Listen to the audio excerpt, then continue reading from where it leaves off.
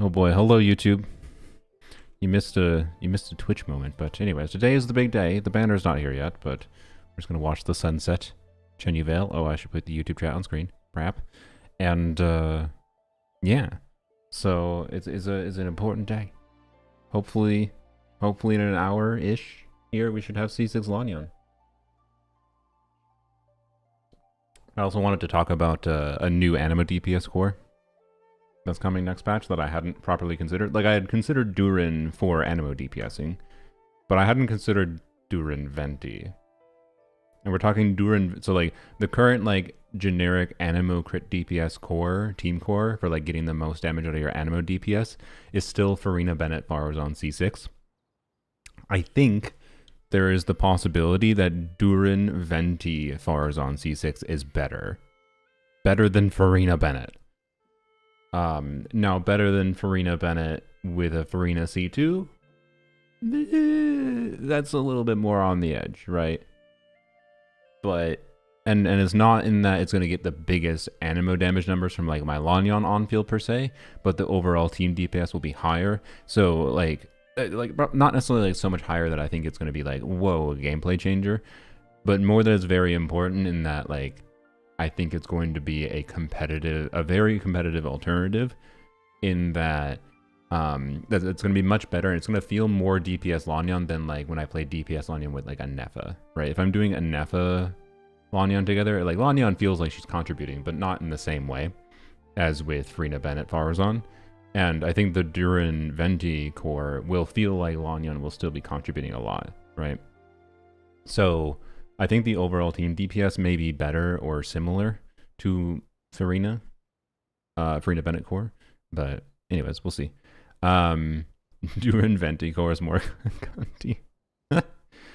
So anyways, we shall see. That's something, it's ultimately something that's going to take testing next patch. So, but that's what I'm referring to with the title for anyone VOD watcher, especially that might have clicked on this.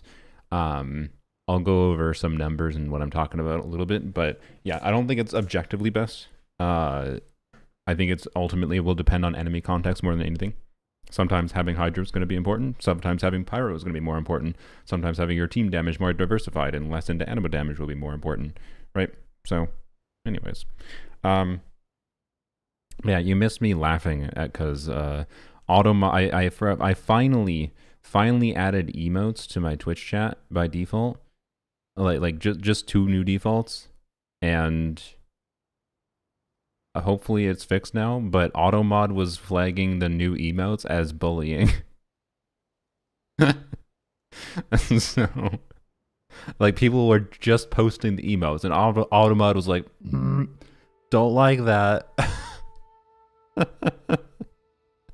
And for reference, I just named them Big Eye and Primo Fox. Apparently that's bullying. So I have reduced the automod settings so that the freaking emotes can be used.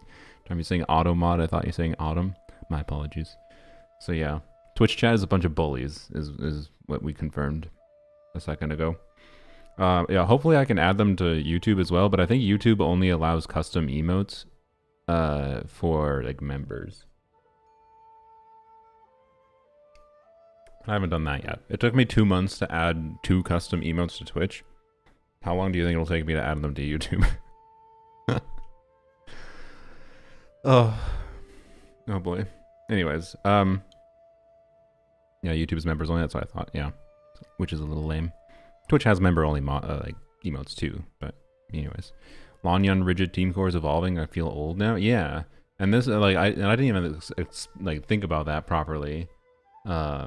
With the Venti buff being able to buff Anemo DPSs, like the total amount of damage bonus you get, like the total amount of buffing you get for res shred and damage bonus is higher with Venti Durin than it is with Furina Bennett, but you don't have the attack buffing that you have with Bennett, right? So that's the main thing, is you're losing the attack buff and the heal from Bennett and some other things that Bennett provides in exchange for Venti Durin combo, which is doing more damage personally than what Furina does. Plus you get like triple Anemo, which is better for like energy situation. it'll actually make sense to use Elegy on the team, whereas like I haven't found it made sense to use Elegy on Farazan in the Furina Bennett team. Like Elegy is a significant damage upgrade, but like Fab Particles are too good, right? So yeah. Which is only advantage of 7 TV. You're not, honestly, I don't even think you're wrong. It's part of the reason I should really try to utilize 7 TV, but. OMG Miko emote. Yeah, I have some random Genshin like stickers that I just put in as emotes to YouTube forever ago when I first made the memberships, and I've never tweaked them since. So, anyways, big day for Lanyan. We should probably do. So I did do before I go into like some of the damage calc things. And talk about some stuff, and I want to emphasize before we get into the damage calcs, like it's really got to be tested in practice to see what the real difference would be. But part of the reason of me investigating it was like, frick, I don't have Venti, and I said I was going to stubbornly ignore Venti because Venti didn't want to show up on my account when I wished for him at the Genshin concert forever ago. And like when Venti came up on screen, like they introduced Venti and they started playing Venti Mondstadt whatever music, and then I wished for a 5-star when he showed up on screen, and he did it, and it was a 50-50 loss. Like Venti chose to spite me, so I was kind of stubbornly saying even with buff Venti I wasn't gonna get buffed Venti because buff Venti mostly is buffing for himself, but if buff Venti is being used for buffing Farazan, it's kind of a pretty cool team core to be able to do Durin, Venti, Farazan. Or sorry, did I say Farazan? I meant Lanyan. That's a slip up. Anyways, hex buffs are now, or is that next patch? Next patch. They're next patch. Sorry, but talking about them now because there's very interesting things to talk about them now, and they are relevant to talk about for me today in the context of Lanyan because it's Lanyan Day. So yeah. Anyways. Real quick, the thumbnail art was made by Anti-Serenity. They pinged me a little bit about it on Discord, and I was like, wow, that's awesome. Can I throw it in the thumbnail? So, yeah, let me show you it. There we go. So yeah, they made me this manifesting Lanyan. Wonderful fox cosplay in a Lanyan costume. Which is great. Thank you. I appreciate that. It gave me a good smile. Surely this will manifest Lanyan. All right. Yeah, I appreciate that. Swallows nest when skies are fair, but hide when storms are in the air. Anyways, Donald Trump impression now. Meow meow. You gotta give me a line to try to do. Otherwise, I just don't think I can do it. We only have the best Anemo DPSs. That's kind of Trump in my mind. The greatest ones you've ever seen. Lanyan, you'll be better. Make the greatest. No, sorry. That's as close as you're gonna get for now. Arlecchino needs some work, but she's pretty decent. Do you just get Arlecchino rice, or? Let's see. Where's my Chrome tab? My Chrome tab. Oh, also, yeah, I gotta show this too. There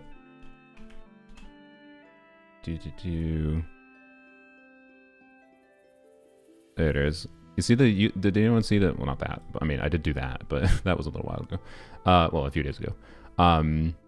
Which makes sense. In case anyone didn't see that. Lanyan reprint alert. I put 3 options for Lanyan and then a Cuckoo. And then Yehoda, I need to pull for a 4-star, because yep. Yay, pulling for 4 stars. Why is it off-center like that? So, anyways, people voted like exactly 50-50 for Jelly and Boo. Just on like visuals alone. Like, thank you. Gacha community in a nutshell. Voting 50-50 for a cat. But, the poll results, to be clear, wait, do I have ownership of this form? No, I don't have ownership of this form. Well, the poll results are overwhelming. They're 80% for Boo. I'll just tell you them. So I did email them that I would like to adopt Jack and Boo, the orange cat, And I probably showed the orange. I haven't even shown the orange cat footage. Should I save orange cat reveal for? I think I'll save orange cat reveal. But that is the plan, and I have a call scheduled tomorrow to properly pay for the adoption and everything. So, yes, cats are incoming for realsies. I gotta start buying some shit. I have some things, but not most things. So. Yep. Also, I see that my YouTube chat is not refreshing properly. It was working perfectly yesterday. It was so nice streaming yesterday, and the YouTube chat was working perfectly through Firefox. I didn't have to open up a separate window, but I do now. All right. Get both? I can't get both. I'm already getting 2 cats. 3 cats, 1 I think is a little irresponsible of me to jump into. Arguably, 2 cats might be. But 3 cats is too many to jump into immediately. I'm already committed to 2, and my apartment also only allows 2. So, wake up.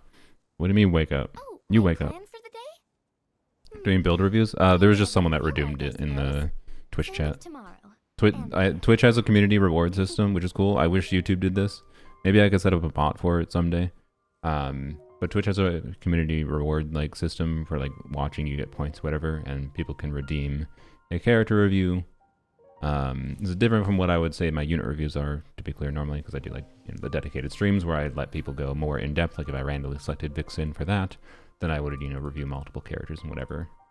But it's meant to be just like a simple, very, very simple short thing. That's why I've been doing them lately, and it can only be done once per hour. So yeah, 7 kitties. Yeah, like if I want any more than 3 cats at any point in my life, at that point is when I should just start becoming a foster for cats. So, anyways, what was I looking at? Arlecchino. Right there.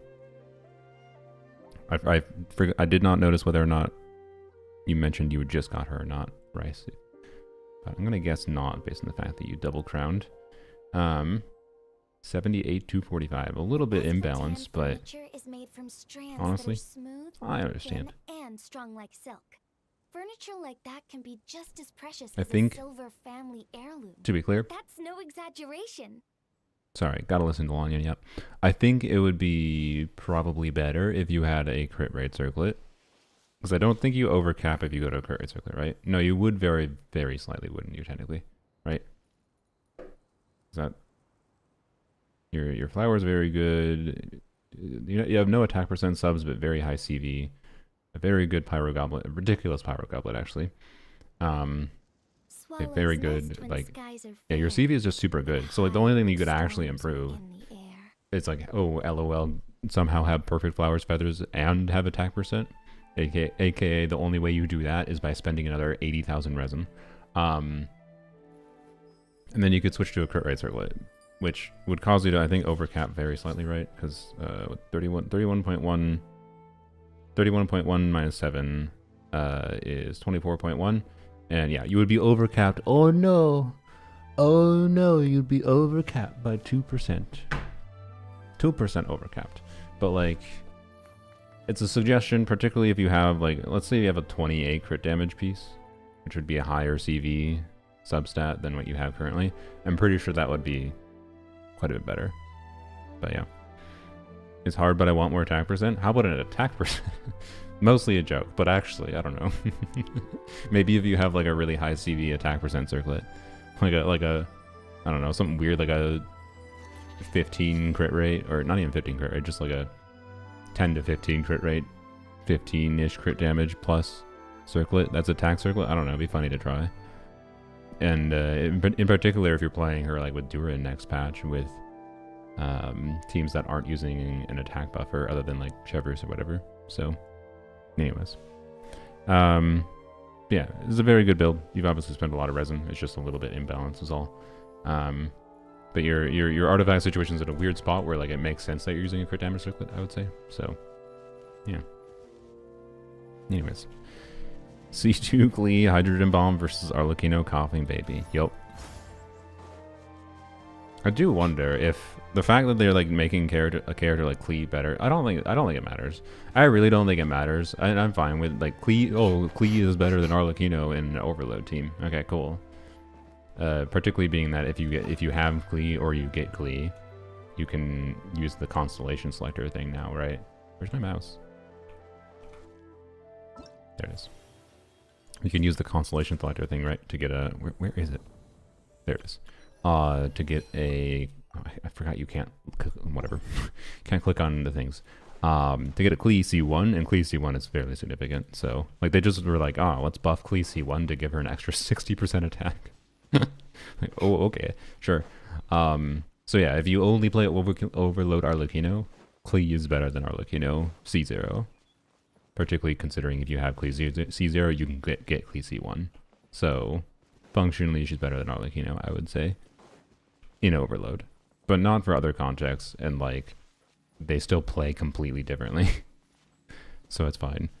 Yeah, I think Klee deserves the win. Especially because she just like has always been clunky. Her animations are faster now too. Win all around, and Arlecchino still has the best thing that has always been the best thing about Arlecchino, which is her versatility and flexibility of play, in my opinion. So, yeah. Plus front-loaded damage potential, which I don't think Klee has. I mean, she has some, but anyways. Yeah, so wishing total, before we do go over some of the things I mentioned for the Duran Venti team core, is... I can actually, before the banner resets, we can probably go and do... So I did some of the event yesterday, not much of the story, because the story, it takes like 2 seconds of story to unlock the event. And the Candace Dia interaction was fun. I realized the Candace Dia interaction made me realize I should probably... I did forever ago. One of the first videos I did that was like doing a goofy team and making a video about it, like having a silly idea. The idea was, can I make Candace and Dia work together? And okay, let's do something cool like utilize this quick swapping nature of Candace to apply Hydro and like get vaporizes on both of Dia's skill activations by swapping in and out. I should try to revisit that. I feel like, you know, being that they showed them off in the event. But anyways, the event didn't take that long, but now I think the event is fully available, so I can get a few more Prima Gems if I need. Hopefully they're not necessary. Because so the problem right now for me, and like why I probably should not have wished on this banner, but I didn't spend that many wishes on it. I think I spent like 40, I think. But like I probably shouldn't have spent any wishes on it if I didn't want to, you know. But I kind of didn't care about spending money on this and taking the risk for this because one, I like Nefer. Plus it's a cat pyramid. Plus, that's a stupid logic. I understand. I shouldn't have done it, okay? I'm not dumb. I shouldn't have done it. That was stupid. Because I was planning to wish for Lanyan, and then there was Duran coming next patch. But honestly, my situation's kind of doomed. I feel like I'm doomed at some point to spend money, and the next might have to spend money today. I hope not. Please, Lanyan. I already spent 200 pulls in your first banner. That was enough to get you to C6 in the first banner, but I only have you C3. Please just be kind to me this banner, okay? But anyways, surely my dedication's rewarded. Surely my dedication to her. Because back then, you know what? I understand. I neglected before her release to understand how good of a DPS she truly was, right? I didn't understand until after. I understand why she punished me in the first banner. But now I understand, okay? I understand now. Lanyan not sponsored? No. Speaking of, this stream was supposed to be sponsored. Not like that I told the sponsor specifically to sponsor the stream, but I entered into a longer term agreement where like I'd just mention the sponsor a couple times a week on stream and have a regular message popping up. But then when I was going to go configure the message with Nightbot to pop up automatically, I was like, wait, they didn't provide me a link. Like I have my original link, but they didn't provide me a new link, and the new link is supposed to have like tracking on it. And I was like, well, I guess this stream is not sponsored. So this stream was going to be sponsored, but it's not. It is just sponsored by Lanyan. That's true. Anyways, I am doomed because right now my situation is I want C6 Lanyan, I want Duran next patch, and there's a very, very non-zero chance I want C6 Yehoda. We don't need to get into Yehoda's kit right now, but Yehoda is an Anemo unit that is not an Anemo DPS. She is something a little bit different, and that makes me think I will really want her C6.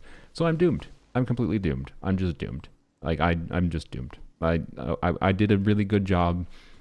We don't count the one-off of the stupid level 100 video. That was just the video concept. That was why that money was spent.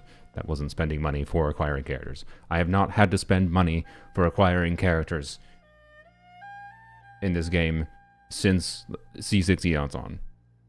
And even that didn't actually take that much. I spent more than I needed to for the concept of the video.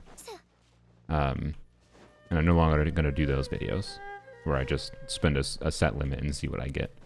I'm just going to get what I want to get. But like, I'm doomed. I'm doomed. Okay, I'm just doomed. I'm doomed because I like 4 stars. This is what, if you can be the kinds of players that are doomed to have to spend money in Genshin Impact are either are players that want too many 5 stars. Like if you want every new 5 star, you're going to be doomed to spend money eventually. Statistics will eventually make it so you probably have to spend money in some form. And then you're also doomed if you dare want 4 stars into constellations. If you want 4 stars into constellations, you're just doomed. So, yep, and that's me. I do like getting 5 stars too, obviously. But anyways, we have enough to like, without having to spend anything. I hope please, Lanyan, please, please, Lanyan. I have enough to get right up until pity. Basically, I have 0 pity. Our 4-star pity specifically, though, that's the wrong banner. Our 4-star pity specifically, though, is I think 2, but no guarantee for a banner 4-star because we got Klee, who was on banner. So we'll see. What's this team core talking about? We'll get to it in just a second. So yeah, we'll see. My plan, by the way, is to wish on Zhongli banner. I do like Arlecchino a lot, and I think Arlecchino C2 would be fun, particularly for co-op. But I don't like Arlecchino C2 really significantly changes her gameplay. And it kind of mucks around with how you do melt setups in a kind of annoying way, in my opinion. And right now, I really kind of like my power. I like the power level Arlecchino's at with C1 on my min account here. And how that contrasts with my experience playing Arlecchino very not C1, she's C6, on Polarms only. And like the gameplay feel would be relatively similar between a C2 Arlecchino and my C6 Arlecchino on Polarms only, with the only difference being a C2 Arlecchino doesn't want to burst as much as my Polarms only Arlecchino does, right? But I don't want them. I like that they feel pretty distinctly different in experience between the 2 accounts. And I actively don't want Arlecchino C2. So like, I was still considering originally wishing on Arlecchino banner regardless, because there are some things that it would be maybe fun to get. And like, I don't know, I like Arlecchino a lot, but I've decided against it simply on the logic of the buffs happening next patch. In particular, like what they've been doing for Venti also tells me that they're probably going, I think it's very likely they will change what's his bucket, Zhongli's kit in the future. I don't know what form it will take and whatever, but being that I'm like, even if I got Arlecchino C2, I don't even know that I'd want to activate it. If I got Arlecchino C2, I'd have to waffle on it for a while, like quite a while before I decided to activate it. And then Zhongli is just a case of I don't have Zhongli. It's a new character I don't have, and like he has some interesting, funny teams like physical Zhongli, but I don't have C6 Mika. Like C6 Mika and Nefa Furina does seem kind of fun, but I don't have C6 Mika, so you know. And any potential kit rework for Zhongli in the future is cool. So yeah, anyways, I don't think I would get 0 value from Zhongli, but if I do end up getting Zhongli today, do not expect me to level him up immediately. I'm sorry. It would take some time. I would much rather enjoy, I would get more enjoyment out of having Albedo on my account than Zhongli, quite frankly. And that's fine. So not longer than Emily's constellation? No, I don't have an Emily constellation. I don't know what you're talking about.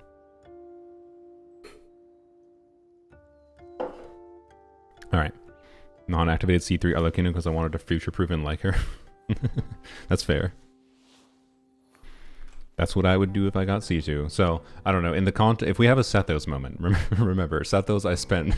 Sethos I wanted to get 1 copy of. Remember? Freaking Sethos. Surely okay. Lanyan is the reason I have Clarin, by the way. Sethos is the reason I have Alhaitham. C6 Mona, because I went from C5 to C6 Mona. Lolly C2. and a Nefa. So as far as C0 5-stars go, as far as new characters, Sethos is the reason. Like Sethos on average, like my Sethos polls actually weren't that terrible because like I went across multiple banners, but Sethos, because of just weird RNG baloney, getting a bunch of 5-stars with, in particular, trying to get one copy of Sethos on the previous banner, or the previous Sethos banner. Like that has made it so Sethos is an anomaly on my account, and Sethos alone is a 4-star who has caused me to get 3 new 5-stars. Lanyan, when I originally did 200 pulls for her for C1 and C2, because the first one was from Lantern Right, and then this one came from randomly from a weapon banner. Lanyan is only the result of Chlorind. So it's unlikely Lanyan's going to beat Sethos today, but who knows? The Sethos situation should tell you, if you're wishing for a 4-star, it is possible the game just trolls the shit out of you and gives you 3 5-stars and 40 pulls. So, in that context, if I get a C0 Zhongli like immediately, I'll probably switch to the Arlecchino banner. And the game will probably give me C3 Arlecchino and 110 pull before getting C4 Lanyan. So, anyways, right now what it's at, by the way, I want to emphasize, right now what it's at, Lanyan's functional cost of each copy of her, she may as well be a 5-star to me. Like her functional cost is the same as a 5-star is to most people. It's the amount of pulls it took for me. So all I ask for her is, you know what, please just don't continue that. I do not, for the love of everything, I do not want it to cost 300 pulls. For the love of everything, do not make it cost 300 pulls to get C6. Anyways, let's talk about the team core. Can I play Lanyan with Arlecchino? Yeah, absolutely. Most people would say that's one of her most relevant contexts. So I already saved the time a little bit, so we don't have to waste a ton of your time with numbers today. But I put in my Lanyan with C6. Best rattan furniture. And basically the same exact build on Lanyan herself, with the only difference being I swapped one feather. Sorry, she's distracting me. I swapped one feather on Lanyan between these builds to factor in the fact that doing triple Anemo should reduce her ER needs, that I think I can get away with having sorry, not feather. I can get away with a flower that has less ER. So like almost the same build, but very minorly different. And I was just doing a really simple check to see whether Durin, Venti, Farazan was better or similar levels of compelling. So this is without doing a proper calc. Plan for the day? Lanyan. Doing whatever I feel like, I suppose. Same with tomorrow and the next. Yeah. All right. So, like this like Furina, Bennett, Farazan is like the current like default generic Anemo crit DPS team core, right? Gets a bunch of damage bonus. You get Bennett healing, fanfare bonus, right? Fanfare generation, noblesse, tenacity, and then I put scroll in here because I like to use scroll on Farazan, and I'm comparing like getting the most damage for Lanyan, but sometimes I like to have Farazan on VV instead. Sometimes I like to have Lanyan on VV. So I don't have a universal build for for Lanyan even, but that's fine. If I remove scroll though, because scroll is like a kind of min-maxy thing, so that's 12% damage bonus, right? You can see a C6, my C6 level 100, C6 soon, hopefully. The to be soon C6 level 100 Lanyan. 95k on burst, 38k on her Feather Moon Ring Anemo hits, and then 11k on her Pyro hits. And this is with an Anemo Goblet. And this is with C1 Furina, or C2 technically, but C2 doesn't affect the total damage bonus, right? So if I remove C1, we go down to 35k, right? So as far as like C0 versus C0 goes, 35k and 10k pyro damage. So Durin, do I have, yeah, C1 is off. Venti, Farazan, I think just making sure everything's configured here. So I do not have Durin's Sig weapon enabled. So I have Durin on Noblesse, Farazan on Tenacity, and I put Venti on VV because I figure Pyro Red Shred for Durin is probably the play. but it's possible that in the future I will end up preferring, because there was sus leaks of a artifact set that when you have 2 Hex and Circle units in the team, which is Durin and Venti, you can get a 48% team-wide crit damage buff. If that's the case, then I would potentially consider the crit damage set over VV on one of the characters here, but without it, though, you can see Durin C0, and then, so basically to compare to like Furina and Bennett, you lose the attack buff, you lose the healing, but Lanyan has a shield, right? You get 35% res shred from Durin because you're doing double Hex and Circle, and you get and then you get Durin's damage, of course, and then you also get Venti's buff. Now, I don't think Venti buff was put in here because I didn't see him show up in the buff page, so I just configured it manually and put in an extra 50% Anemo and a 50% pyro damage bonus because Lanyan's Feather Moon Ring is doing pyro damage. So, which is right here. If technically if it did Anemo damage, it would be much better. But anyways, the pyro damage bonus, the damage bonus from Venti is a little bit weird in that it required. Do I have it open still? Let's do it. There's Venti. So Venti's damage bonus buff is when you have 2 Hex and Circle units in the team. For 4 seconds after a nearby character triggers a swirl reaction while his burst is active, and his burst lasts 8 seconds, by the way. So like the maximum uptime in this, well, you can actually extend his burst duration a little bit with his buffed kit by doing some normal attacks, which is interesting. So the maximum theoretical duration for this buff is 14 seconds. That shouldn't matter. It should be about like anywhere from like 8 to 12 seconds, depending on when the swirl reaction timings work out. But either way, even 8 seconds should be enough to get the full damage bonus out when Lanyan is doing her damage. So this should just be 50% damage bonus for Lanyan, right?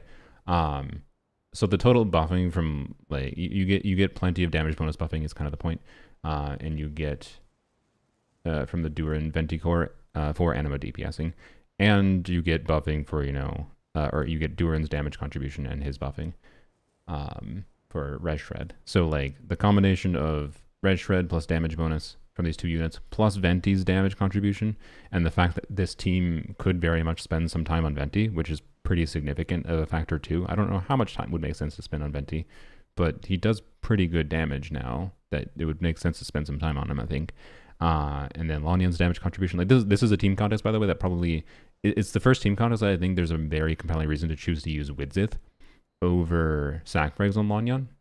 Because Widzith would be, you can make one Lanyan skill do way more damage, but then what do you do with that extra field time by not doing an extra skill on Lanyan? Before, it was like, my answer to that was like, if you want to spend extra field time on Farazan. But now, it's going to be, with the Venti kit change, it's going to be you could spend extra field time on Venti, right? And Fischl instead of Farazan, you could try Fischl instead of Farazan. It's not something I'm checking right now, but it would be compelling. Either way, like the double Hex and Circle thing would definitely be a compelling option. We could check Fischl though in a second here. But anyways, compared to a C0 Furina, right? You can see we get 35k, 10k, 35k Anemo hits, 10k pyro hits, 87k burst hit, 72k burst hit, 30k Feather Moon Ring Anemo hit, and then the same pyro damage hits. And so that's less damage on Lanyan, right?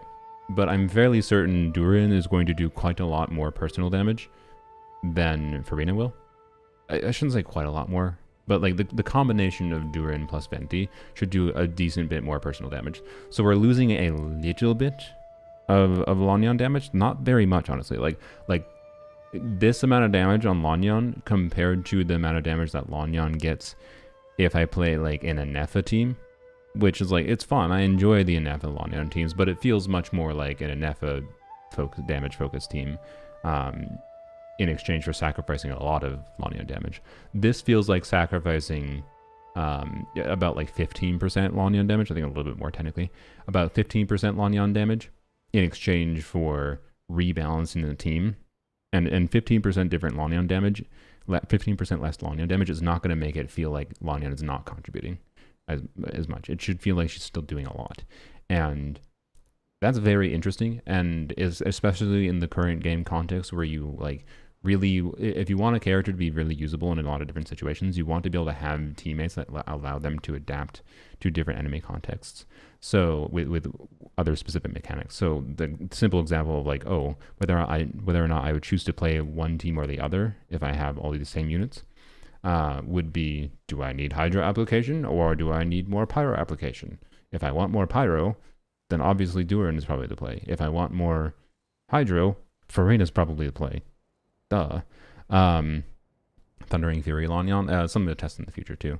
So ultimately, like, which one of these I would prefer as my default in a generic context that doesn't specifically advantage Hydro or Pyro or whatever, would, I think, depend on minor quality of life things about how I enjoy each of these teams. I don't currently have Venti, but like this at a baseline is good enough that I would strongly consider getting Venti, especially if Dura and Venti run together and Yehoda's on their banner. So we'll see.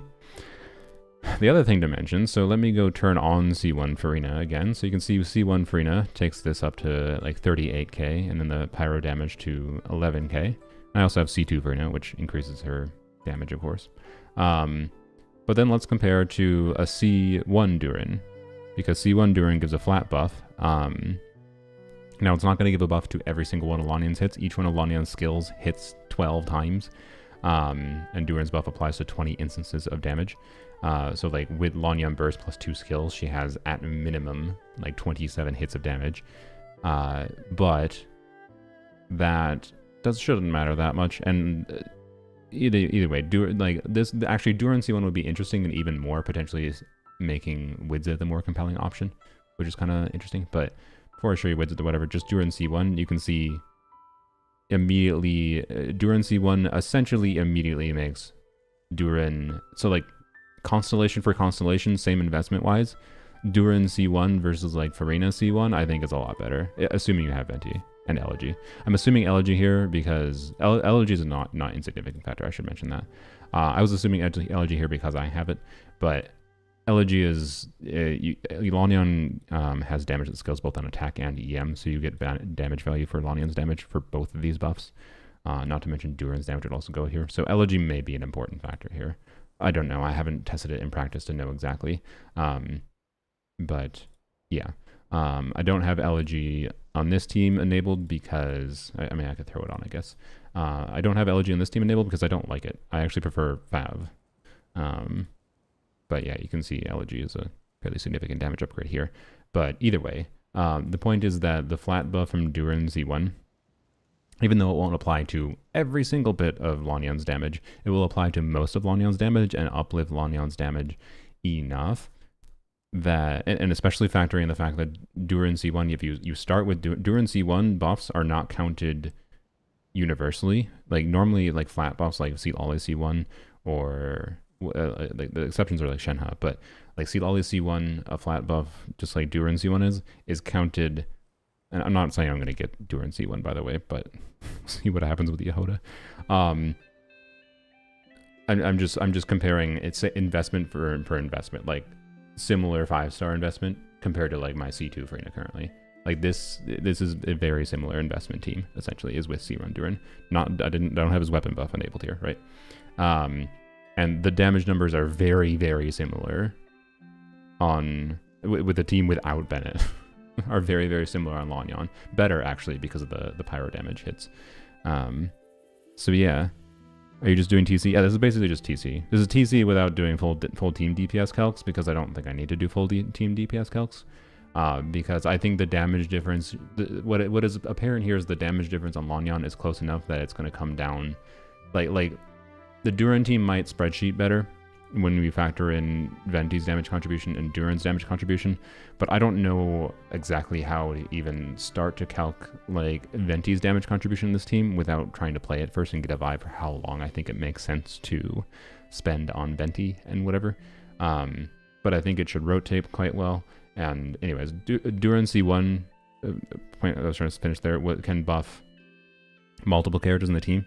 So like you start with Durin Burst, and then you can like activate Farazan, and some of Farazan's damage while she is on field will have Durin C1 buffed. And then same thing with Venti activation, a bunch of his hits will be buffed by Durin C1.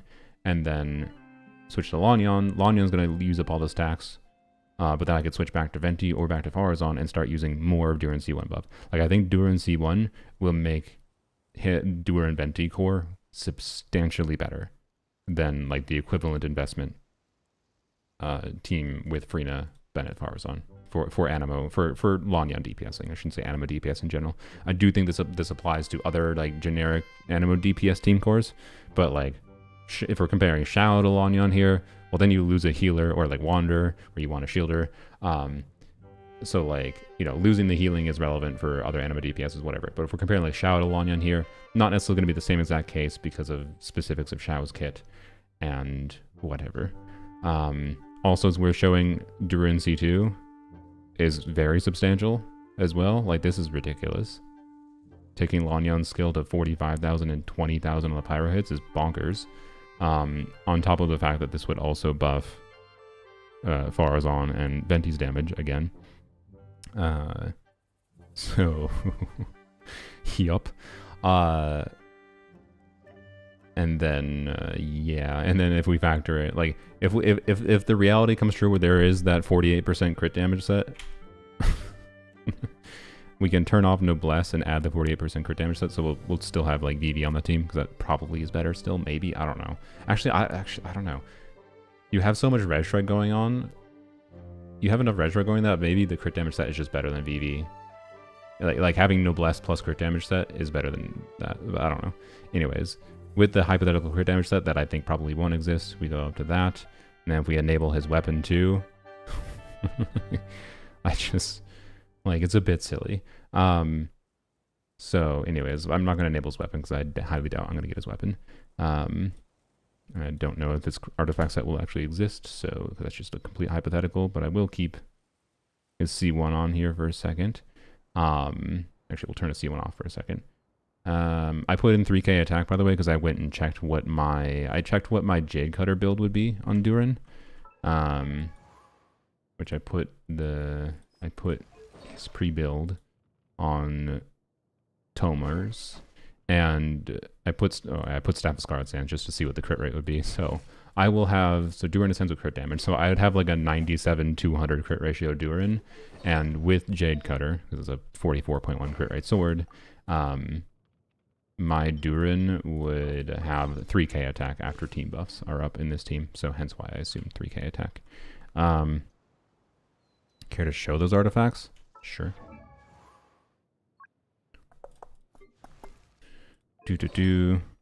Wasn't the crit damage variation of the set already said to be false? It's leaker bullshit with things that aren't even in beta. It's always like, if anything's pre-beta for Genshin, it's all just leaker bullshit, regardless of if they all say, yeah, this is true, or yeah, this is fake. It's all just leaker bullshit.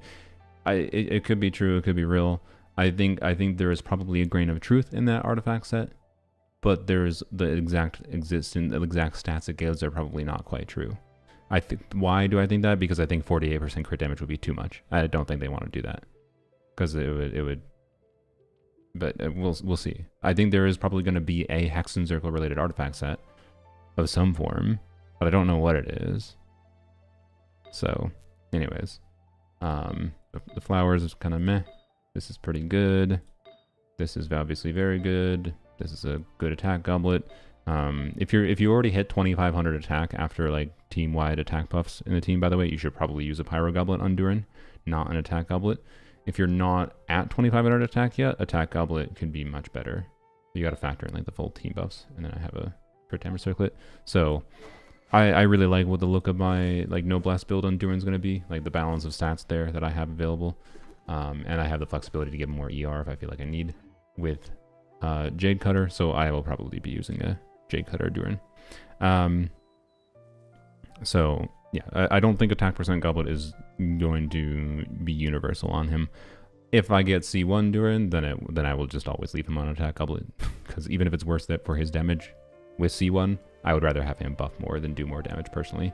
But yeah, anyways, so the overall story here is basically that Duran Venti with Farazan core should be very, very good for Lanyan DPSing at least. and that should hold true for other Anemo DPSs, but I think the lack of healing, like the loss of defensive utility, is going to be very relevant for other Anemo DPSs. So for me, it's mostly Lanyan. And this is the only thing that maybe could have possibly happened for me to consider getting Venti. Is being like, oh shit, he's a Lanyan teammate. Oh boy. And I have good VV artifacts I could give him too. And I have Elegy already. So anyways, real quick though, because of the nuance of like, oh, maybe it makes a lot more sense because of the Venti buffs, right? To spend more field time on Venti rather than doing an extra skill on Lanyan. Plus it's triple Anemo, so one downside of like not using sac frags on Lanyan, on top of the loss of doing an extra skill being a bunch of extra damage, better than what like a crit weapon would give on her, like Widzith, is simply that my brain simply that you don't really have anything else you could spend the field time on, but then more importantly, the energy. You get an extra skill, it means extra energy on Lanya. It means it's much, much more feasible to have a build on her with just her and Farazan that allows her to burst every rotation. And the front-loaded damage from her burst is significant. Like her burst is like a quarter of her damage output. And I do think bursting every rotation is very relevant on Lanyan. But a triple Anemo team should be a lot easier to burst every rotation on her. And I believe Venti can do 2 skills per rotation too. If I had to go double check. Yeah, his tap skill is 6 seconds. I don't know what his particle generation is, but 2 tap skills per rotation. But well, you could do, theoretically, you can do 3 because Farazan means 20-second rotations. And one downside with the Furina Bennett Farazan team is Farazan is the limiter here as far as the rotation time goes. Because she forces 20-second rotations, but Furina and Bennett can do faster than that, and so can Lanyan. Like, Lanyan would really appreciate being able to do, like, 16-second rotations. And this team can't, you still have Farazan, so you're still doing 20-second rotations, but the difference is you have another unit, Venti here, who should be doing more damage than what Farazan does to get more compelling utility out of that extra uptime. And because we're not relying on Bennett with his limited uptime buff window, we just should have the buffs up kind of indefinitely through the full 20 seconds. Like, it should just work out really well. I think this might just be straight up meaningfully better with C0, right, without C1. But anyways, the fact that you can have the nuance of Venti here and triple Anemo, meaning you don't necessarily need the extra energy from the extra skill as well, means I think this is by far the most compelling use case for using a crit weapon on Lanyan. So I'll just put in R5 Widzith here as an example. So at a baseline, without any Widzith buff up, you can see that our damage is a bit higher. Just because it's, you know, crit stats, higher base attack. Our damage is a bit higher on Widzith than it is on sac frags for 1 skill, but you only get 1 skill. But then if we enable the buff, which the buff would be up every other rotation, so you got all the buffs do something for Lanyan, which is important, right? So every other rotation, there's always a buff that's doing something good. So if we enable the Widzith buff, this is the attack percent buff, you know, we get a 44k, 13k. If we do the damage bonus buff, 46k, 16k. Interlude buff, 40k, 15k. Like, Widzith buff is fairly significant, right? And quite good. So this would be, you know, more front-loaded damage on Lanyan, but then you spend the extra field time on Venti, which I think is a cool nuance, right? And I've never found a team that I felt like made sense for DPS Lanyan to use anything other than sac frags on her, because I just didn't. There was the teammate that existed before that made sense to sacrifice a little bit of Lanyan damage in exchange for spending more field time on them. Didn't make sense before. So now this I think might actually for realsies make sense. And if you factor in Durin C1 to this, Durin C1 is important because a flat buff will scale with your elemental damage bonus. So if you get the damage bonus buff, so the Aria buff, so wait, did I activate it? Yeah, I did. So if you get the Aria buff, so there's the attack buff, this is the EM buff. You get the Aria buff, you go up to freaking 60k. What the 60k? 60k is bonkers. Like 60k Lanyan hits. This hits 12 times, by the way. and then also let's not forget the pyro hits.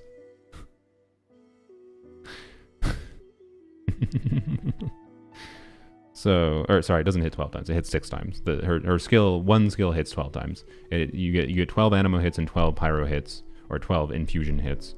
with sack frags. It'd be 6 Anemo and 6 without. So, anyways, 420k average damage per skill. Yeah, like, anyway, Lanya is better than Wander. I mean, yeah, I apologize to anyone that doesn't know that, but yes.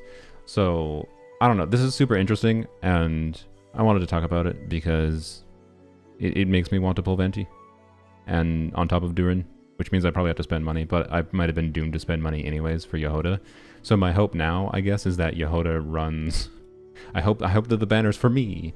It might be different for you, but because I probably want Yehoda constellations anyways, my hope is that Yehoda is it's Venti Durin first patch, first half, and then Yehoda on their banner, and then I can probably get away with justifying getting Yehoda C6 in conjunction with going for Venti. And then if I need to, we'll maybe go for Durin C1, and then rip Furina. She'll never be seeing the day of light again. The day of light, the light of day. Same difference. So yeah, that's my vibe. It's very interesting. Durin should be very interesting for Lanyan in conjunction with Venti. Without Venti, a little bit different of a story. Like, for what it's worth, if we put Saffrigs back here, Durin C1 off. Yep. Okay. Durin C1 off. So back to the 30k, 10k. Remove. Actually, sorry. First, let's put in Fischl because someone mentioned Fischl. So Fischl is important here from the context of she is a Hexen Circle character, so she'd be an alternative to Venti to enable Durin's full kit, or full red shred. No, sorry. But even with Venti, she might be a compelling alternative to Farazan, particularly if you don't have Farazan C6. We'll put Tenacity on here. I don't know that Tenacity would be better. It probably is not than Golden Troop, I think, in this team, but I'm not 100% certain. We'll just put Tenacity there, just so we can check it. And is the official buffs here? Official buffs are here. Sick. Okay. So we will do this. We will do Overloaded and Constellation 6. Okay. And you can see, yeah, that's a lot less. Farazan is still a big deal. Farazan C6 is still a big deal, even if we enable Tenacity. Yeah, that's not that much.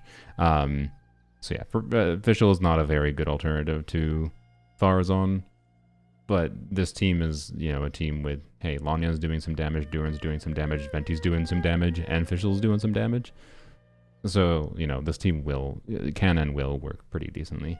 Still, it'll feel good to play, don't get me wrong. But this is an example of a team that, like, yes, DPS Lanyan works here, but it doesn't feel as much like DPS Lanyan to me. This is like too much of a loss of damage. So I personally wouldn't choose to play it, but it is a compelling choice if you don't care about that aspect of, like, it feeling less like DPS Lanyan. So that's not too surprising to me.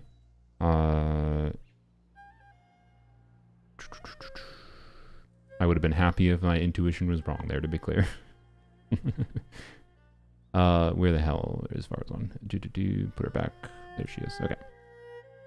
Back on Tenacity, Brap. And Farazan. Level 13 burst. Brap. Okay. And put that back. But what were we going to check? We were going to check someone else instead of Venti. Oh, I was going to check Bennett, because I actually hadn't checked that yet. Kathleen sent 5 gifted memberships. Thank you, Kathleen. Appreciate that. That reminds me, I should probably again look at memberships. Tweak things for that, for rewards, but mostly for whatever's for emotes and whatever. But hey, now that you're a YouTube member, anyone that got the membership, you can join my members only Discord server. I had I ranted for like an hour about third-party top-up services. If you want to see that rant on my private Discord. But for now, it's just been a chill spot. But to do that, you have to go to your connections page in your Discord profile, link your Discord account with your YouTube account, and then it'll automatically see that you have membership, and then it should show like a join button for my member-only server, or Discord, or subscriber-only server for Twitch viewers. So anyways, are third-party third-party top-ups bad? No. The long story short is no. I don't need to rant about that right now. In my opinion, they're fine. I use them. This stream is not sponsored. It was originally going to be sponsored, but the stream is not sponsored. But I have used them before. I ever did any sponsorships from them. I will continue using them. I know there's people that are paranoid about being banned, but I basically had a big ol' rant about like the nuances of the industry, both the tech industry, how Applebee as a company, how Hoyoverse is a company, and like how they make money, and how like it just wouldn't make sense for them to ever actually ban someone like me. Not because of like me being a content creator, but because of like just whatever. And a lot of other things. Like, long story short, I don't think people should feel paranoid about using services, using third-party top-up services, as long as they are UID services. Don't do the login services, okay?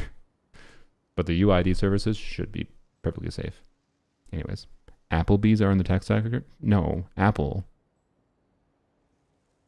I might have said some other word fast, but what word did I say? I don't know. Whatever. Anyways, what we're gonna check? Oh yeah, Bennett. See what Bennett does here. Furina wouldn't work because we don't have healing, right? So no reason to check that. Oh, artifact set is a weird problem, I guess. I guess this would be, what would it be?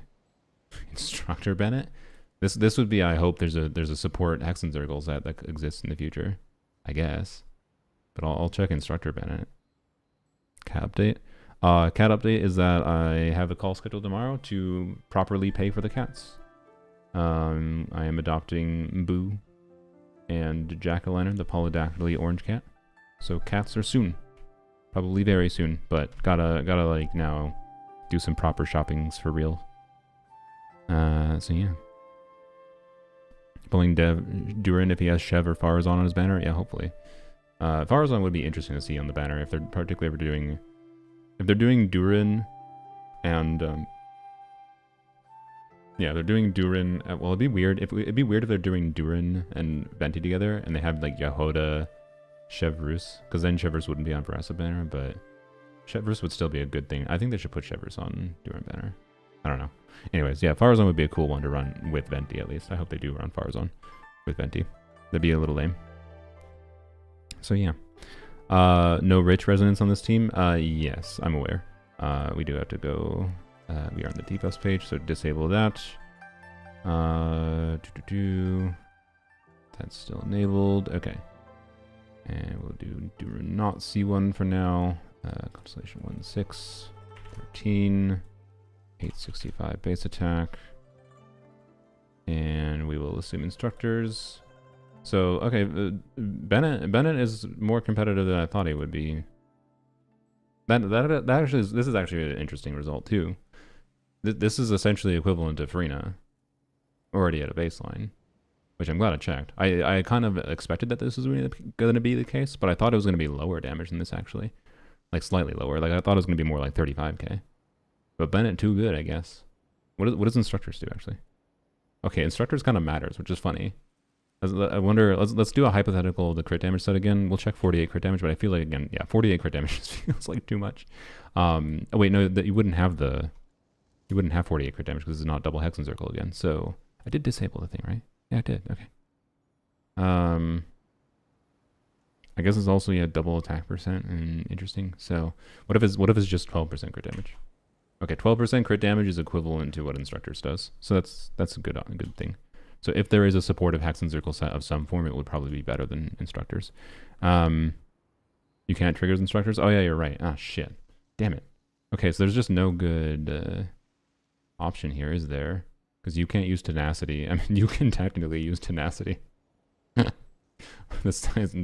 that's fake. I'm not gonna actually suggest that for real. Okay, so yeah, because of that's interesting. Because there's no good combination of support sets to put in these characters until maybe a Hexen Circle set comes out. Scroll, I could put Scroll on Farazan, but then I don't have tenacity. You can't put tenacity on, unless you're memeing putting tenacity on him. Right. So yeah, anyways, 37. Yeah, sorry, at low quality. I should say the damage out loud. So this would mean Bennett with Durin for Farazan's damage is a little bit worse than what a Furina C1 is. So Durin is very good for Anemo DPSing, is the long and short. Even without Venti. So I don't think I would need Venti, but I do think the nuance of Venti is very cool still. I would certainly be happy to have a very compelling team for Anemo DPSing that doesn't rely on Bennett and has the interesting gameplay nuance of spending extra time on Venti. But I also actually if Yehoda isn't on Venti banner, then like if it's not Durin Venti with Yehoda together and it's just Durin Yehoda, and they're probably running Yehoda with Durin. I think it'd be a enormous L of them not to run Yehoda on Durin's banner. But then if Venti is not running alongside him, like Venti is second half, then I would rather go for C1 Durin. So then I would probably play this rather than Venti, but we'll see. So depending on the banner order, I may or may not get Venti is my answer here, I guess. So yeah, I don't know. Anyways, fellow Lanyan main here finally got C6. Nice. Oh, the banner's up. Oh shit. Oh boy. Oh boy. Oh boy.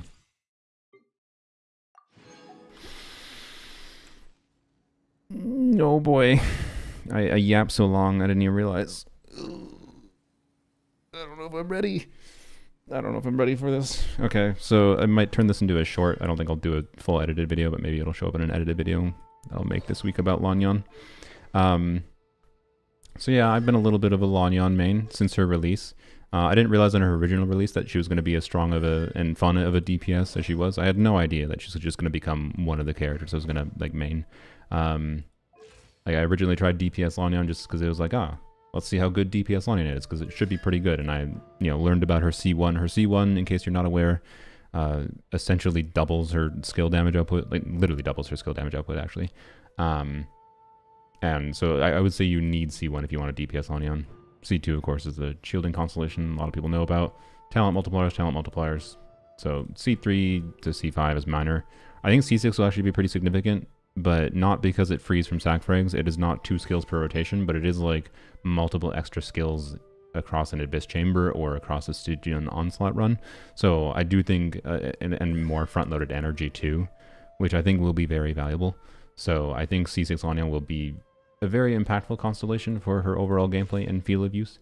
And I like Lanyan a lot, so I want her C6. But Lanyan is actually the 4-star that I had the worst luck for of any 4-star. And not necessarily worst luck relative to like how many 5-stars I got, because Sethos has somehow caused me to have 3 extra C0 5-stars that I otherwise wouldn't have had if I wasn't wishing for Sethos. But like my average rate of acquiring Sethos was not good, but not horrifyingly bad. Lanyan, I got 1 copy from a random weapon banner, 1 copy was free, and then the 2 copies that I wished for were 100 pulls each. So Lanyan right now, when I've actually pulled for her intentionally, has been, as difficult to acquire as a 5-star for me. This character's a 5-star to me. Which is good because she feels like she has the power level of 5-star. I'm very happy with how she performs and feels to play. And I just spent an hour yapping about new potential teams coming out next patch for her and how I'm looking forward to trying stuff with those, and we'll see what happens. But I probably should not have wished on the weapon banner for Nefer's weapon this patch, because I only have like 60 pulls here, but I have 0 pity, which is good. Well, I have two pity for 4-star, so the first 4-star should be very early in the pull. But oh boy, 4-stars are pain. In case you're not aware, I'm not going to go over it in depth, but 4-stars are super RNG to acquire. There's no guarantee system for a particular 4-star. There's only a guarantee that every other 4-star you will get at minimum will be one of the featured 4-stars. So essentially every 20 pulls you have a guarantee. Every 20 pulls you have a 33% chance of getting the character that you want. So, and then there's a chance for early 4-stars and what. So that's just the worst case scenario. But yeah, anyways, pulling for 4-stars is pain. I really would have preferred if Lanyan was on Nefer banner, for sure. But such is life. I like Arlecchino a lot. In case you haven't heard, there are characters that are being buffed next patch. Zhongli is not one of them, but I don't have Zhongli, and I think even though this is cope, the cope of that Zhongli will potentially be buffed in the future to make his kit more interesting, to be worth the resources to build, and just having a new character in general is worth having, even if I don't want to build him immediately. I'd rather get an accidental Zhongli than an Arlecchino right now, because I just think I don't want Arlecchino constellations at all. I'm very happy with her power level right now on my account at C1. I kind of like her there. So, who's being buffed? He's stalling? I'm not stalling. I'm yapping because this might be... Frick off. It is stalling. Sorry. It is stalling, but I'm yapping because this might go into an edited video in some form. It might not. It might. I don't know. I'm yapping in case it is. Sorry. Anyways. Got C2 Arlecchino's C6ing Lanyan on her first banner. Yup. Seems accurate. So anyways. I hope I don't have a Sethos moment again. I would prefer, because I want Dura next patch, and I think I want Yoho to C6 too. I'm screwed. I'm just screwed. I'm just screwed. I've done such a good job not spending money for new... whatever. I've done such a good job not spending money for new characters lately, but I think I'm doomed as of next patch at least. We'll see how this banner goes. How this goes here is going to influence how the next patch is going to go. So anyways, we're going to wish in Zhongli banner. I have like 60 pulls. So, yup. But I want C6 Lanya today. It's been like almost a year since I started playing this character. I want her C6. I want her C6. Let's just go. Okay. Good. Although, if we're going to get early 5s, I want no 5 stars. If we do get early 5 stars, it'd be better to get them early than later early. Because any wishes I do, I don't want to like do 60 pulls and get an early at 60, wasting all the pity. Because at least like if I get C6 Lanyan in spending 60 pulls here, but don't hit a 5-star, then that's pity that can be saved for Durin. Anyways, Lanyan. Oh. Holy! My dedication was rewarded so far. I shouldn't say that yet. But I'll know for sure next pull or next 4-star. There might be a 4-star here. Nope. Okay, that's fine. Holy. That's very good. Okay. Okay. We only need 2 more. We only need 2 more. Okay, good.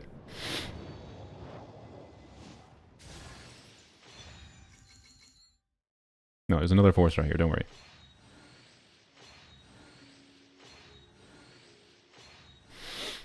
I'm not even saying anything because there's no other 4-stars in the pool. Oh, okay. I mean, best 4-star in the game, but not a Lanyan. So, it's the second best 4-star in the game because the best 4-star in the game is obviously Lanyan. All right, Lanyan, two Lanyans this pull. We're gonna get an early Lanyan in like the first or second pull, and then a Lanyan in the last pull. Lanyan, frick. Okay, it's fine. Just Lanyan in this pull, please, please, please. I already spent so many wishes on you, Lanyan. I've been so dedicated to you. I've been your biggest proponent. Everyone's like, yes. Hello, Lanyan. Everyone's like, Lanyan's just a shielder. Everyone like yaps about like how if Lanyan is Zhongli power creep. In my opinion, no. I think there's nuances to both of them just as a shielder. She is Zhongli power creep as far as damage dealing goes. She's definitely a better Anemo DPS. Definitely a better Anemo DPS. Now we're for Lantern Right? No, frick you. No. One, because there's a good chance there's always been a new Anemo 4-star every freaking year. There's always been a new Lantern Right 4-star every freaking year. And then secondarily, I want it now. Like C4 and C5 Lanyan on its own is So, anyways, definitely better Anemo DPS than Zhongli. She's a worse Geo DPS to be fair though.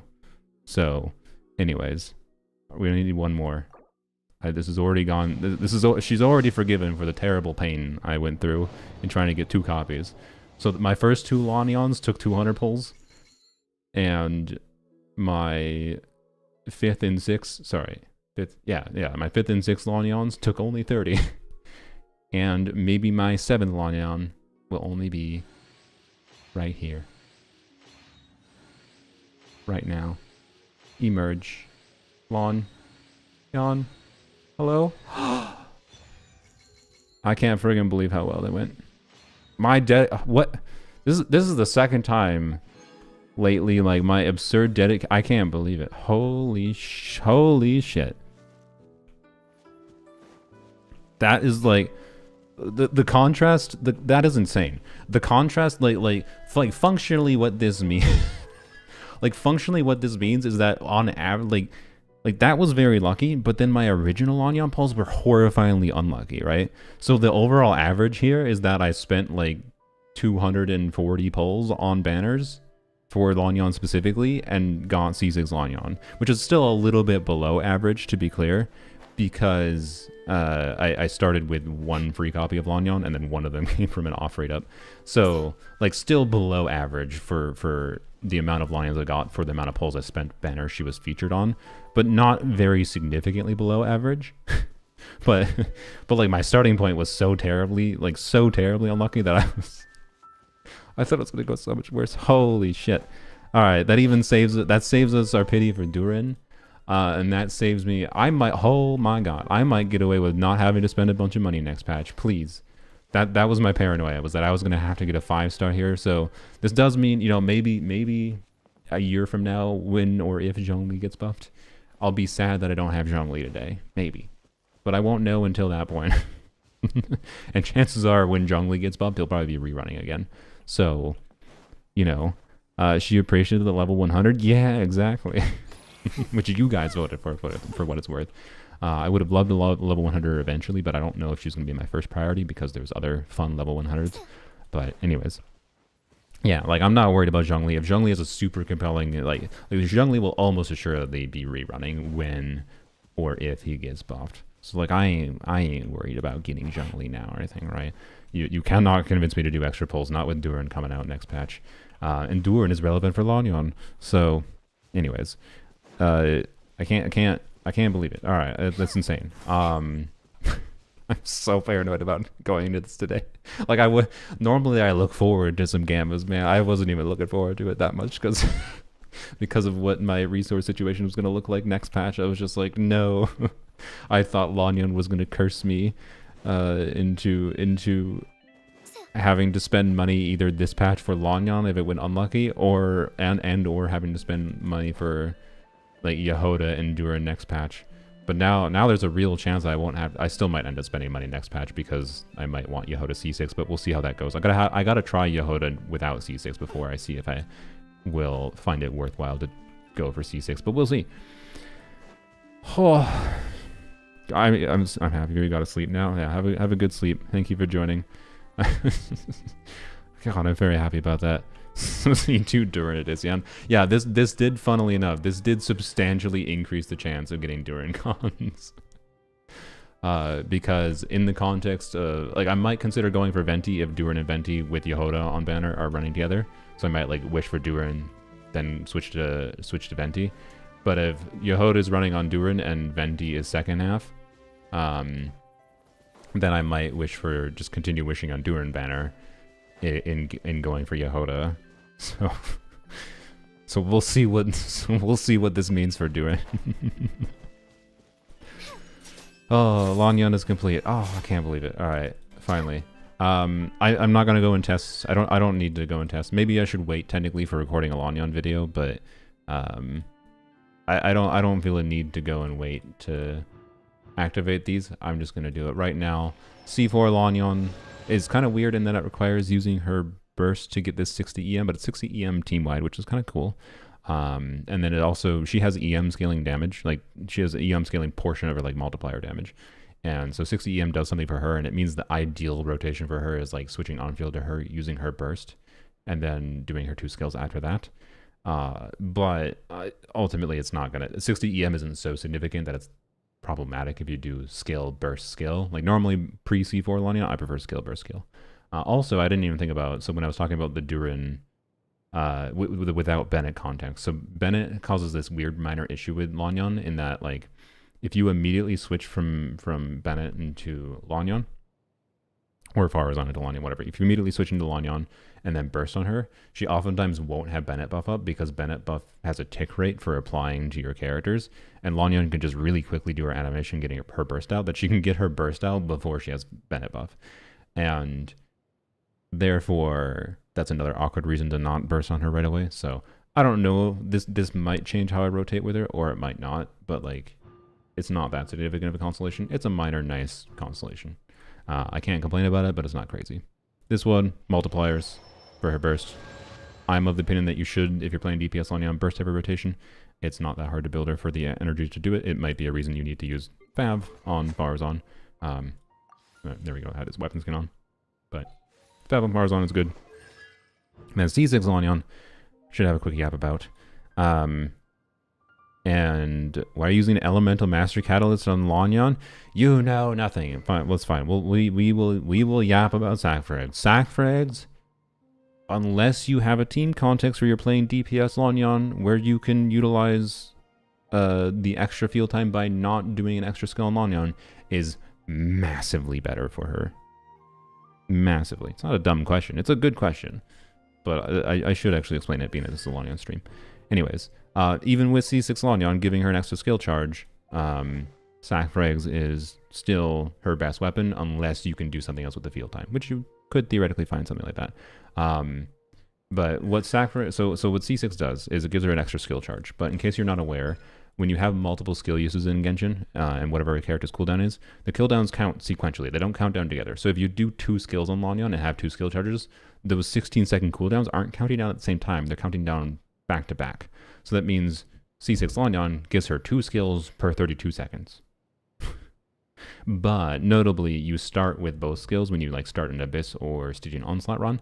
So in Stygian, this means like extra energy quicker, which is pretty significant. And in Abyss, this means an extra skill right away. And then the other effect that happens is this is a 16-second cooldown, and DPS Lanyan's teams are, you basically always, because most of her damage is Anemo damage, right? So you always generally want to use C6 Farazan, unless you don't have C6 Farazan. You can get away with a non-C6 Farazan too, though. And wrong time to redeem a character review. I didn't, but you'll have to wait. You'll have to remind me. So Farazan, though, is a 20-second burst cooldown, and it lasts long enough. You have full uptime in her buff and everything, which is good. Well, I need to slow down a little bit. How that breathe in was sounded like a gasp. One day I'll get the name right. Yeah. If you have no skills in trigger sack, it doesn't reset the cooldown. Well, yeah, you need a skill hit to trigger sack, but sack essentially triggers 98% of the time on Lanyan. But anyways, so C6 Lanyan extra skill charge, right, is functionally like in a given Abyss chamber is probably going to be like 2 extra skills in an Abyss chamber, depending on how long it takes. In like the current Wild Hunt chamber that has functionally way higher of a DPS check, when you have when you don't have double nod cry against them, so it's like a 70 to 80k DPS check in Abyss. If you don't use double nod cry, so like C6 Lanyan there might actually be like 3 extra skills per rotation, because what happens is with a 16-second cooldown, you have a mismatch with Lanyan's cooldown relative to the rotation time of the team, which is restricted by Farazan's 20-second cooldown, and that means over the consecutive rotations, right, you have with this extra 4 seconds between like her 16-second cooldown, over multiple rotations, you get extra skills, right? So C6 Lanyan, and with how much damage her skill does when you build her for damage, will be a significant damage upgrade for her, and will smooth out some minor issues. I think if you really like DPS Lanyan, C6 is something you will want eventually.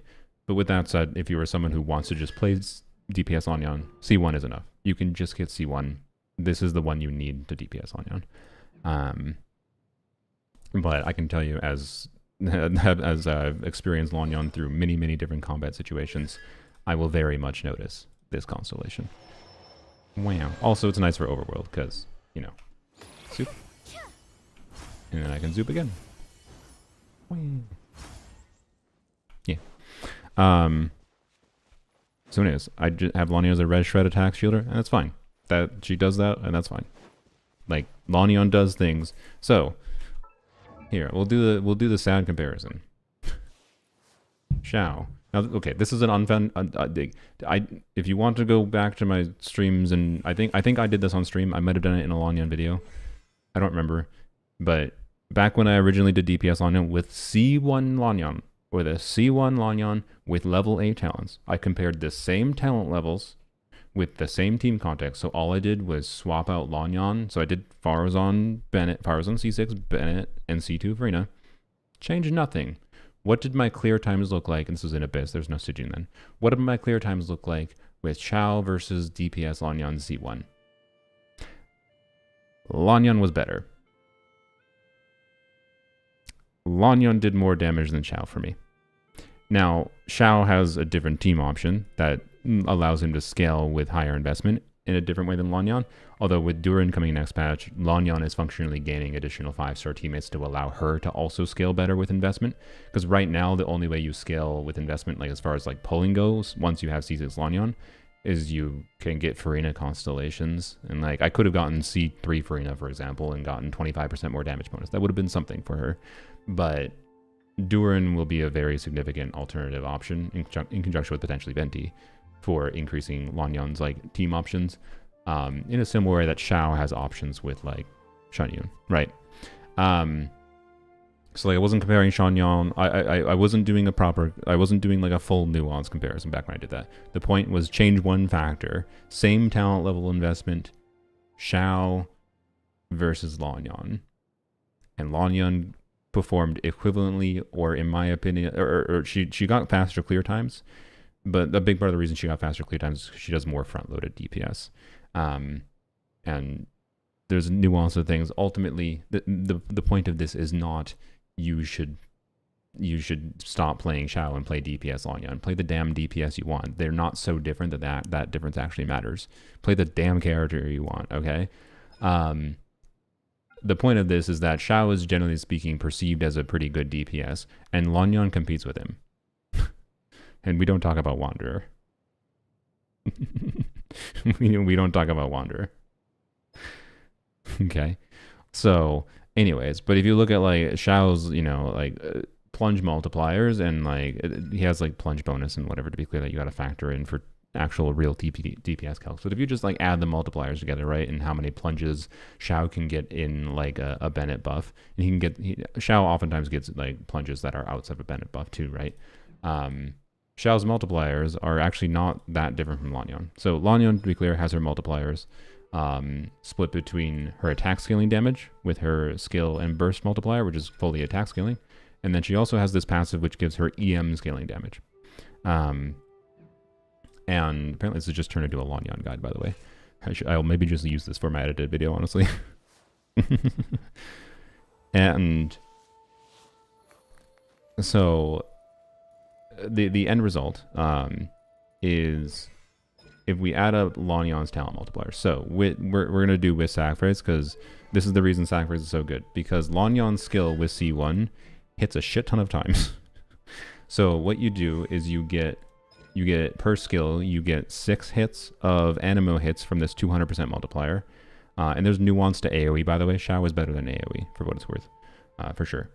And then you get 6 hits of an elemental conversion. And you do need to make sure, this is one of the nuances that I'll probably go over, but you do need to make sure you get this elemental conversion.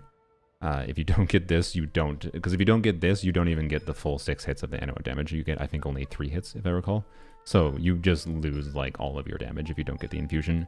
And there's some annoying jankery with that I think has to relate with either a literal bug in the coding, or some stupid thing with a server check that goes wrong sometimes. It's not that common, but it can be annoyance and hyper-optimization if you're weird like me and you're trying to use Lanyan in Stygian Onslaught, but most people would not be using Lanyan in Stygian Onslaught, so I think it's fine. Anyways,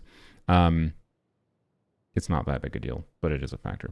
Anyways, I'll probably demonstrate it in the actual video, or I'll try to. Anyways, so you do 50% of her multiplier, so this elemental converted damage does 50% of her Anemo scaling damage. So the total scaling for like each skill hit, if you want to like multiply this out, is like 300% essentially. So it's 204.5 and then 102% of the converted element. So if we get a pyro from like Bennett infusion, we'll get 102% per pyro hit and then 204% per Anemo hit. And then her burst is doing all Anemo damage. I wish it was doing Anemo and converted damage, because it would give more reason to consider using her on like an attack goblet or whatever. But she does enough Anemo damage that, generally speaking, I have found, at least with high talent levels, like level 13 now, the higher talent level scaling you go, the more it is worth. And as long as you're bursting every rotation, the more it is worth using an Anemo Goblet on her. So let's add up the multipliers though. Like, so total with 2 skills, we're doing 12 Anemo hits with 2 skills, and we are doing per rotation, right? I'm not factoring in the value of the extra skill from C6 here right now, because that's not consistent per rotation. That would be averaged out over an entire Abyss attempt or Stygian run. So it is not a per rotation thing, but we have 512.3% times 3, so that's 1536% motion value, and then we have 204% 0.5 times 12, which is 2400%, and then we have the converted damage, which is going to be half of that value added on top, so another 1200%. So 24, add that to the 2454, add that to the burst. We have 5200% motion value. 5200% motion value. Now Xiao's I don't like comparing to Xiao because of his damage bonus. Well, actually, okay, Lanyan's still hard to. I'm not factoring in this too. She has 5200% of attack on top of this being applied per hit too, which is significant. So like, I think the functional conversion normally of how you compare EM scaling damage. Let's go find like Nefer. So Nefer is a good example. So generally speaking, EM scaling damage, like the equivalent of EM scaling damage is double that of attack. So that's why you can see like Nefer has for her split scaling component of her damage, which doesn't really matter, but like Nahid is the same way. Where you can see her EM scaling portion of her damage is double that of her attack scaling. And that's because it's essentially equivalent. Or it's essentially equivalent scaling between, but because there's so many other bonuses that Nahid gets for like reaction scaling, you build her for EM, not for attack, right? So Lanyan's is, I think, intended to be a similar situation, but if we want to equate her EM scaling value per hit, we just have it. We just knock it at half if we want to add that on top of the attack scaling. So it's an additional 150% and an additional like 335%, right, per hit. So that functionally, you know, adds quite a lot, right? So it's much more than 5,200% in practice, factoring in this. But I'm not going to directly add that. I'm just going to simplify and say 5,200% for just her attack scaling damage and ignore this for now for simplicity, because how much EM you have on the team exactly, like, so this build of Lanyan has 244 EM, matters for that, right? And you might have different EM buffs going on the team. EM buffs are good for her. I really like that nuance to her kit, but it makes it a little bit hard to directly compare multiplier values from her to other characters like, say, Wanderer or whatever. But anyways, that it is a big part of the reason why Sapphire's is as good as it is on her, is because EM is a damage stat for her, a direct talent scaling damage stat for her. It's not just attack and crit. EM is also good, not just for like reaction damage. Normally EM is only for like reaction triggering for Anemo units, right?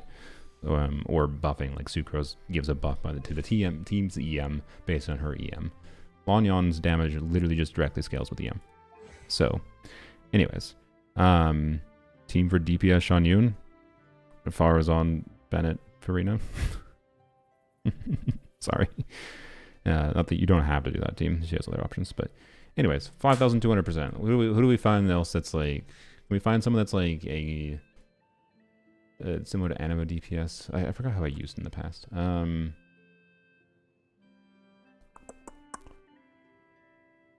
Maybe Chaska's a good example. Well, no, Chaska has amplifying reactions. Maybe Navia is a good example, actually. So Navia's a 5-star, right? So you expect Navia as a dedicated DPS role compared to Farazan, who's not meant to be just a dedicated DPS. I think they did intend her to do damage. I don't know if they intended her to be able to do as much damage as she can do, but anyways, let's compare to Navia. So Navia, she doesn't, I don't think it makes sense to on average assume she has max stacks, but I don't know. We can assume she has 6 stacks, right? I believe is what her max is. For her crystal shrapnel. What is the crystal shrapnel? Wait, 11. Oh, no, man. Okay, 3 more stacks. How the hell do you, how the hell does her multipliers work? Anyone remember?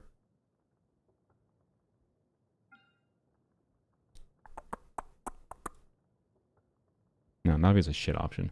God damn it. Every character has more nuance than just their motion value. That's the problem here. I just want to find someone. Maybe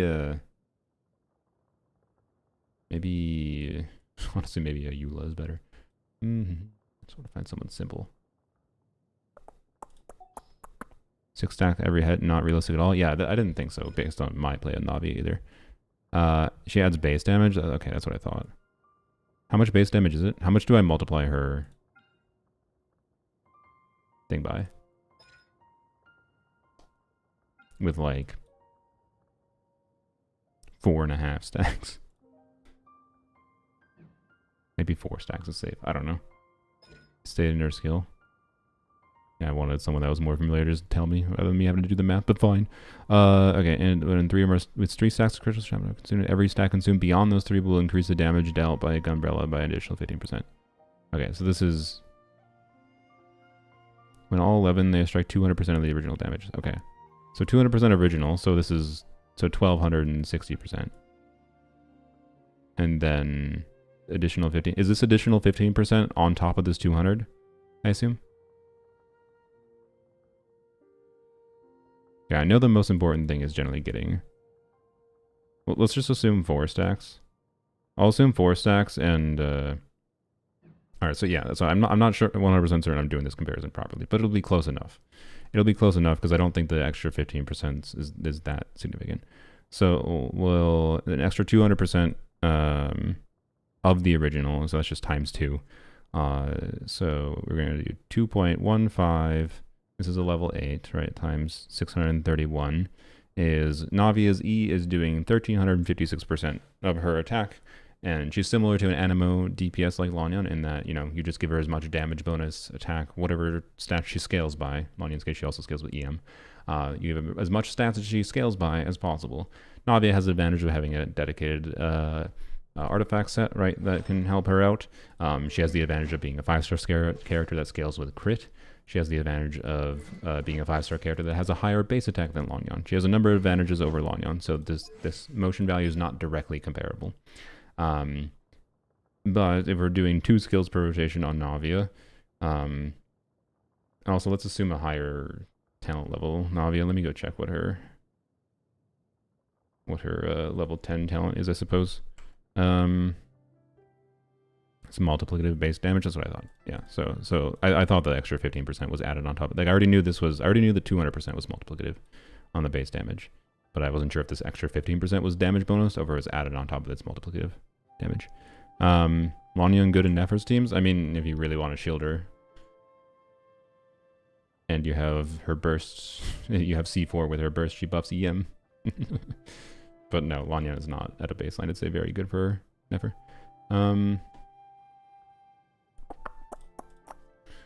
Go to Amber. Navia. Level 10 is 710%. Okay. Times 710.4. So yeah, that's what I thought. I was guessing it was probably towards 1500%. So 1500% motion value times 2 skills per rotation. Navia has nuance to her rotations, to be clear. Her burst, I do not remember how many times her burst hits. If anyone remembers, you can tell me. I'm going to assume most people don't. Well, fine. We'll assume double crown since we're comparing to double crown Lanyan, I guess. But 3000% motion value per like 18-second rotation. And we're not doing proper DPS calcs. I'm just comparing multipliers. From skill, and then we are talking. Let's assume it hits 12 times. I don't know. 12 times 77.7. So that's another 900% from that. So you have 4000% motion value for attack scaling damage from Navia, from her skill and burst. And then Navia also, it depends on the team you're playing, but a lot of Navia teams will, you know, use her normal attacks. And this will be additional meaningful damage too. Most Navia mains would obviously tell you to level up her normal attacks. And you should if you're going to be playing her a lot, right? I don't play Navia enough to feel like I need to, generally speaking. But the point is, it's like when we add together her normal attack multipliers, her burst and skill multipliers, Navia's overall multiplier output is pretty similar to Lanyan for the attack scaling multipliers, right? Lanyan has the advantage of having some additional EM scaling multipliers, and then Navia has the advantage of having some brain rot in my head. Navia has the advantage of being a 5-star character with crit ascension, a better artifact set available for her. Maybe Lanyan will get an artifact set dedicated eventually, and then 5-star base stats, right? So Navia has a number of advantages, and then the team context obviously is completely different for like what amount of buffs are totally available for them. That would change what their total damage output would look like in an actual team. So you don't just directly compare multiplier values and assume that that means one character is better than the other, or one character is better teams than the other. But the point is that Navia's overall multiplier value is pretty similar to a full investment Lanyan. A full investment Navia is similar attack scaling multipliers to a full investment Lanyan. If those baseline multiplier values are similar, that means the baseline damage potential each of the units can get is similar. DPS Lanyan can be similar to Navia. Now, is Navia up to the par of a modern 2025 DPS with her best team? No. we don't need to go and add all Skirk's multipliers together, let alone get into the nuance of how exactly to do that because of Skirk combos being weird and whatever. We're not going to do that. Like, don't get me wrong, DPS Lanyan is not a 2025 DPS 5-star. But she's definitely strong enough that most people, that if you put a decent build on her, you'll feel she's pretty compelling. But like most Anemo DPSs, you really want C6 Farazan. She can work without C6 Farazan. So as far as some other nuances to Lanyan's kit, I can bring that YouTube chat back. Sorry for smiting you. I only made you go away because you were in the way of the talent screen. So DPS Lanyan doesn't have to spend that much field time to do her damage, which means you can spend a bunch of field time on Farazan.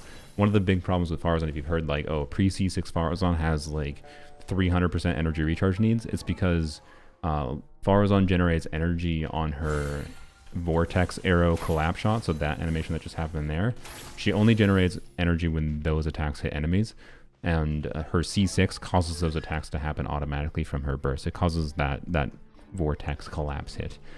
So she generates energy particles with just bursting on C6. And then from, fab triggers still, if you crit, whatever, right? So pre-C6 Farazan, if you want extra Anemo particles, you have to do charge attacks on her.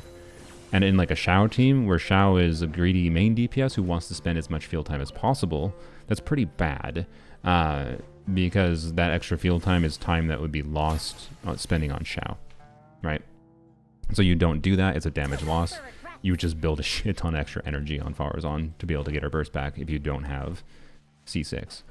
Lanyan is going to still really want C6 Farazan because getting Anemo crit damage is a significant buff. Free crit damage, yay. We like crit damage.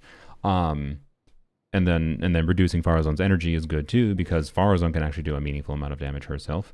Her damage multipliers are actually much better than a lot of people realize.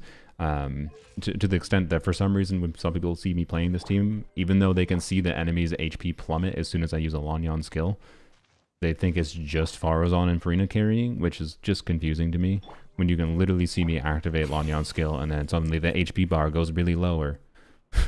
But no, clearly it's not Lanyan doing the damage. That was just somehow coincidentally Furina magically doing front-loaded damage that Furina is clearly known for. So, anyways, Navia's not the only good Geo DPS. I wasn't saying Navia was the only good Geo DPS. I don't know who you're talking to when you're saying that. I think Ito is still usable. But anyways,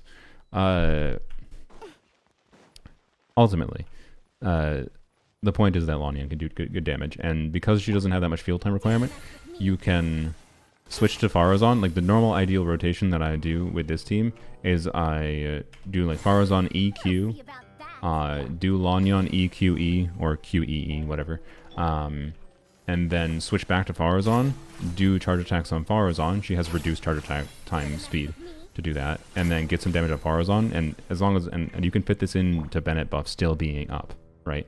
And get like good 40k hits on Farazan's charge attack potentially, depending on the exact build you're using on her, whatever, right? Like you want to build Farazan for damage in this team for sure. You want to build Farazan for damage in any team, ideally, if you have her C6. If you don't have her C6, just build as much energy as possible. The point is, Farazan is actually easier to build in this team because you have field time. So DPS Lanyan is one of the few contexts, I think, where Farazan is very viable pre-C6. It's just, C6 is really nice because reducing energy for Farazan and generating extra energy particles is good for Lanyan because you can get her burst back easier. It's good for Farazan because you can get her burst back easier and it lets you build more crit stats. Still extremely strong constellation, right? You very much want C6 Farazan to reach an Anemo DPS's team full potential. And so unless they release like a 5-star unit that's intended to replace Farazan, I don't think that's changing anytime soon. Was the bow? It's Fab Bow. It's Fab Bow with the stupid weapon skin on. So honestly, you know what? Fuck the weapon skin.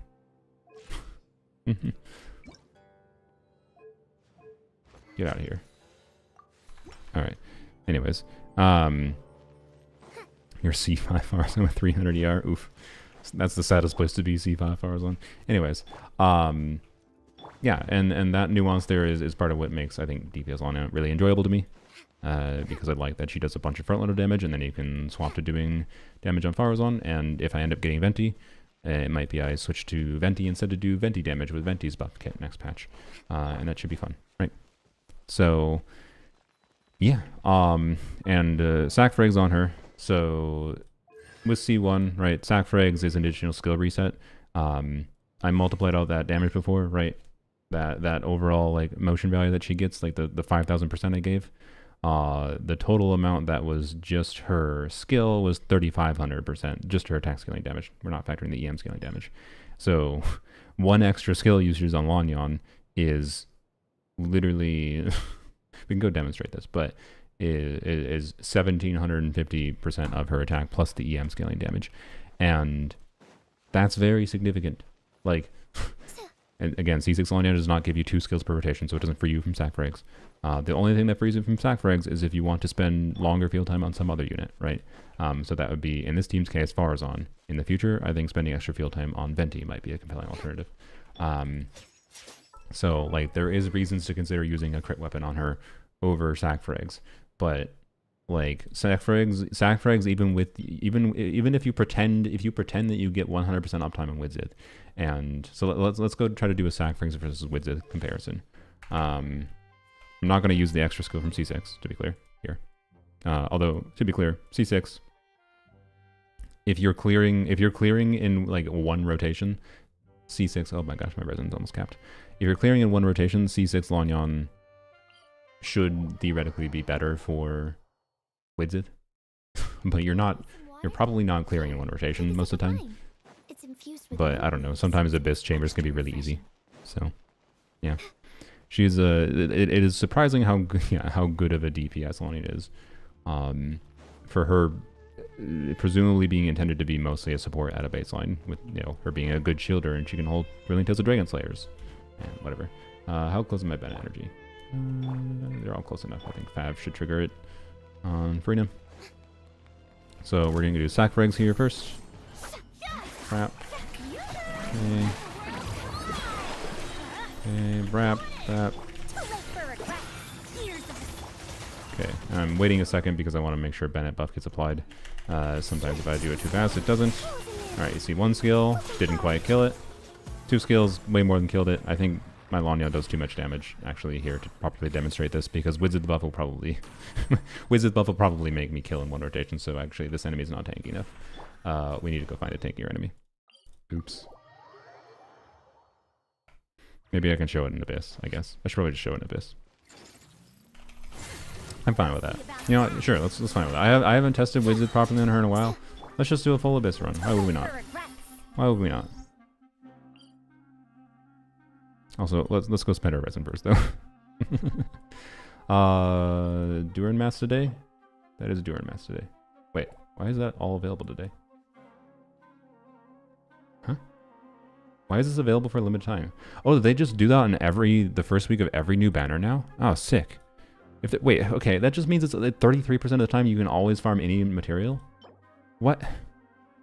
Why the hell did they just not make it permanent? Whatever. Like, why only 30? Whatever. It's fine. You can plan around that. It's good. So Luna, for some reason during the showcases, bap, brap, bap, bap, do that. I don't know. My brain likes saying those words. I don't know why. I don't know if I picked it up from someone or if that's just me. I'm gonna open a can of caffeine. People will ask, why does Venti need Lanyan's shield? Yeah. If people see me playing, if I do end up getting Venti, which again I think is going to necessitate Yehoda running on his banner. I gotta double check, make sure this is Duran's materials. It's also, oh wait, it's Venti's materials too. Ugh. It is valid, yes. Okay. If people see me playing Venti, new Venti with Duran, they're inevitably going to be like, yeah, why are you playing Lanyan? Just play Bennett instead. Not understanding at all the point. So yeah. Share the drink? What do you mean share the drink? I can't share the drink. Unless you can reach your hands through my screen. If you're asking what the drink is, it's poison in a can. Dr. Pepper. It's poison in a can equivalently to all drinks being poison in a can, to be clear. Okay, C6 LANYAN is so nice for farming.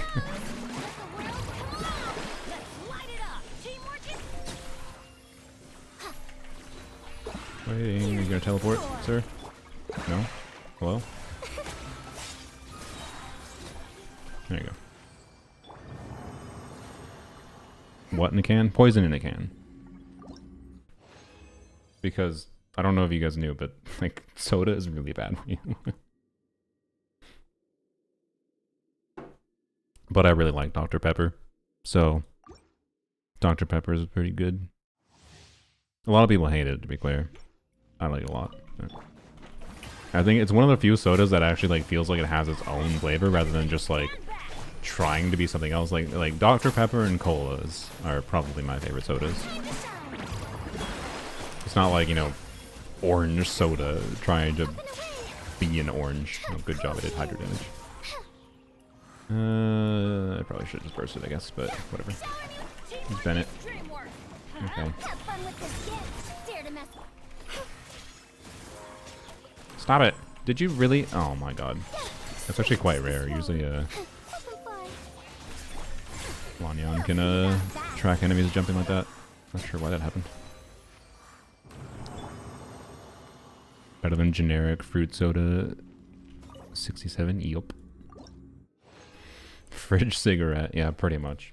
The most unhealthy thing that I consume in my life is definitely too much sugar, and a meaningful amount of it is because of Dr. Pepper. But oh well. I also get 2 times talents this patch, that's good. I will probably have to utilize that for Yehoda's talent materials. Ramp. Oh. Yep, that was my bad. I didn't think we were gonna kill it with bars on. Just wasted a skill on her. Oh, we hit 100k. Yeah, there we go. See, I told you Lanyan can. Oh, that was dumb. I told you Lanyan can target in the air. It's one of the really nice things with her is like enemies doing shit like that, and as long as like you target her, as long as you get the target when you activated her skill, generally speaking, her skill when you throw out the rings will target the enemies no matter where they're going. And that is one of the reasons like I tend to I found when in the past when I did like more direct comparison to someone like Xiao, that Lanyan was just better. So, but again, AoE situations, Xiao should easily take ahead. Cold water is so good. Yeah, I do actually drink meaningfully more water than I do Dr. Pepper, to be clear. I do not drink so much soda that I think it's like as problematic for me as it is for many people. But, you know, I do think it is the #1 thing that I could cut out of my life that would make me healthier. So, yeah.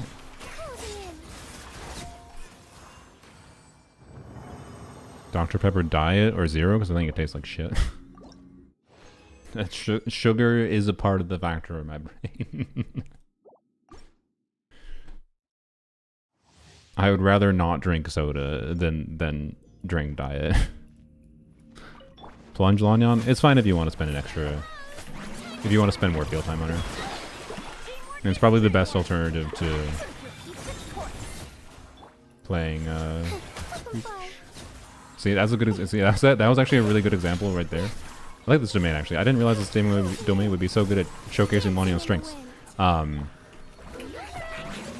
Where you can target one enemy, but we got the target on one enemy. It died mid-targeting, but we got the target. And then cast her skill, and her skill went 10 miles to the right. To get the slime to the right. So, anyways. I don't drink that much soda. I honestly mostly drink them because I need caffeine. I will hopefully be converting mostly to tea for my caffeine intake in the future. But not yet. But yes, a good cold water is definitely great. We should go do this trial quick, and we can. I can't believe how well the friggin' Lanyan pulls went. Oh man, so great. All right, sorry.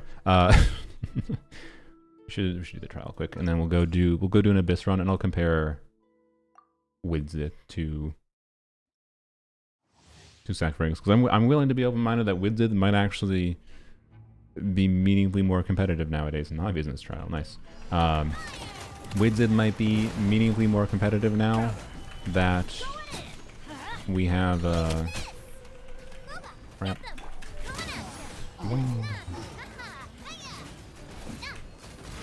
Brap. Oh, you're not dead yet. Wow. Now that I have C6 LANYAN, right?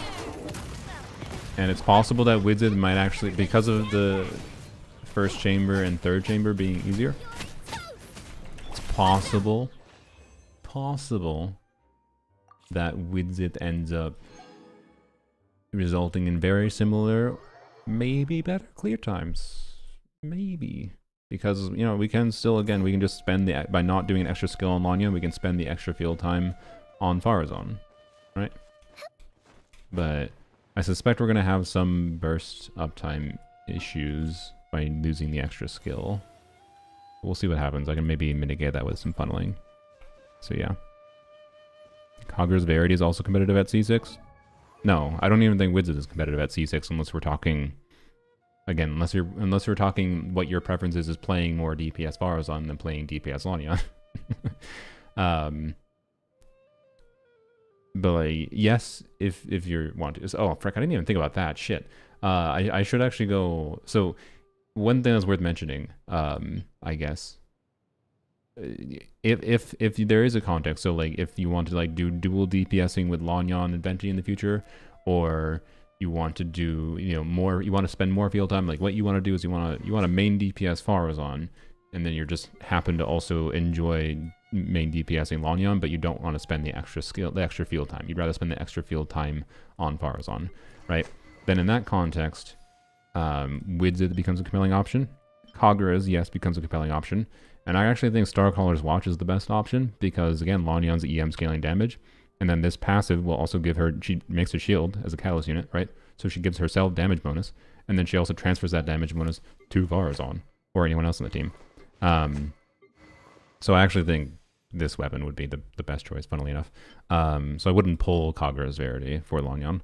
But it's also worth mentioning that artifact set-wise, if you're not using Zachfrigs, I think 4-piece Golden Troop should be really good. I've tested 4-piece Golden Troop, like trying to do some weird quick swappiness, because in case you're not aware... No, I don't even have a preset, that's funny. In case you're not aware, I guess I can just keep it in the screen. 4-piece Golden Troop, right, is skill damage bonus, 70% skill damage bonus, and it is cleared, the extra damage bonus is cleared 2 seconds after taking the field. Well, Lanyan can do her damage really quickly if you do, you know, swap into her and then do her skill. Then you could, like, swap out, come back to her, do her skill again, right? So I've done it before with Sacrifice. I didn't really like the gameplay dynamic that much, but it was something that was fun, and could be considered her signature artifact set. I didn't find it worthwhile enough versus just the overall higher substat quality, though, that I had on 2-piece artifacts, is what I found. In conjunction with the fact that 2-piece benefits her burst damage, and getting her burst damage to reach a point, like, in many Abyss Chambers in particular that I've done, getting her burst damage to a point where, like, you can utilize it to as some extra source of front-loaded damage to, like, kill an enemy faster. Like not having her burst, like, get the enemy's HP to a lower threshold such that you kill an enemy in a rotation versus having to, like, spend extra time on Farazan or spend extra time doing it. Sometimes you, like, if you didn't have her burst up or her burst doing good enough damage, you might have to do an extra skill to kill an enemy when you otherwise wouldn't have had to. Also, her burst does AoE damage, which mitigates, like, Lanyan's main downside with her skill, which is that it doesn't scale in AoE because her rings bounce around to different enemies. So her damage doesn't really go up in AoE. And the overall result is essentially that her burst matters. So, anyways, what the hell was I started to talk on? I don't know. Oh, artifact set. So 4-piece golden troop is a perfectly fine artifact set option for her. It's possible I will end up liking using this on her in the future, but because of sacrificing burst damage, I don't love it on her. It's too much all into skill damage, but it's a very interesting option, especially if you find you like the idea of doing skill, switch to Farazan, do a Farazan charge attack, switch back to Lanyan, do another Lanyan skill, because that's something you could definitely can do. And I should mess around with again now that I have C6, to be clear, because C6 gives us extra skills across, you know, not extra skills every rotation, but across a whole Abyss Chamber or Stygian run that Golden Troop might actually pull more meaningfully ahead. So maybe it's better now. I'm gonna have to test that again. I guess we can maybe test that today. So yeah, yes, boo the black cat one.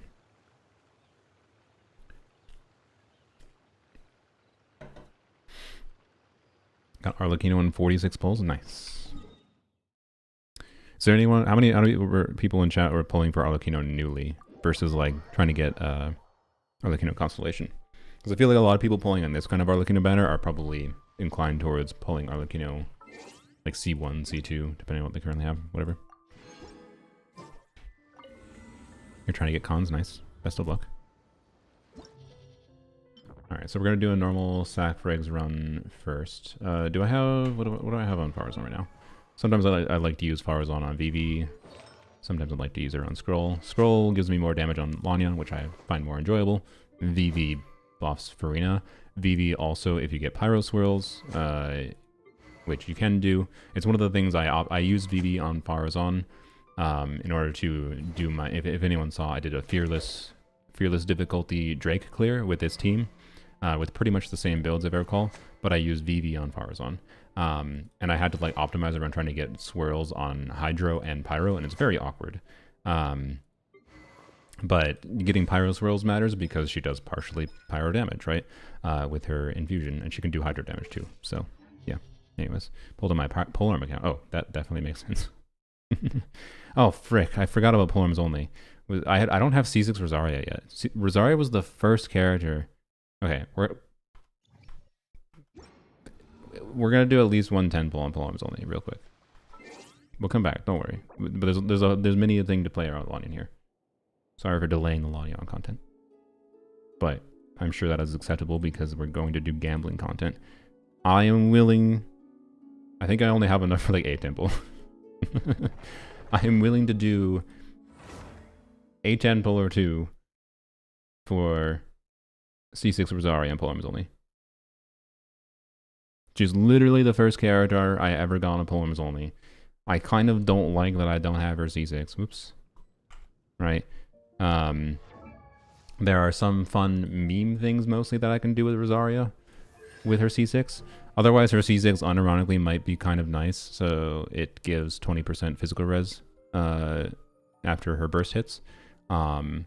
So that unironically might be kind of nice in Theater. Theater is, I think, actually quite fun on Polarms only. And everything I can do to make that better is cool. It also might minorly improve damage performance if I play like one team I can play is Shenhe. What the hell happened to your build? Shenhe, Escoffier, Rosaria, Mika, if I like need Candace for Flynn's, for example. And having physical red shred there, well, physical damage is the only thing I can do when I am not doing, you know, all the cryo hits happen automatically, right? I can't control the cryo hits. I don't do any inputs for them, so I'm just doing inputs for physical damage. So I actually do think C6 Rosario will kind of be nice. Okay, I can do 2 temples.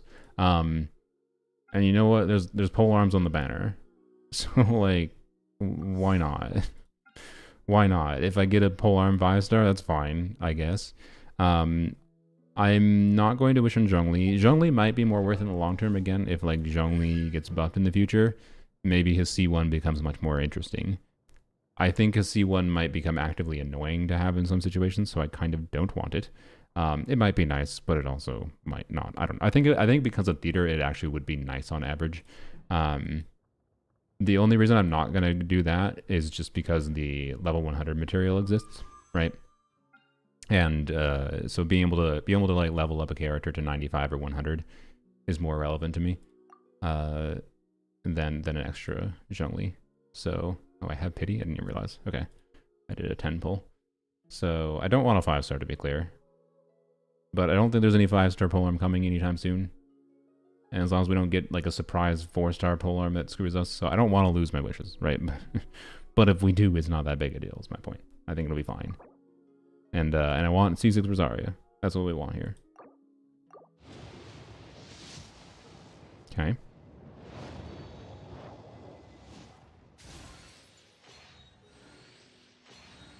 Hello there, Rosaria. The first polearm ever. Frick. Well, not Frick. No, sorry, I'm not. I'm sorry, Lanyan. Sorry, Lanyan. I will never. No, I apologize. I apologize. That's an affront. We do not say Frick Lanyan. That is bad. Lanyan is good luck. Lanyan means the next pole is Lanyan.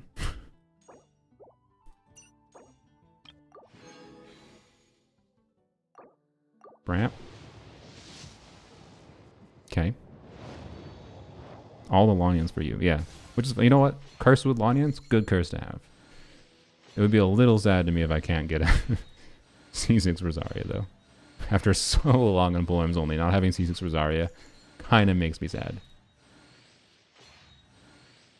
But it ends now. Told you. Told you. Well, I'm out. So... Rip. Alright then. Is their C6 even good? I think it will be actually pretty decent for polearms only. Maybe only in theater, but I think it actually unironically might be not bad. So would really like to have it, but it's like not a need to have. Like it's not a we go to pity type deal. Although, well, okay. Maybe the reason it's not a we... How the hell did I do that? That was funny. Old habit took over there. It's not a we go to pity deal because it's obviously if Columbine is a polearm in 6.3 or they release another 5-star in 6.3 or 6.4 as a polearm unit, then I would like to stockpile resources for them, right? But like if we don't have another polearm unit for like 7 months, 8 months, who knows? Then honestly it would be fine in my opinion. It'd be fine to go to pity because again, if we get a C7, well C8 technically, if we get a C8 Arlecchino, it just means it's strengthening someone else, right? So yeah, it's largely a desire to fulfill because I think it feels wrong. I think it feels kind of wrong that the first character we ever got on polearms only, for a 4-star at least, is not C6, right? Yayo C6, you're C6, you're C6. We even have Mika C6. Like, bruh. We got Mika C6. Kachina's not C6, I guess, but oh well. Kachina wasn't the first polearm unit in the account. Right? We managed to get Eons on C6 and her rerun with Emily. Right? Like, it feels wrong to me, and it does have some use. And it might legitimately matter meaningfully in theater. And I do think theater challenges are quite fun. They're an interesting puzzle to figure out in polearms. But I don't know. I should be able to get to like one more. I don't have a welcome going or anything right now on the account. I should be able to get to like one more 10 pull, probably. Without having to go out of my way to farm. And I'm at 30 pity right now. I definitely would be fine risking one more 10 pull. So, I don't know. But going to pity, particularly because I'd have to like go out of my way to farm to go to pity. You didn't want Lanyan? Well, I wanted Lanyan on my main account. Lanyan is not very good on a Polarm only account. Unfortunately. I wish she was a Polarm unit.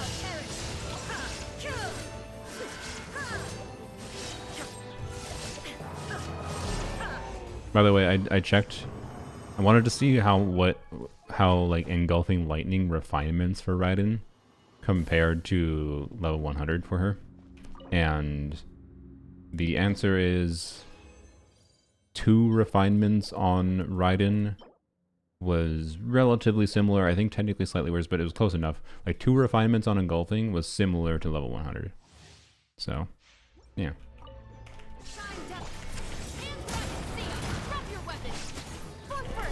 Did I get C6 LANYAN? Yes. I just went into Polarms only briefly. We're gonna go back to go test a bunch of stuff on LANYAN. I'm very, very happy. We did, I think, 40 pulls. Managed to get 3 copies and 40 pulls. I'm so glad that happened. And that should make it so much easier. I might actually avoid having to spend a whole bunch of money next patch. I thought, like, I might have hit, like, a terrible, terrible situation of, like, having to potentially spend money for LANYAN and having to spend money next patch because of wanting Yehoda Endura next patch. And God forbid I dare... I mean, I still might end up spending next patch. But, like, I might end up spending next patch because, like, I'm interested in Albedo. Like, if there's a Mondstack Chronicle banner next patch, it seems like kind of a fun banner to wish on. But my priority next patch will definitely be Durin and Yehoda, and maybe Yehoda Constellations. And then Venti's a maybe, because the Venti option is very interesting. Okay. Actually, you know what? I'm down. You know what? Sure, I'm down too. I'm down because I haven't played around with ER timepiece Flins yet. So yeah, I will never be free from the 4-star cursed, to be clear. But LANYAN was at least the last 4-star on my main account that currently exists that I wanted C6. Now I'm back to just caring about new units, which is good. That frees me a little bit. Well, I do care a little bit about, like, the buffed characters again. Like, Albedo is interesting, and, like, wishing on the Albedo Chronicle banner and then, like, losing my 50-50 to Klee would be cool, right? I'm not going to intentionally try to get Klee, but I'd be down to try Klee. So, yeah. Anyways. What am I doing? We got... Oops, just bonked my mic, sorry. Go back to my main account in a second, but we can't not level up this piece. Might say, where do I need this piece? Nowhere. But it's double high roll 4-liner. It would be really funny if this was 50 CV. Never mind. Game said it doesn't like funny, so that's fine.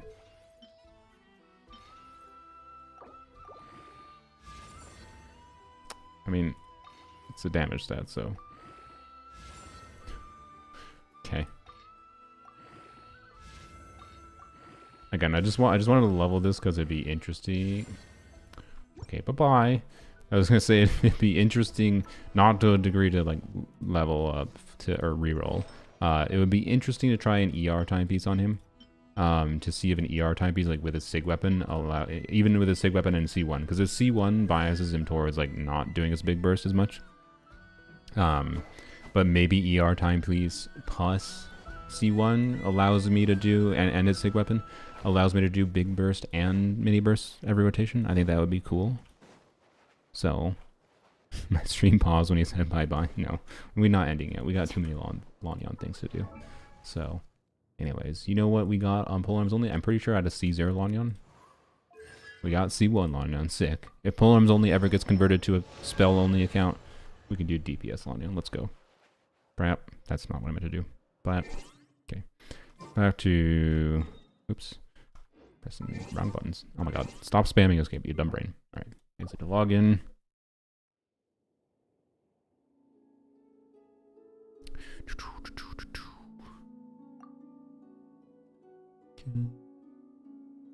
Alright. Cryo Lanyan team with C6.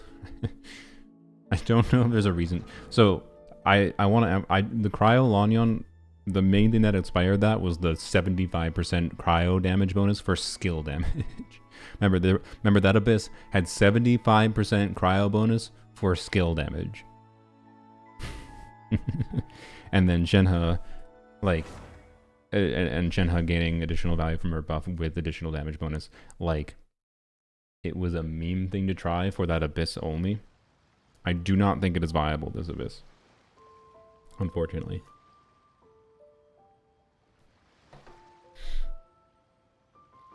Unfortunately. Doing jump yeah, during jump scare too, because I don't know what button to press because I'm stupid. I just put my hand over there and press one of the buttons in the general area. I keep on forgetting to, like, yeah, whatever. Now it's just a bad habit. Oh, you know what? I gotta think. I don't know. Everyone didn't see this earlier? In case you didn't at the beginning of the stream. I gotta thank Anti-Serenity again for their fan art.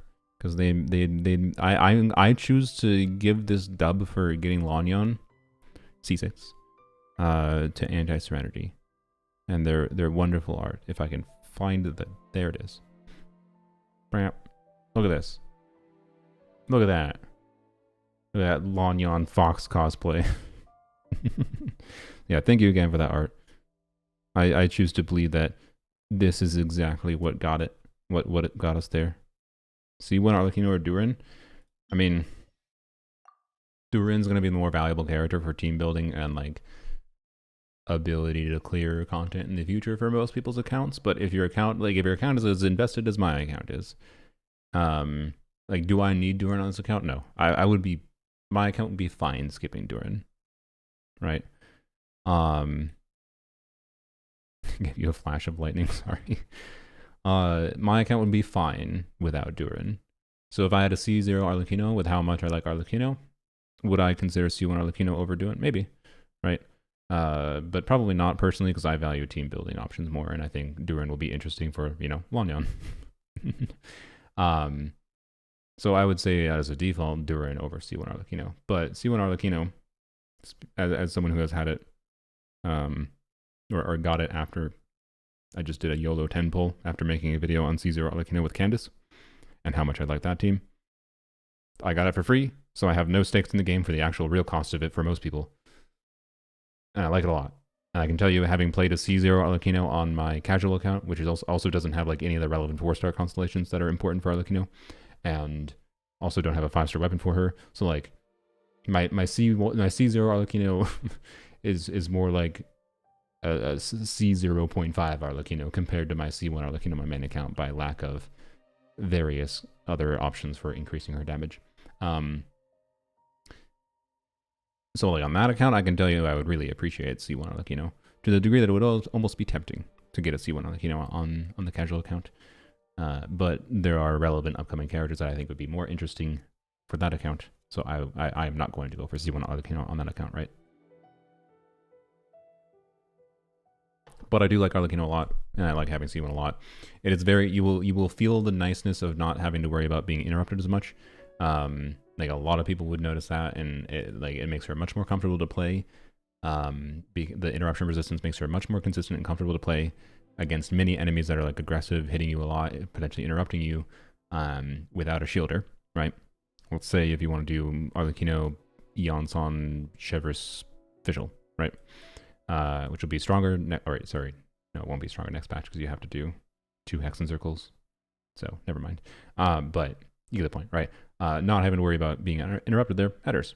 And it's a significant factor, and then it's just a significant damage upgrade on top of that. So, I highly doubt, if you like Arlecchino a lot, I highly doubt you would end up regretting it, unless you just end up getting, like, a lot of FOMO for Durin in the future. So, yeah. Anyways. What are we gonna use? We want to do Lanyan second half.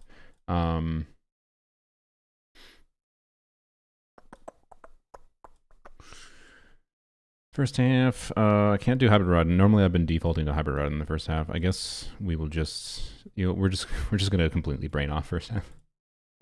We'll just use overpowered as hell team. Why not?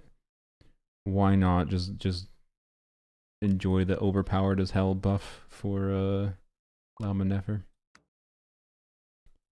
When in Rome, I was gonna go put. I was gonna check Ino's build. I'm pretty sure Ino's on Deepwood right now, and Lama's also on Deepwood. Who cares? I don't care. I don't need to min max to have instructors. It'll be fine. All right. Okay. Crap. Arlecchino worth to get in general. I mean, Moika is definitely better as far as if you're asking a value pull. Oh, I don't have a skill up on you. Arlecchino still has more ability to adapt to different situations as far as like team building archetypes go, because Moika is really reliant on having having at least one Natlan teammate on the team, usually either Shallonen or Eonson. Or Sea Lolly, sorry. Shouldn't forget Sea Lolly. And if you don't have Sea Lolly for Moika is a much more balanced character. So if you don't have Sea Lolly, that's a factor for Moika's relevance versus Arlecchino. But it depends on the whole picture of your account and like what 4-star constellations you have, what you have for 5-star weapons too. If you have a Jade Spear that makes your Arlecchino like a good 10%, I think ish. I might be wrong on that number. Don't quote me on it. But that makes your Arlecchino a good 10% stronger than if you only have white tassel for her, right? But on a generic meta perspective level, Moika is better, right? But I can tell you, Moika is not better for me on a main DPS level because I don't want to play main DPS Moika. Alright. Oh, by the way, I like Bennett before Farazan, just so I can. Crap. What the? Oh, that was. Oh, I didn't. I just spammed her. Ooh, that's something I gotta get used to. Okay, that's interesting. I forgot a C6, right? I had an extra skill, so I used an extra U when I didn't need to. But I missed the targeting on the second E because of his stupid teleport ability. That's my bad. Because he just disappears from the field when he does his ka-ching attack. So yeah, wait for Lyney. Yeah, if you want to play Lyney. I play Arlecchino instead of Moika because I have super major skill issues with main DPS Moika. Yeah. Yeah, you gotta want to play motorcycle gameplay and watch the elemental gauge gameplay. Moika has a certain appeal that's not worth, ignoring for a lot of people. I mean, she does have an interesting kit. I don't like how they chose to balance her. Wow, not killing one rotation. I might even try. I understand Moika's appeal to a lot of people, but she does not have appeal to me. And I think ignoring that a lot of people will not want to engage with her combo optimization and her team restrictedness nuance is lost, I think, in the conversation with Moika versus Arlecchino. But yeah, if you're expecting Arlecchino to be a 20-25 DPS on power level, don't expect that. But she's still a strong character. So yeah.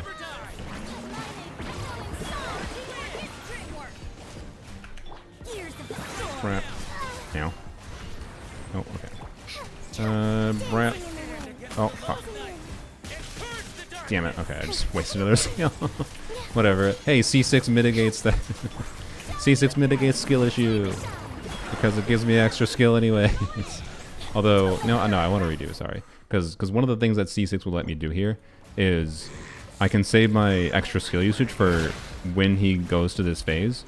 And Sigurd's mechanic is when you transition to the next phase, if you can front load a bunch of damage when he does that phase transition, which happens both when he goes from his first HP bar is done to that phase like he just had there, or it also happens then again when we put his HP bar back to 0 again and then it resets to whatever it was before. So timing the extra skill usages, this is the context where timing Lanyan's extra skill use from C6 with when he goes down is very relevant. So yeah.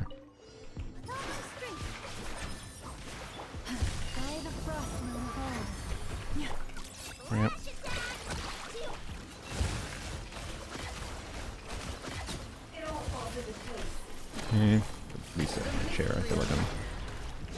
awkwardly positioned. Why did I not just activate it after skill? I don't know.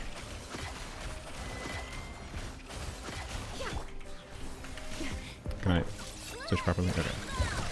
I'll ignore the never gameplay. It's fine. I chose her because I wanted to brain off. It's fine. Oh, I did not have Neela going. Whoops. Yep. Wow. Good job, me. It took me more than 1.5 rotations to do that. That is quite frankly shameful. All right, resituate my chair a little bit. Okay, and my mic. There we go. Okay.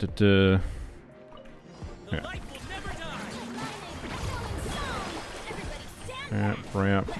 Oh, I missed. Damn it. The butthole. You stop. Okay.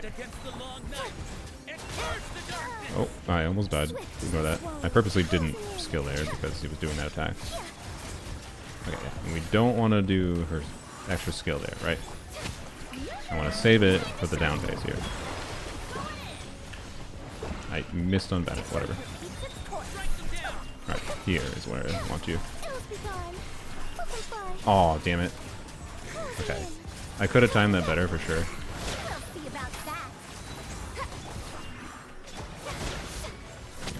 Okay, and now we're gonna see some issues in Lanyan with targeting, but I'm gonna try to avoid them. Yeah, good. He's over here. That actually helps a lot. Oh, it didn't help. No, stop it!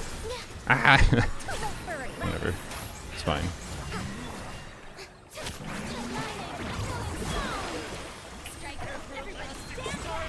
I do think they have... Oh, shit. Well, that's bad. Whatever. It doesn't matter, actually. Okay, fine. I didn't need to use the burst there. In fact, I probably should have kept the burst for the next rotation. I definitely should have, because I could have just killed it with bars on, but whatever. Oh, I forgot there's no restart button. Yeah, this really annoys me, by the way. There's no restart button for the Abyss. If you... Here, I want to readjust. I think my chair's a little bit too far away is the main problem I was having. It was far away because my mic was too far out. Alright, I think that's better. For a moment, auto-targeting failed to Luna. Yeah, auto-targeting has never failed me. I would like to actually retry that chamber and see if I could clear Sigurd a little bit better, because that could be optimized down. I didn't really utilize it that well, but anyways. No, I didn't get C6 LANYAN 110 pull. It took me 40 pulls, which is still super way better than I was expecting. So I'm very happy about that.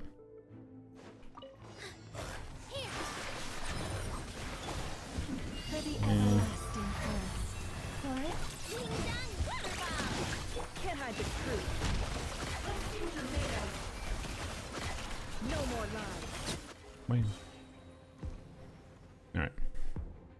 See how long this takes. I could clear, by the way, I could clear with this team before on this with C3 LANYAN without having a overpowered team on the first side. Oh, see, this is where C6 is actually going to be nice here too, because it's going to give me extra energy that I otherwise wouldn't have had. Although I definitely didn't time that properly for this doing its down phase, but oh well.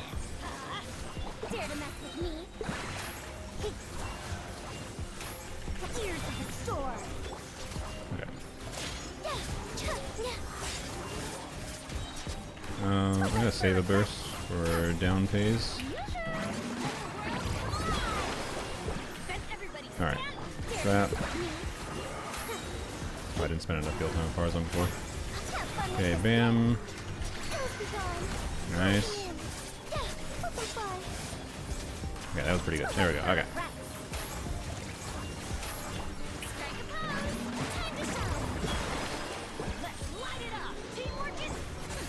I think next rotation we will have an extra... There we go, okay.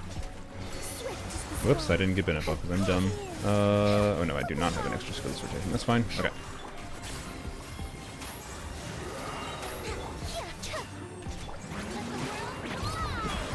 C4 LANYAN, we're going to co-op? No. It does. It works everywhere.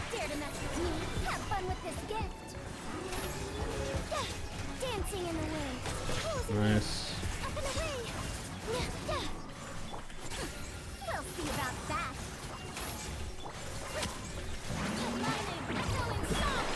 This chamber is ridiculous. Oh boy.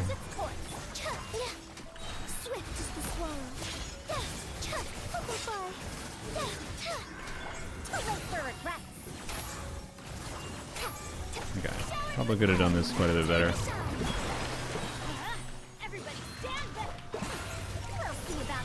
Probably kill. Nope, didn't quite. Alright. There you go. Yeah, it'll be interesting to see if Widzith actually manages to take ahead, particularly in that chamber, because if we get like a Widzith, as long as the Widzith buff rotations line up with when it goes into its down phase, in a natural way, Widzith could actually clear that chamber faster, I think. The other chambers I'm suspicious of, well, I don't know. Widzith could do the same thing for Sigurd too, I guess. So I don't know. Widzith in this particular abyss, I think might actually be better with C6 LANYAN. Or might not, I don't know.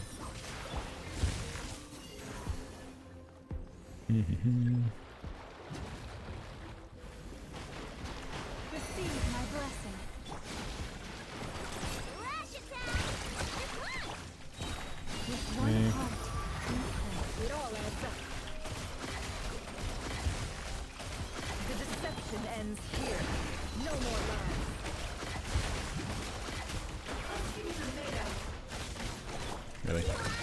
How we get live? Okay, sure. There we go. Okay.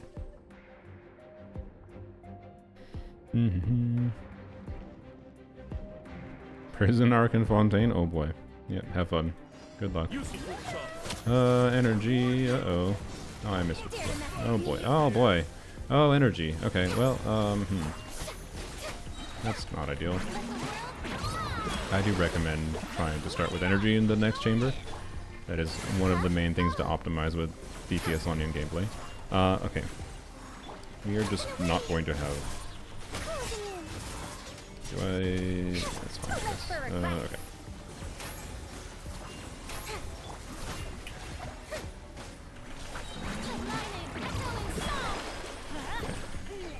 Oh, I see. Yep, that's a pain in the ass. Okay, I guess I have to use my burst. Yep, this is why you. This is oh frick! Why did I do that? This is why you don't be hyper aggressive at the end of the previous chamber unless you need to.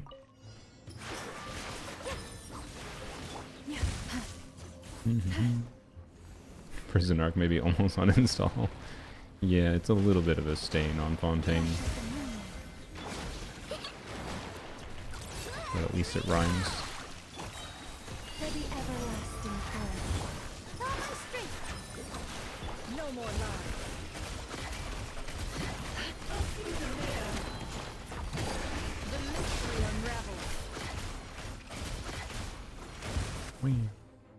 Alright. Issues with E not working since update? Wait, like your skill? That's weird.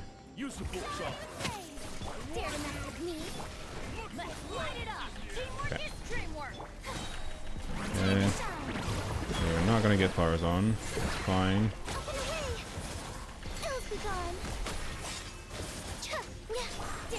By the way, C6 LANYAN helps a lot here because we don't trigger sack frags, right? Why the hell did I do that? Crap. Fap. Okay. Yep. Good. Okay. That's pretty good.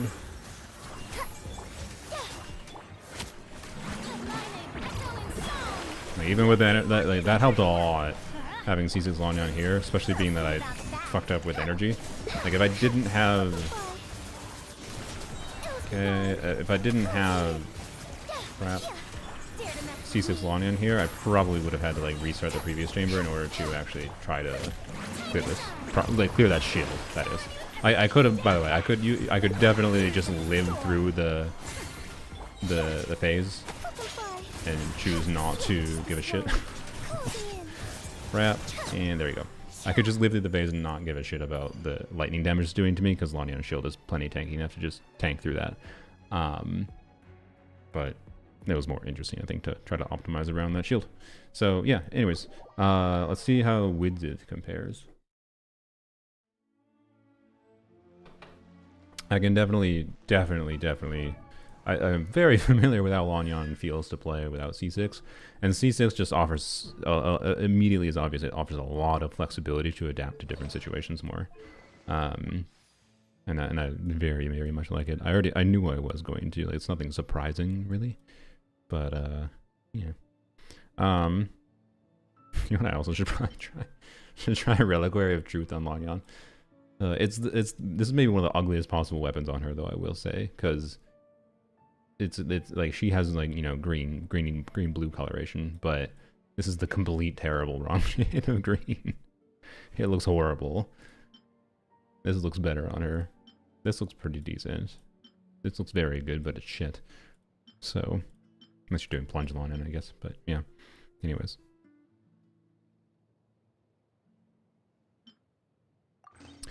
Widget time.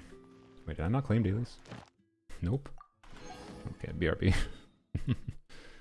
Don't forget that. I do need my Primo gems. Clashing colors are triggering me. Yeah, I'm sorry.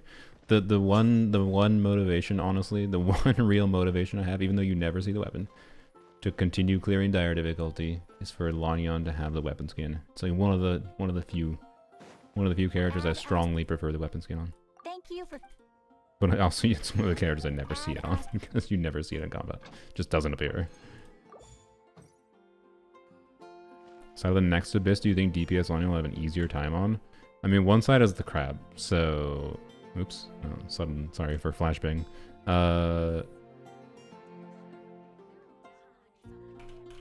One side is the crab, so the non-crab side. I'm pretty sure the other crab side shouldn't be a problem for her. I know it has the hamster and it has the Hera. Hera is going to be a little weird, but I should go try Hera, actually. Or try Stygian, I should say. But this, you know, the Stygian is a good example of how valuable Durin will be for DPS Lanyan, because something like Lanyan, for example, like theoretically would work well against the Fatui, but then like Furina's healing situation not working right with the Bond of Life means not really. But with Durin, I could easily handle the Fatui operative. When skies are fair, but hide when storms are in the air. Where is Kara properly?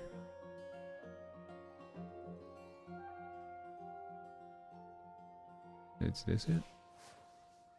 Yeah, there we go. Okay. So this is the next Abyss in a few days. Oh, the Hera is on the... Okay, I thought the Hera might have been on the other side. So Lanyan could handle Hera, but the bigger problem is the crab. If I want to use normal DPS, I could do Bloom with Lanyan, to be clear, to probably get through it. I might mess around with trying to use Lanyan on the first side, just for the funsies. I think this is the first side. Wait, is it first side? Check. 6.0. Yes, it is. Okay. So yeah, first half is, you know, never Bloom, whatever shield. Not Cry shield, whatever you want to call it, but, you know, want Bloom. So F you if you don't have Llama, have fun clearing the crab 10 times slower side. Hera is not that hard though, and then these are obviously just Wild Hunt enemies again, so super inflated HP if you don't have Double Not Cry. Yay! But this side is relatively generic. We get the Icewind Suite back, we have a very tanky Hamster Boy, and we have the Cryo Geovishat for the first time in a while. But there's nothing in particular here that would stop Lanyan from being pretty good, other than the fact that the Icewind Suite, I believe, is a little bit Anemo resistant. By a little bit, I mean a lot of bit. But this is a context that I found is not really that problematic, because it's not that tanky of an enemy. And Lanyan can be pretty good with a Pyro infusion, and Bennett, right? At getting through the shield. Tomorrow. And this is a context where I've usually found I just use, like, I fought Icewind Sweep before in Abyss. I usually just use VV on Lanyan and put her on an attack % goblet, because if we're doing way less Anemo damage, may as well try to enjoy it. Saves us the energy of running for shelter at least. I like most of Lanyan's lines. Anyways. Yeah, there's indeed a crab again. So the second side should be perfectly doable with Lanyan. I do not think I'll have any issues. Lanyan can get through their shield pretty quickly, and the Anemo resistance is annoying, but Farazan helps with it. We can still do some Anemo damage, and then I just spec a little bit more into the pyro damage and swirl damage, I guess technically, and Furina's damage on top of that has been more than fine. I suspect, you know, if it's probably one of the contexts if I had a lower investment, Furina would be a little bit trickier, but I don't know. The Icewind Suite has not been that hard, like, in my experience. I think the Icewind Suite is balanced around its shield and it's because it gets its shield like up multiple times, unless you're using a really strong team, obviously. It gets its shield up potentially multiple times, and oh yeah, Furina can also stun it. I forgot about that actually. I almost never do that though, because I forget about it. But anyways, yada yada. It shouldn't be that much of a problem. The hardest chamber will probably be the hamster, just for the DPS check of the hamster, is my assumption. Anyways, oh yeah, we're gonna check Widget. This will be interesting. I think this should be worse. I'm pretty sure Widget should be worse. But we shall see. It might be better in the first and second chamber. There's a chance if played around it properly. And we're not going to do any crazy amount of... I might reset a couple times if I feel like it makes sense. But I'm not going to do a crazy amount of resetting to optimize Widget or anything.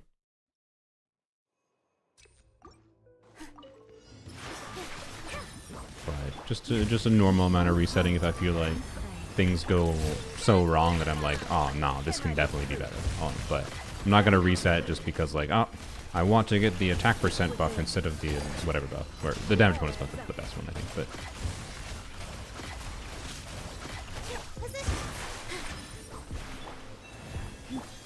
yeah. No more lies.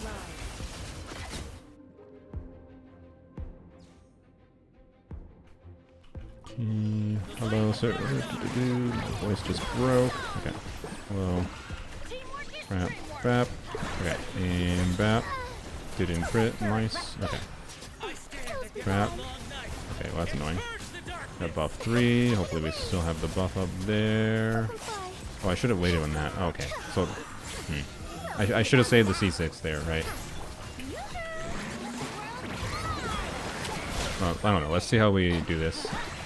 And then we'll compare that to if I try to optimize it a little bit more.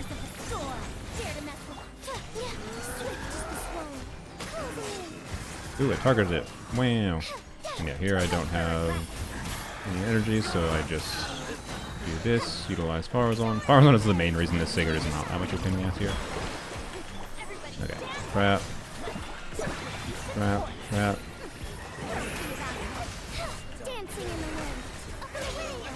We're gonna get another skill back here, so...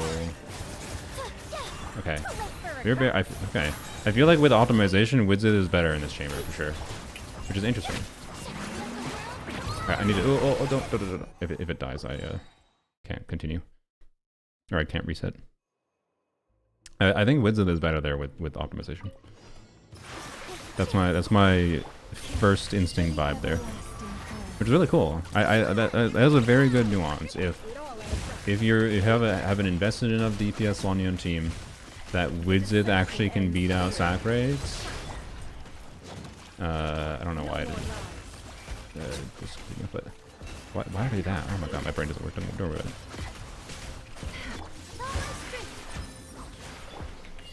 Alright, crap. And this gives me more reason to try to use other 5-star weapons on her again. Because before when I had done Destiny with DPS on, I just like never found anything really worth it over sack rigs.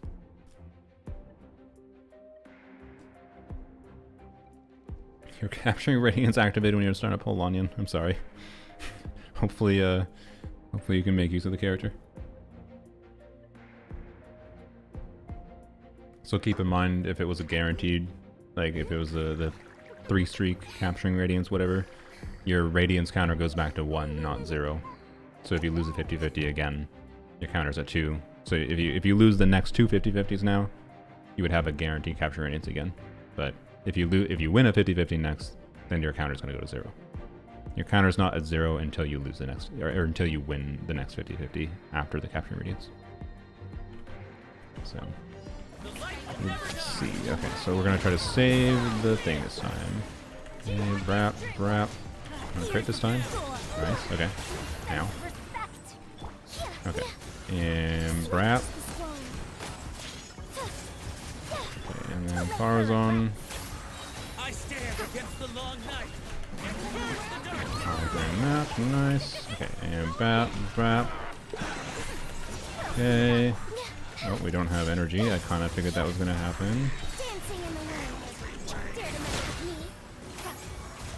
Okay, so I wasn't able to do that exactly how I wanted, but might have just been a difference in what wizard buffs we got.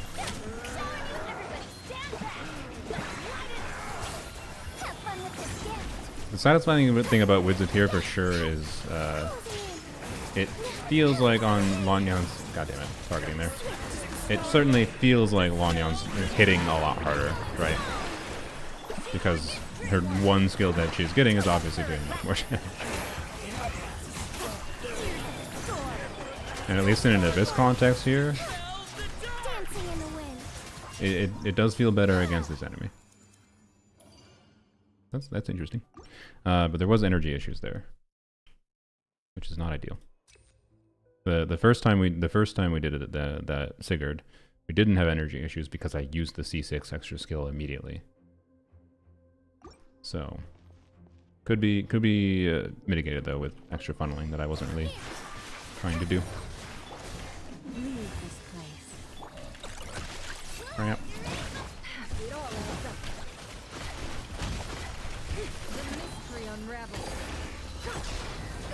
Oh, I don't know why I'm switching. Oh yeah. Lanyan pulls only got you 2 Yunjin instead. I apologize. I stole all your luck, but frankly, I think I deserved it more. Sorry. I would like energy. Oh, I just wasted with oopsies. Wow, okay, so that was incredible on my part. Let's just redo that. Let's just redo that. Yeah, funnel some particles.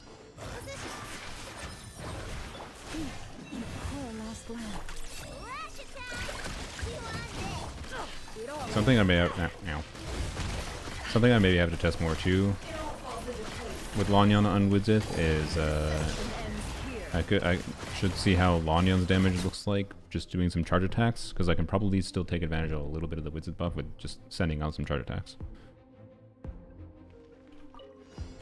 I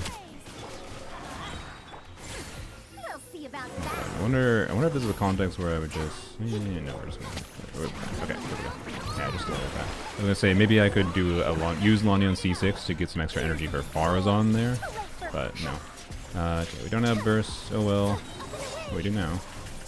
Maybe I should have not done that. I should have stayed up for the next rotation because now it's in the down phase without us doing any damage to it. Shoot. That was bad. Could have utilized that better.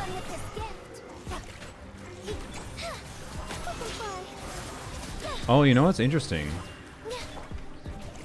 The energy situation with Widzith, I don't think it's actually that problematic. Because you can just make sure you line up Lanyan's burst like you can burst every other rotation on Lanyan with Widzith. God damn it. There we go. Okay. And save them, like I had Widzith up there, right? Save Lanyan, I got 2 extra skills. Save Lanyan burst for the rotations that you have Widzith buff. Right?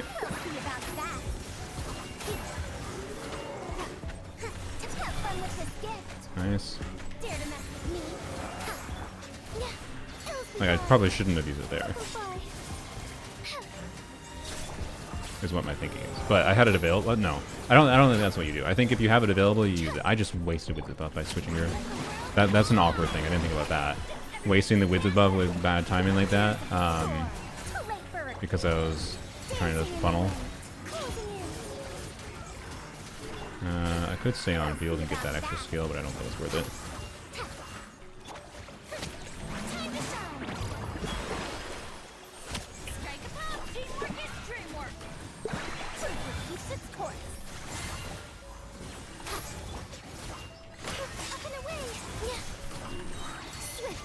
Oh, that didn't get close enough. Oh, I didn't have Wizard Buff up, did I? Oh, damn. I shouldn't have done that.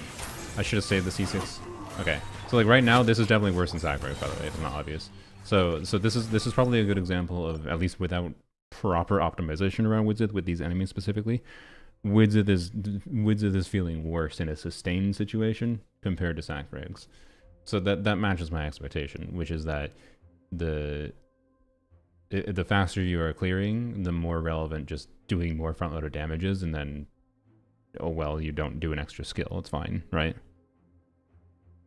And we'll see what happens in the shield phase of the next chamber, because I think Wizard buff in the shield phase of the next chamber, at least we can get energy properly to the start especially, probably is going to let us shred that shield really quickly compared to I kind of had to do some extra damage to it. I didn't have Pharaoh's on burst, to be clear, previously. I probably would have cleared their shield phase last time a lot better with Pharaoh's on burst up.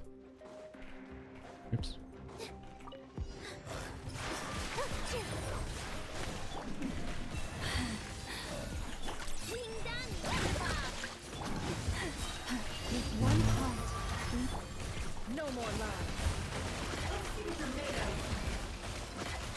Wow. N3 XD. What? N2, N3. What? What are you talking about?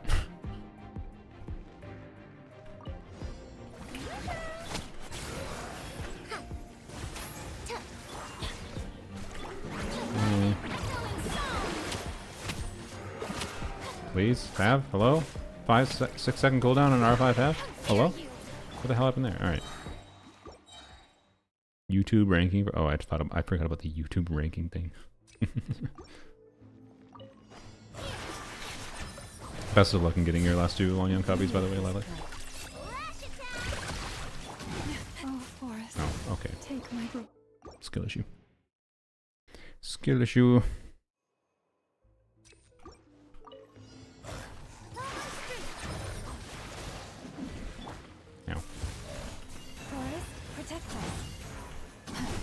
Oh my god, can I get energy? No? Okay, this was not worth waiting for.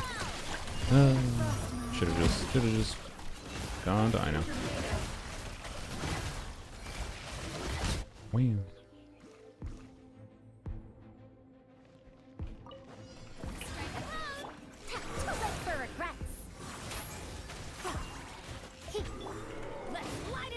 Okay.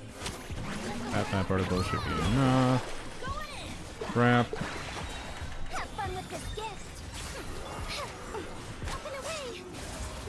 Try saving here. Oh wait, I should have bursted though. Oh shoot. Also, I should have done more Pharaoh's on charge attacks. I'm not used to having to think about doing more Pharaoh's on charge attacks. Okay, nice. Don't have Wizard buff up here, but I think it's worth it to do all my skills there anyways in the down phase. That was good timing of utilizing everything.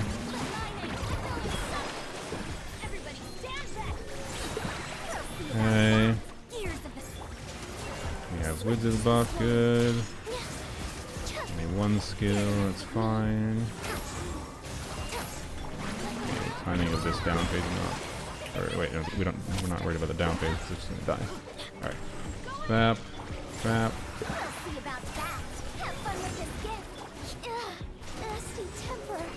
I should have done this. That was a bad sequencing there, but it's fine. I'm gonna save the extra skill here. Okay.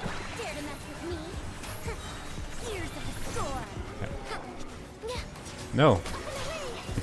My burst. Ah, it's fine. Got the extra skill, very good. Okay. I might be converting to a Wizard believer for her now. After so long of being like, nope, C6 Lanyan doesn't change Wizard on her. Or Wizard versus Sacrifice on her. It's just because my Lanyan's too good. Like, to be clear, like that there felt better than Sacrifice because I properly optimized around it. And it might have been in some conjunction of getting the right buffs too. I don't know which buffs I got. But like the nuance of being smart with timing the abilities there with Wizard, this is a rare context of like Wizard being fun to use on Lanyan. Doesn't normals deal more damage than Hazo's normals? Because your Hazo is bad. No. What is Hazo's normals? Amber. So first of all, Lanyan, I guess. Stats Mulani. I don't remember them being particularly high, but I don't think I have mine at level 10. But level 10 versus level 10, 74% up to 116%. Hazel. Yep, they're a tiny bit higher. They're a tiny bit higher, plus, you know, I have C1 Furina that gives me more damage bonus and whatever. But I hope I have burst energy on Farazan. I'm not sure, but we'll see. They are a tiny bit higher. That would be part of it though. Yeah, I don't know why. Hazo's number one problem, I think, is the fact that he's like fundamentally made to do normal attacks, but he has just poopy normal attack multipliers. I think it's definitely a mistake. If he was released today, I mean, like, they have released consistently better 4-stars since Outland in particular. If he was released today, he would probably be quite a bit of a better character. He's not bad, mind you, but...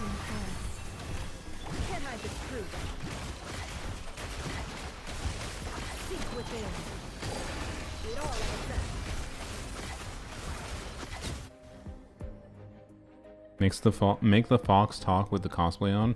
If I had known about it sooner, I would have maybe asked them to do a little bit of extra art for me. We do have our energy, by the way, so yeah, this should be a lot better. Oh, if I don't get interrupted. Holy wizard buff, go burr. Yeah, wizard buff plus C6 Lanyan made that ridiculously faster to get through. Holy. We gotta do that again. Holy wizard buff. Alright. Wizard is maybe now my preferred weapon on her for Abyss. Because Abyss DPS check is just so much lower that the front loaded damage value is just so much higher. Especially with mechanics like this enemy.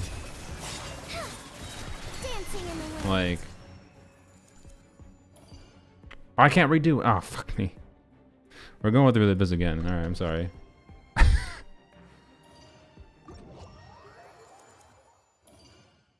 Like, holy wizard buff. We could test a different weapon. Honestly, I don't know there's a reason to test a different weapon. You know, before we test wizard again, we're gonna go through again. Let's test a different weapon. Because I think it's worth investigating different weapons. So this weapon could actually be utilized on her, by the way. Wish I had refines on it. I don't think it's really that worth it without refines. I actually think Either Light Spindelude might be pretty good too. as a free-to-play alternative with C6 Lanyan. Yeah, maybe we just try Nefer's weapon. It's either Nefer's weapon or this weapon, I think. Or actually, wait, or Stall. Wait, no, I'm gonna do Star Colors, because Star Colors is just a bunch of EM for, you know, EM scaling damage, but then gives her damage bonus 2 in the passive. But then that damage bonus passes over to Farazan, so I'd be able to do more damage on Farazan too. I want that. That's more fun, I think. So how much EM does she have? 388. Nice. Okay. Yeah, we're gonna try Star Colors and see how that compares. Nefer weapon would be, you know, interesting as far as the fat crit damage and stuff it gives, but and it gives crit rate. I mean, what does their stats look like? Like the crit value is what Nefer's weapon does going for it, and then the EM is there too. Yeah, Like, yeah. Wow. The magic of an 104 CV weapon at a baseline. Oh, good lord. Stupid. All right. We'll maybe do a run with it, but I want to try this weapon first. And same lazy ass team. You know, I'm gonna put instructors on. Sorry, I am gonna put instructors on. I know. Just because I want to see how much I notice the difference, honestly.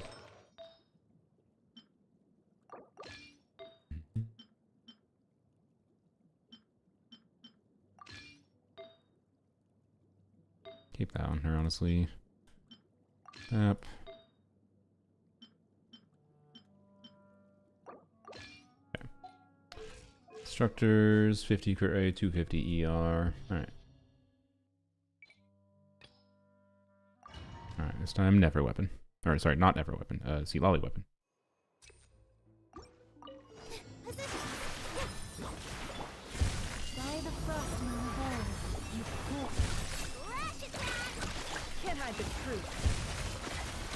One of the reasons I did want never weapon was to see how it did on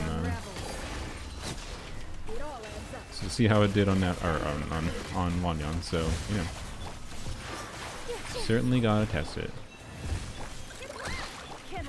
I really wish Nefer's like converted bloom cores. Like it'd be actually bad for Nefer. They'd have to retweak minorly how her passive works for it.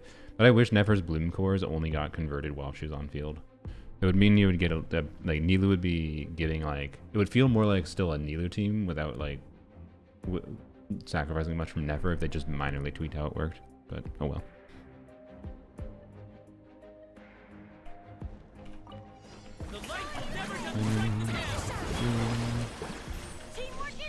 Crap. Alright. Really? Of course. I like. Oh, okay. Oh. Well, I guess we'll restart. Oops. Oopsies. We don't have to worry about saving... Oops. We don't have to worry about saving Lanyan Burst for a Widzith rotation anymore. Because we don't have to worry about partial rotation buff up time. We will have the buff up from C lolly weapon always.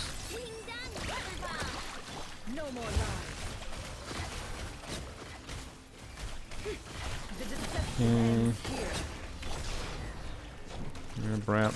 That's actually worth the time to do, but it refreshed instructor buff. We just missed a charge back? I think we did. I should have just. Yep, oopsies. That was my bad. Alright. Hello, Shix Do Death.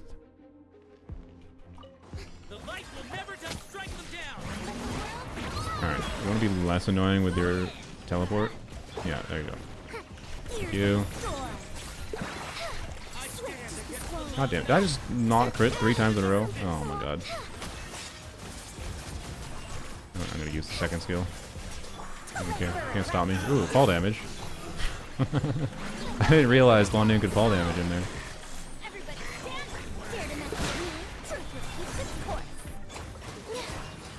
Where are you? Where are you? There you go. Yay.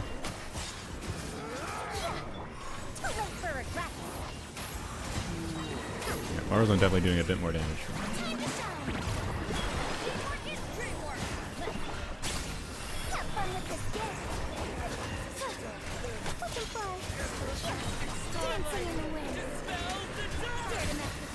Yeah, that's pretty good.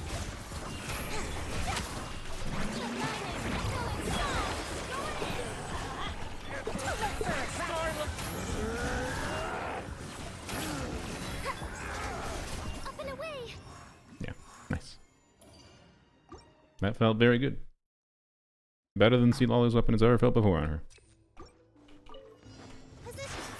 Yeah, I think my Lanyan team is just invested enough that non-sacrifice weapons can make sense in Abyss. If we go and compare this to Stygian, I think it won't be the case. But I'll have to confirm that. And... oh, that was a really open kill with the burst. Just say Shadow, but you have an X in your name. Shooksto. What do you want from me? You put an X in your name. Dare to mess with me? Everybody stand back! Ears of the storm! Ills be gone! Closing in! Up and away! We'll see. We also don't have to worry about wasting Wizard buff by funneling by accident in some rotations. Have fun with this gift! Swift is the slower. Flip and fly. Too late for regret. Yeah, I think on average if I throw with at least this weapon, I think on average, if we're not using sacrifice on her, Dare to mess with me? if I throw a weapon like this is better for the team. Ears of the storm! Up and away! We don't have. Oh, we do now. Dancing in the wind. Okay, that was worth it, I think. Should have switched to you earlier. Bad rotation a little bit here, but same time with you, but okay, nice. Bad. Okay, good. Okay, it still has buff lingering. I think it did. Nice. Didn't get bars on damage out and Bennett buff up time, but that's fine. Ears of the storm! Closing in! Ills be gone! Too late for regret! Time to shine! Alright. How much does a charge attack do? We can check. Have fun with this gift! Flip and fly! 12k. Dancing in the wind! So definitely better to do Farazan.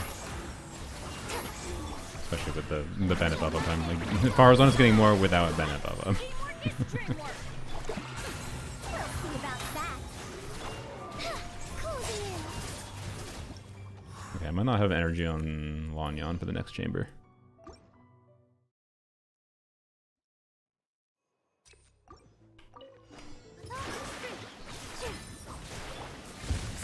Ever so slightly better circlet for Lanyan, same exact crit damage with 40 EM. Nice. For the everlasting cause. Ding dong, rubber Positions. It all adds up. No more lies. It all falls into place. Wham.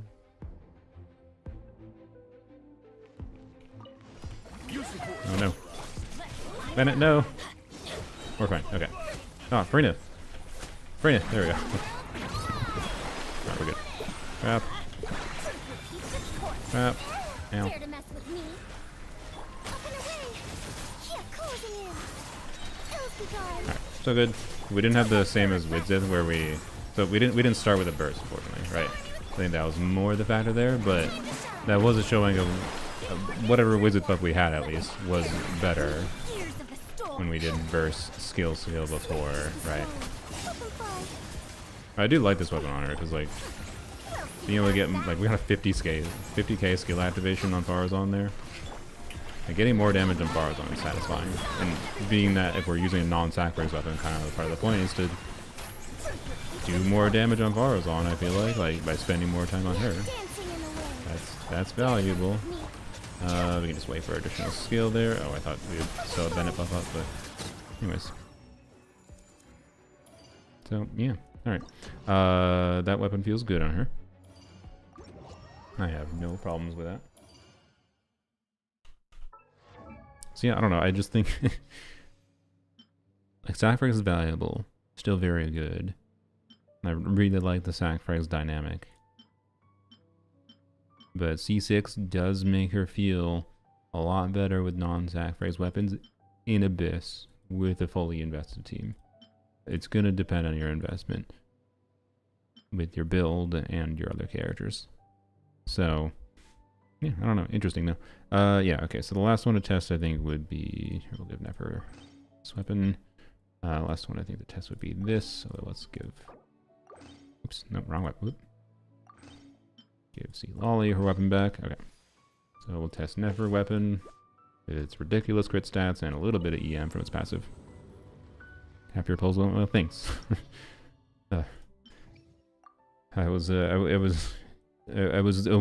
thinking worst case scenario going into today. So that the lesson learned: be pessimistic. Oh boy.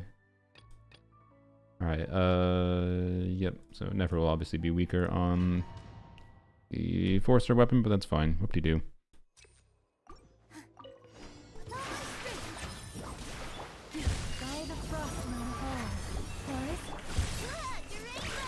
8 a.m. here, so good morning. Morning.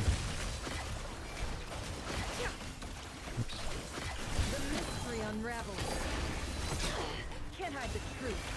I meant to switch to Ino there, but it said no, so alright.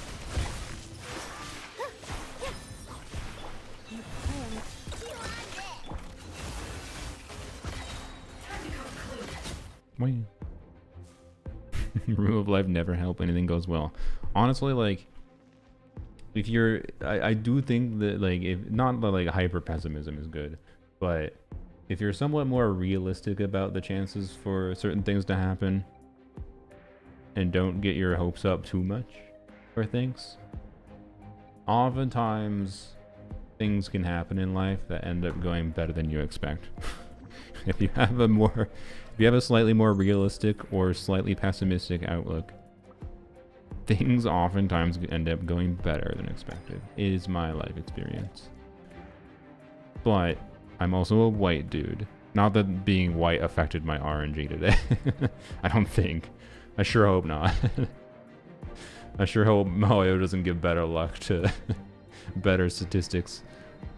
But I mean, as a life experience thing, being white does affect that perception of mine, maybe to some degree. I don't know. Anyways. The light will never die. Lesson learned: be white. Sorry.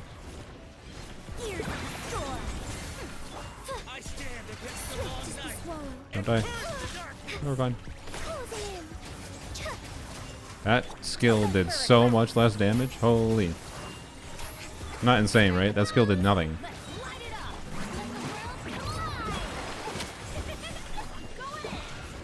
Clip that? And why? Because I said the truth?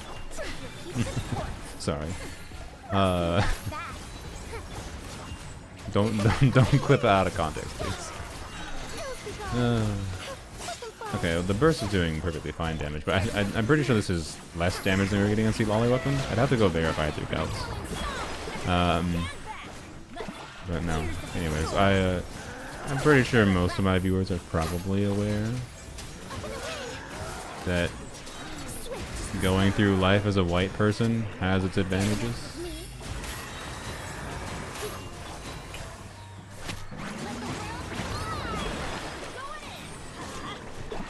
I didn't close the calcs, right? There we go. I want to go check what. Furina is on. Okay, so yep, this is the exact team as I have it configured. Okay, so first of all, check Widzith. So Widzith, of course, is Widzith, and it's got Widzith RNG.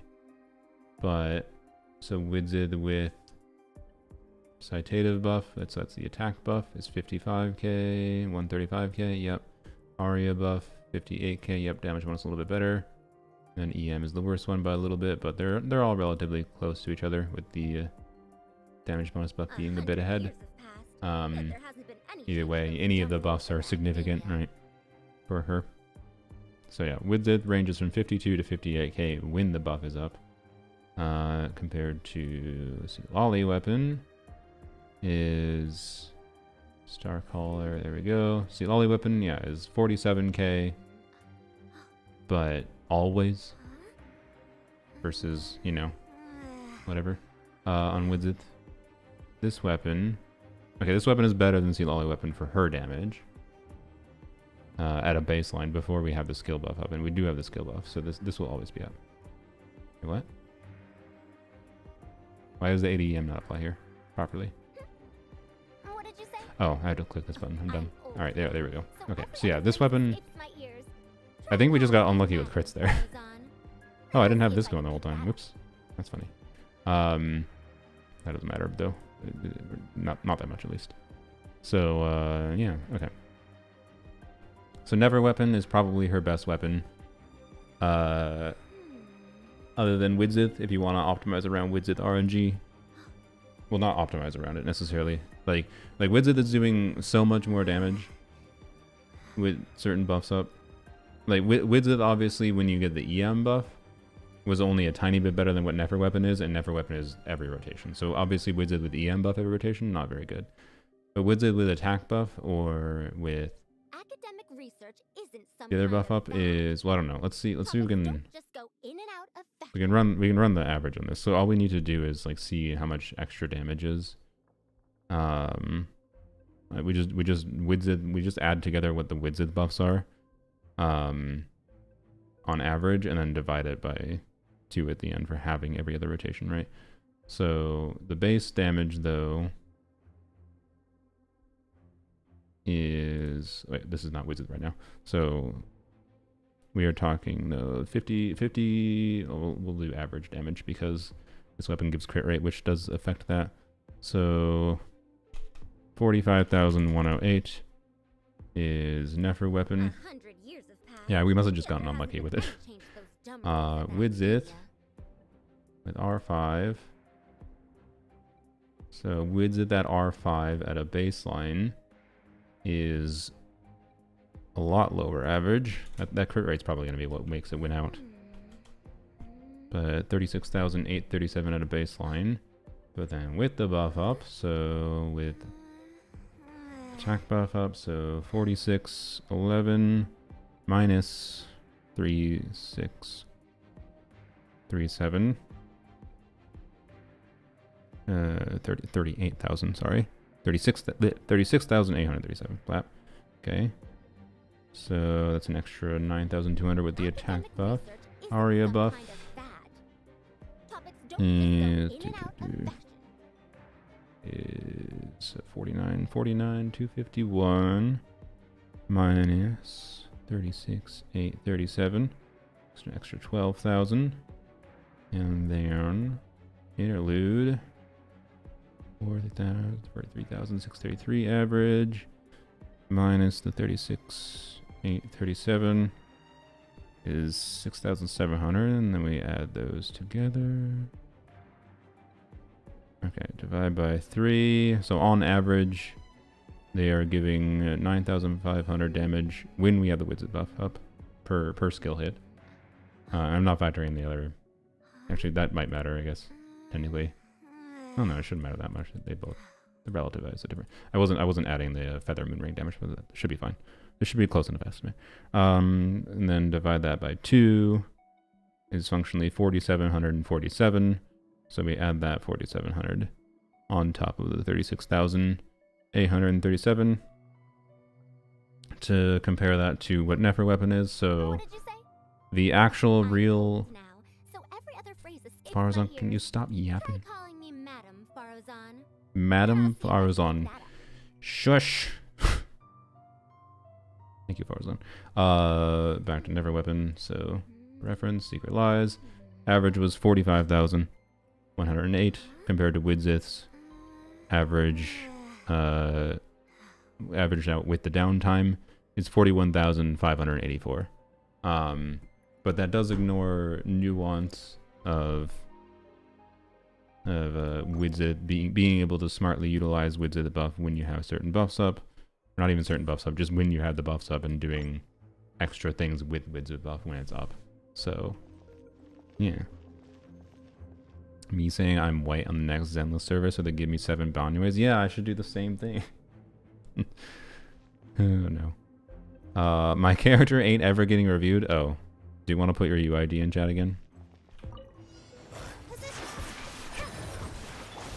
I told you I would forget about it. That you did it at the wrong time. Yeah. No more love. Seek within.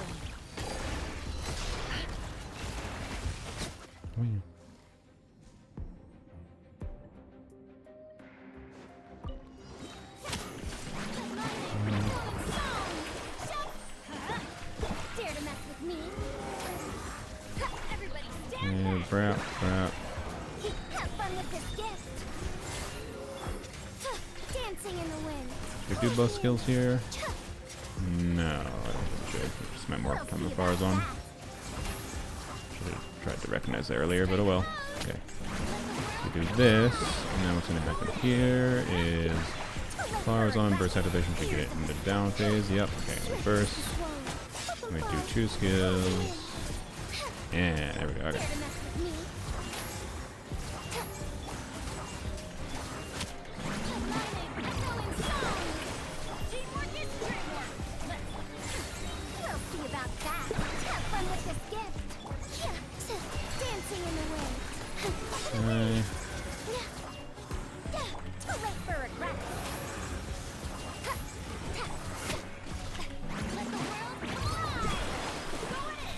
Yep. Yeah, do extra charge attack, grab. Grab. Okay. Nice. We'll see about that. Time to shine. Showing you teamwork is dreamwork. Let's dare to mess with me. Have fun with this gift. Shoot.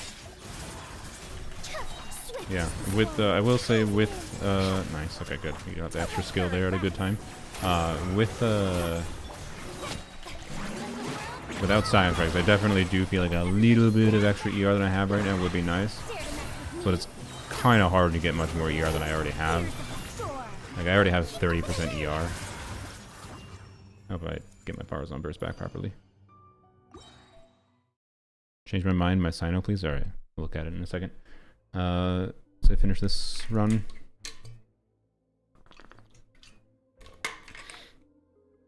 I wonder if Widzith is going to seem better, because Widzith buffs, on average, never weapon is better, right? But Widzith buffs when it comes to like a shield mechanic, like in the whatever the dude is called in the next chamber here. Why did I do that? Like Widzith buff with the next chamber, the shield breaking. What it did before, again, I don't remember what Widzith buff we got, but it allowed us to do 2 skills in a burst and then have another, or no, what did it have? I think we like got through the shield when we, I didn't even record it, unfortunately. Andy should record that clip, so we might go through Widzith again if Never Weapon can't replicate it. But it allowed us to get through with, I think, just 2 skills, right? And then we had a burst up or whatever. It was either a skill burst and then we had an extra skill for when he went down, which allowed us to clear a lot quicker. So, that's interesting.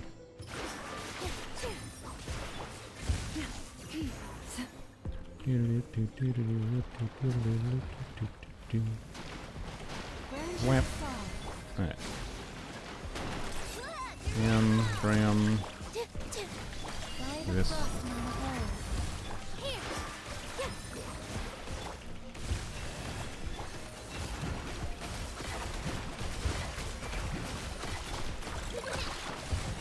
Hey, underlying hydro. What the heck? Alright. Alright. I don't have energy. Frick. Oh no. I said I hope I have Farazan energy. Okay, I'm not going to be able to properly compare to Widzith here without Farazan energy up. Oh boy. Okay, well, shit. Well, let's see if Never Weapon gets through with 2 skills in a burst then. Nope, not quite. I think I kind of need the Farazan burst up. Sad. Let's redo and see if we can actually just get Farazan burst up. They might be able to. Might be able to.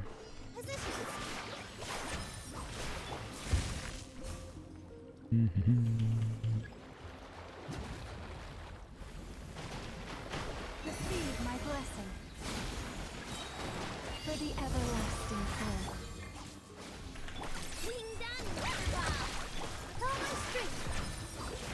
It all adds up. No more lies. Wow.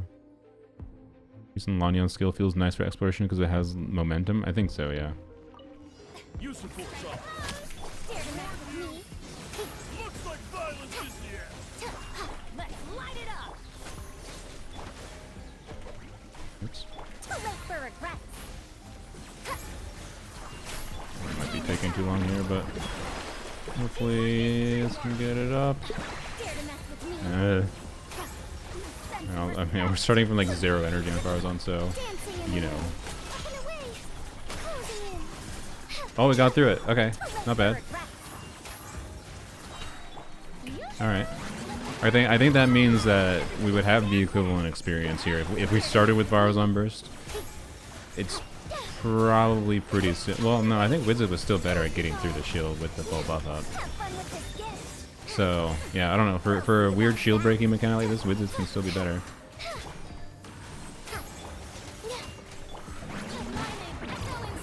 Crap. Just kind of purposely doing some extension there. Funneling particles. Crap. Bam. And then I think I just... Oh, I think I didn't have Bennett buff there. I think I just wait for the extra skill there. Yeah. So yeah. I don't know. C6 LANYAN is more viable than I thought on non-sacrifice weapons in Abyss. We'll go and test in Stygian here though after we do this unit review. So I might have to eat my new LANYAN video is probably gonna be like, well, I was wrong about one thing. People constantly ask me if C6 LANYAN allows her to use not-sac frags, and the answer is gonna be instead of it being a no, but it's gonna be a yes, but. Actually, it's probably not gonna be a yes, but it's gonna be a maybe, but. Maybe, but. Depending on context. Because, like, as Abyss cycles get harder, and, like, depending on your investment, right? I think it's more appropriate to say maybe, but. Not yes, but. But it's definitely not a no, but anymore. It was a no, but before. Now I think it's a maybe, but. Or a yes, but, if your investment is good enough. And if we know the investment and we know the context, like on my account, it is a yes, but, right?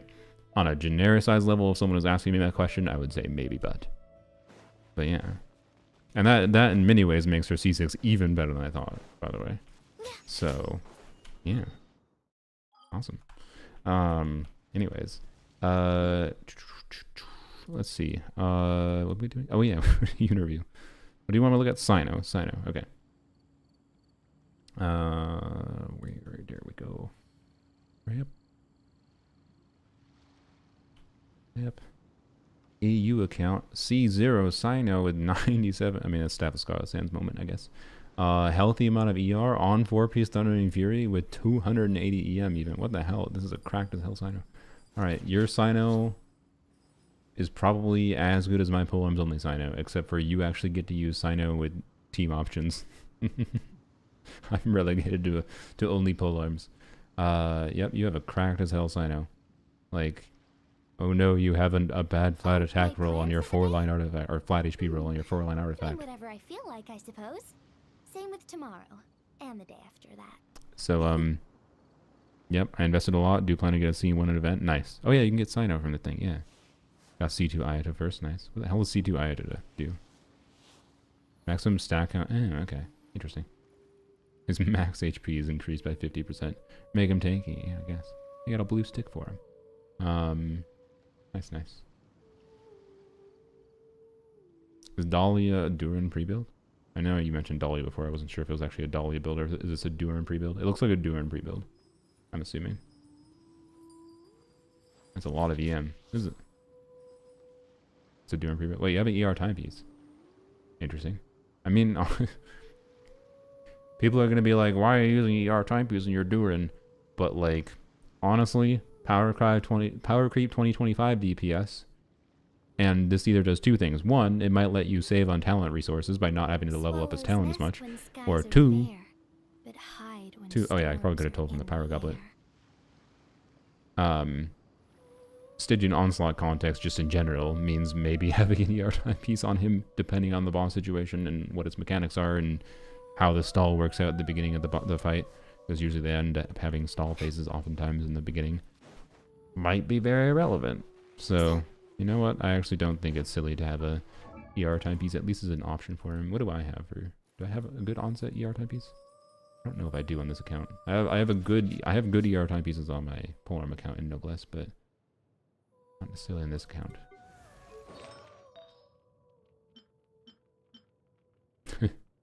It's a great Bennett piece. That's a piece as well. Yep, I don't have a good ER type piece. Okay. That would mean... Well, what I do have, though... I don't want to do this because... I like the idea of using attack goblet on him, particularly if I end up getting C1, but that's going to be... It depends on the batter situation, and it depends on Yehoda luck situation. And depends on Durin luck. Like, if because I'm at 40 pity right now. I could easily get Durin at pity before getting a single copy of Yehoda, right? It's my current situation. So, but anyway, sorry. I have this, I don't know why it's on Amber right now, to be honest, but I have this really cracked pyro damage goblet. So, like, I could switch to a good off-piece ER timepiece if I need to. I have the flexibility to. So, yeah. Anyways, very nice stuff. We're gonna go through Abyss one more time with Wizard. So I hope you're not bored of Abyss yet. Because I want to see if I can... record a clip of DPS, C6 DPS Lanyan shredding that shield. So, oops, I don't know why I did that. Not doing any more wishes. No. Durin and Yehoda are important to me.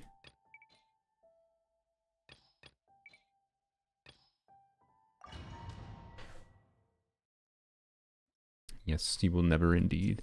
You will indeed never be free from ER sands. Accept it. Run from it. With one heart, we pray. Actually, you know what? One bad thing about running ER sands and Pyro Goblet is him wanting to beat the 2500 attack means his damage is actually going to fall off quite significantly with an ER Goblet and with a Pyro Goblet and a ER sands. You know.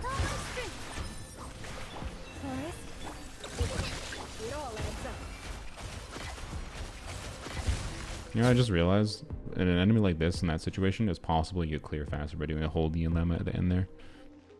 No. Sure, we can review that.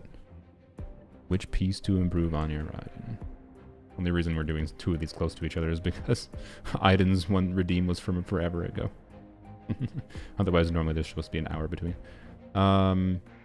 Raiden piece to improve. Staff of Scarlet Sands. Not 194 ER. That's at the amount that's usable.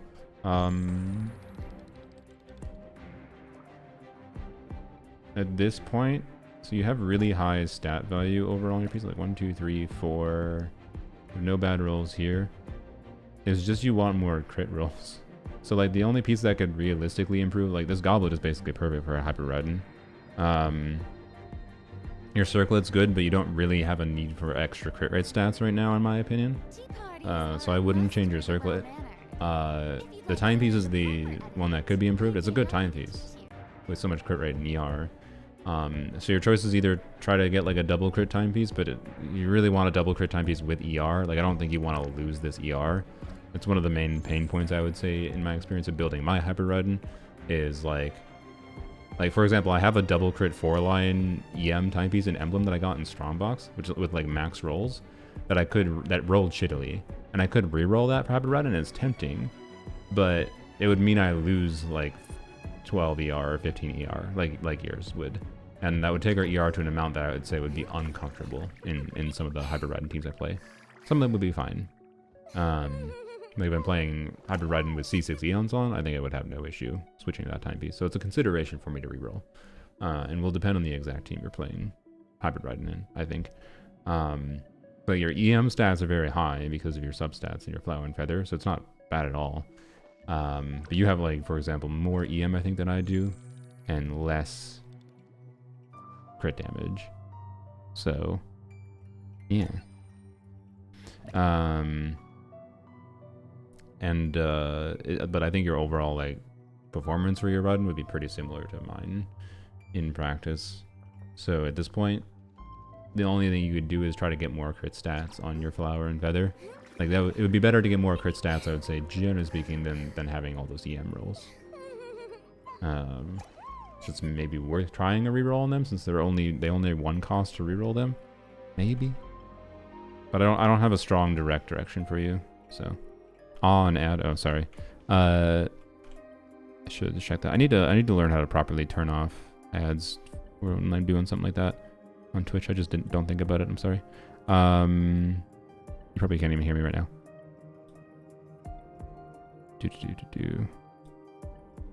Where is my? Whoops!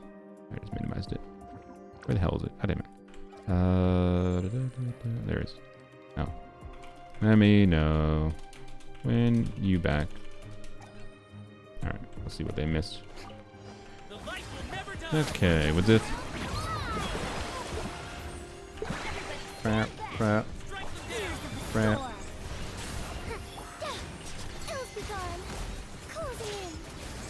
Should I use extra skill? I ain't going to. Oh wow, we already got, oh okay, that's, wow. Alright, good job, Wizith. I didn't expect to get through the, it's kind of not ideal actually. But it's probably not that big a deal.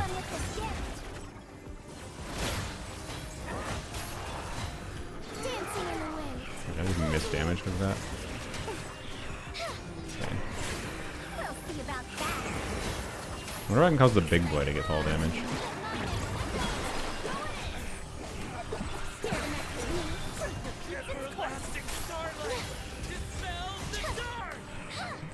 Okay, whatever. I was trying to get the burst first, but such is life.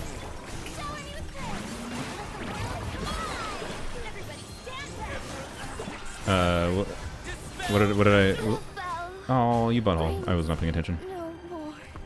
Shoot. Well, what did I leave off on? Mario MD. Are you Mario MD because you're studying for a doctorate, or in a doctorate program, or are you already a doctor? Out of curiosity. But anyways, what did I leave off on? I don't know what you heard from me and what you did not. Because the ad, terrible ad timing.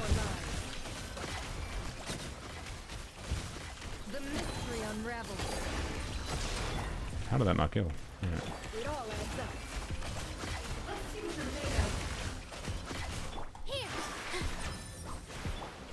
With one heart, no more lies. Okay. Well, you're not answering, so I guess I will repeat again the thing I'm guessing you missed, which is that I don't know exactly what makes sense, because you have overall really high stat value. Theoretically, a double crit ER timepiece would be ideal, but you can't craft three main stats. You could craft like a double crit EM timepiece and hope it has ER in the last line. I think your circlet and your goblet are pretty much perfect, in my opinion. And then the flower and feather, I think would be better. I think hybrid Raiden is preferable to have more crit than EM, but losing EM also means less like reaction scaling damage. So it's not like inherently massively better to get like crit damage stats instead of EM. So you could consider rerolling. So I don't know. Your hybrid Raiden is at a weird balance where if you're not satisfied with the crits, like the crit damage you get from Raiden, like from her burst activation and her charge attacks and normal attacks when you're doing them, then you could consider like rerolling the flower feather, maybe trying to get a new timepiece. But your overall like stats value is really high, that I'd say it's very hard to improve from here. And because you're at a build that's high enough investment with all good stats, there's no direct recommendation I have for an obvious improvement there. Other than potentially risking reroll feathers on, if wanted, risking reroll feathers on. Oh, okay, we gotta wait for that. Okay. This time I'm gonna save the extra skill. Crap. That's fine. We don't want to trigger the phase yet, anyways. Okay, that. Okay. Oh damn, we did not. Yeah, we didn't time that well. Oh, I didn't get infused. No, that's cooked. Restart that. So yeah, did we already get that sweet C6? Yep. Yeah, I've been testing a bunch of stuff with C6 for like probably a good 2 hours. Maybe not 2 hours. I don't know. No, probably only like an hour and a half. But yeah, I don't have a very specific recommendation for you at that investment level, unfortunately. It's ultimately going to depend on RNG, and there's all like risks you can take to try to get minor improvements at that point. I think is where your build's at. Didn't get off up, I think, properly. But. No more lies. Really? Alright. Thundering Fury Lanyan? Not yet, no. I mean, I've tried it in the past. Not with this team, obviously, but...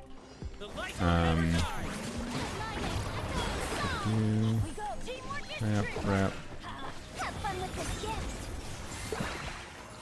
I stand against the long night and purge the darkness. Yeah. Ills be gone. Up and away. I chose to do the second skill because I had Wizard buff up that time. I thought it might be better bit compared to what happened the previous time. The previous time, obviously, the bigger issue was dying. Dancing in the wind. Yeah, I'll see hits on it at least.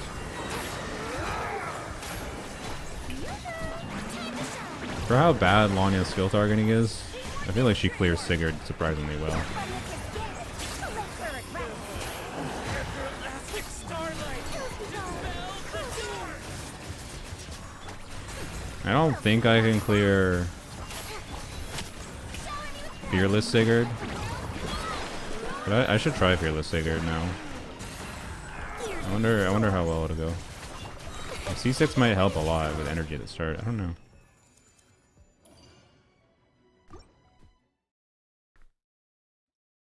And I will probably use sack breaks.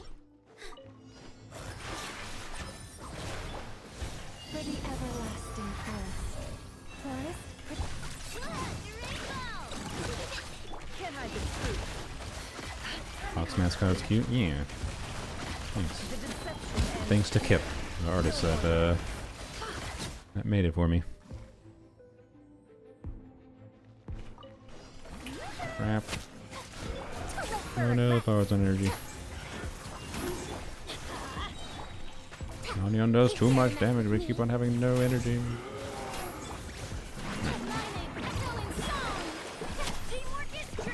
Bap. Have fun with this gift. Late bird.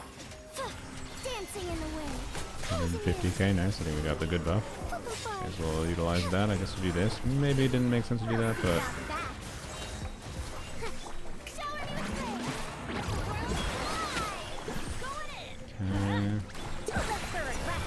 Ears of the storm. Ills be gone. Closing in. yeah, it's fine. Next rotation. Crap. Next rotation we'll have buff up. Oh, Bennett buff. That's not ideal. Oh, we're wasting it. Oh no, we're wasting it. No, we're wasting it. No, we're wasting it. No, we wasted it. Swift is the swallow. It should be dead now if that was ideal, but it's a fumble on my part. Oh well.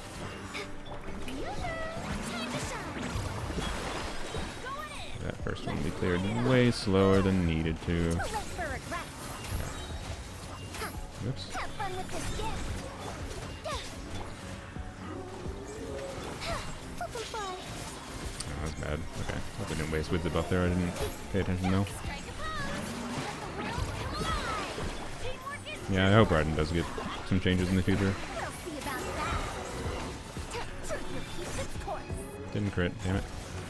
Dancing. Good. Have wizard buff up and light it up with the down phase. Good. Alright, we want to make sure we end this without its energy. Should be able to do.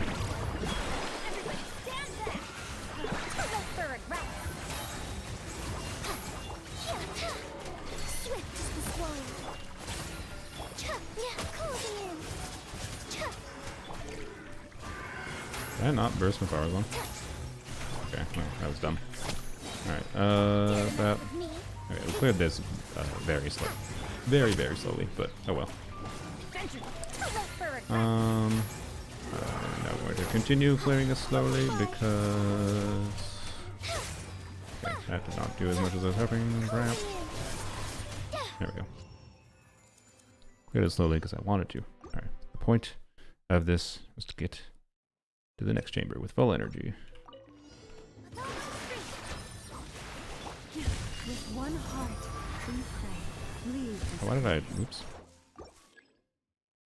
I just laid 50 pulls in the battle. Got an early 22 pity, 50-50 loss with Mona. And Mona's not bad. Early, oh, and then early Suman would be nice, but guaranteed best rest is just nice. Yeah.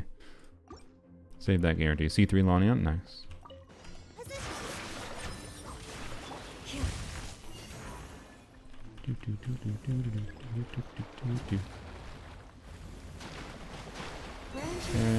What?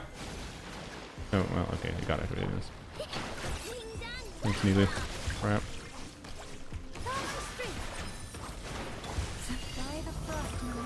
Yep.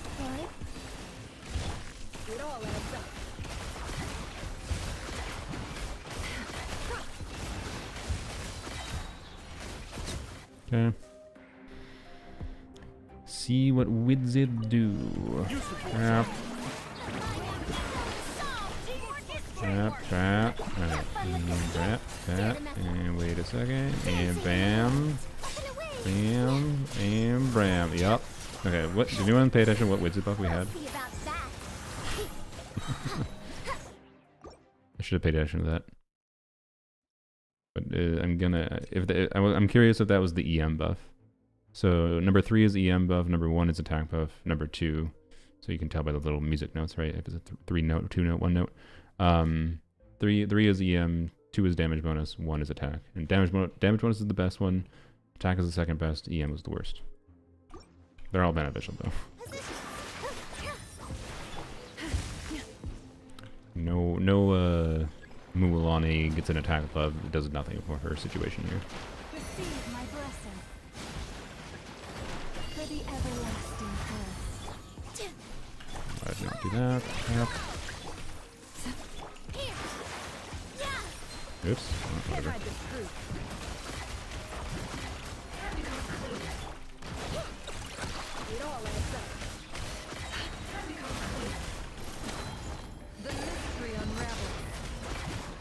Hello? Oh my gosh, I don't have Hydro. Whoops, I meant to do Hydro there. The slowest clear I've ever had with Never Premium. Oh my god. Slowest clear I've had with Never Premium, honestly. Okay. Do this again. Pay attention to the buff this time. I kind of want to see what all 3 different buffs get. Alright. Brap. Okay, we got buff number 2 this time, so it's the best one. Oh yeah. Buff number 2 is a lot better. Buff number 2 with Widzid lets us get through with... wow. Buff number 2 with Widzid lets us get through with just burst and 1 skill. And then second skill actually is just damage. Wow. Holy Widzid go burr against this enemy. Yeah, I think Widzid is a lot better against this dude. So, let's see what the other buffs do though.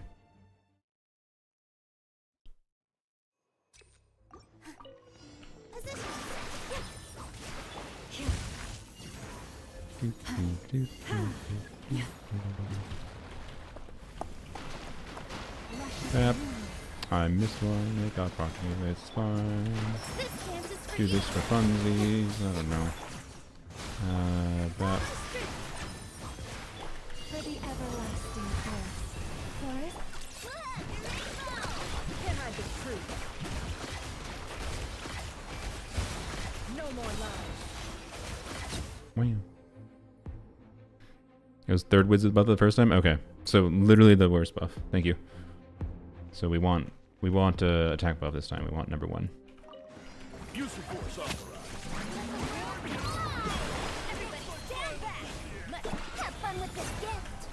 Okay.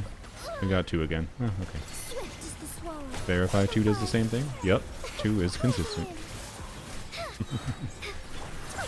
When it's down, by the way, so when it's down, it has lowered resistance to, I believe, all elements. We're getting 80k skill hits on Lanyan. Oh, what the hell. Nice. One.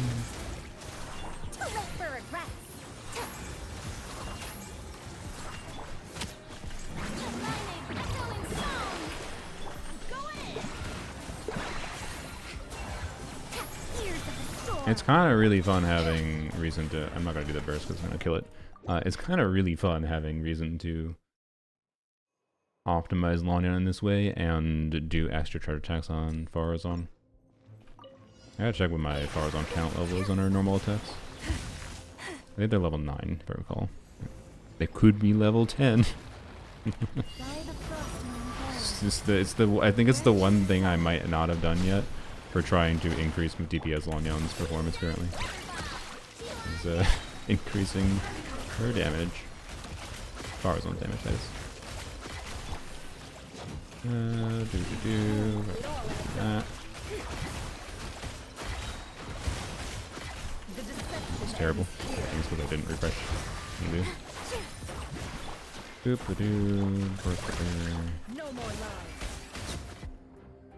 Alright. Okay, buff number 1 this time, please. I want to. Yep. We got buff number 3 again, so that's the worst buff. Worst buff, still pretty good. Still pretty good. Redo. Honestly, the main thing I want to see is does the attack buff still let us do the 1 skill and 1 burst gets through the shield? Because the EM buff is not enough to do that. Do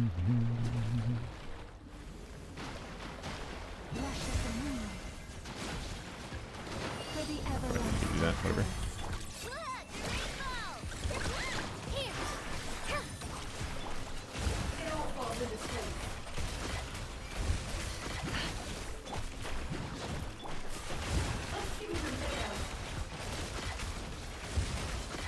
Wait. My mom said I can't be a femboy anymore. You should tell your mom to be a femme girl. That'll get her.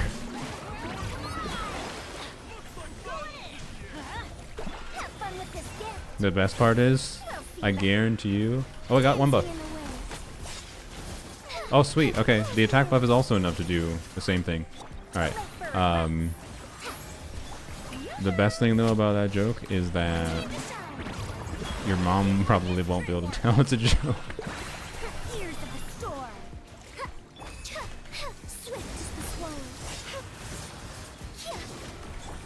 I'm spending extra field time. So we get Lanyan energy. Get funnel there. Crap. Crap. Good. Bam. 150k. Bam. Okay, Lanyan's kind of really... It's kind of really satisfying to have Lanyan on Blizzard now. I didn't expect this. Because it wasn't satisfying before because it just felt like such a damage downgrade. But now in Abyss, at least, like, the flexibility that C6 allows is not a problem with how tanky these enemies are. And like, I thought I would be like, in the Wild Hunt chamber, it doesn't feel very good, but like, you just gotta optimize around Wizard a little bit with the Wild Hunt chamber, and it feels as good, if not better, even in the longer sustained chamber. So, yeah. Anyways, it's the third wizard. Alright, no, I already read that. I'm a dumbass. Alright, last thing to test quick. Who's over there? Kazuha. Okay, sorry. We're gonna go talk to Kazuha. Last thing to test quick before we end the stream is... Is a taser driver good? She can work well. Actually, maybe we could potentially do that. We could see how C6 Lanyan works there. Yeah, you can definitely do it. I've done, I do like, my favorite alternative Lanyan team is Lanyan Farazan and Nefa. I know, actually. Furina is better. Well, no, sorry, Furina's not better because we have no healing. No, yeah. I know. I know is better. So the only problem, like the problem is that I know is, you know, losing the damage bonus from Furina and losing the buff from Bennett means Lanyan's damage is obviously way lower. So in that team context, I do think it's missing something still. And that something is probably Columbina. And Lanyan in that team will actually have an ideal artifact set in the form of the Not Cry set, right? Which I don't... Wait, I haven't actually tried the Not Cry. I might actually have a viable set on her now. That was the shortest antidote ever. Did I get C6 LANYAN? Yep, we did. It only took us 40 pulls. I got, you know, if we average out my entire experience from the first banner to the second banner, my overall experience was still below average for acquisition rate for Lanyan. But these pulls specifically today were very above average and very lucky. They made up for the terrible luck of getting the first 2 copies of Lanyan. My first 2 copies of Lanyan took 200 pulls. Like bonkers. So yeah, it only took 40 pulls, which is very good. Unvoiced Kazo, rest in piss. Yeah, I didn't even realize I was like in the anecdote properly because I was yapping. I didn't even reread what he says. I'm sorry. I would have, but my brain was busy yapping, and the voice happening didn't like normally the voice talking would like interrupt my brain to pay attention, but it wasn't there. So, oh well, I'll never know.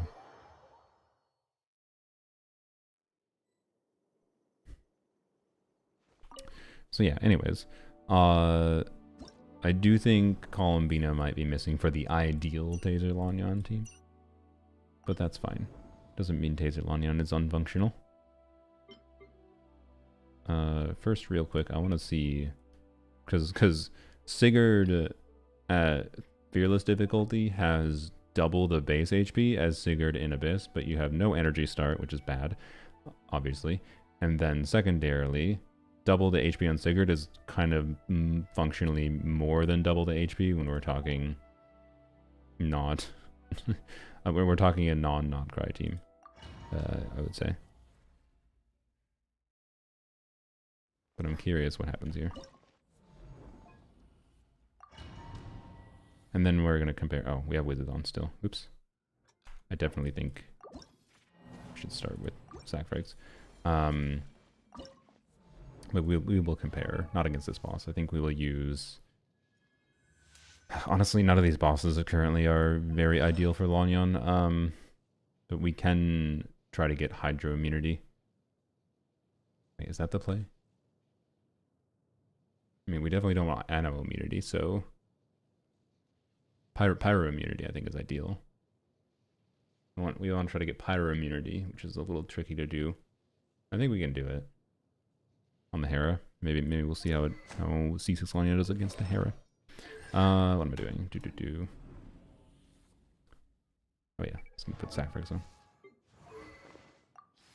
Yeah, I feel like Sacrifice with the additional skill at the start for energy situation is probably gonna matter. The light will We never do this. We do this. Dare to mess with me? Do not avoid me, please.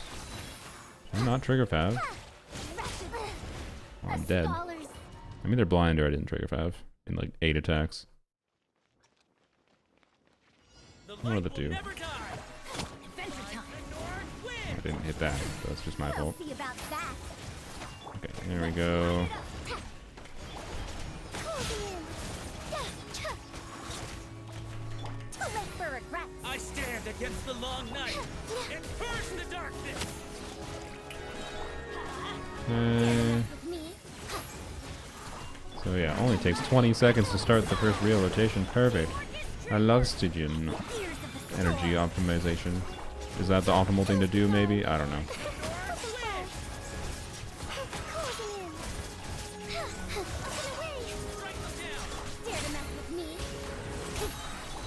Targeting is going to be a major problem with Fearless Sigurd here. Crap, that.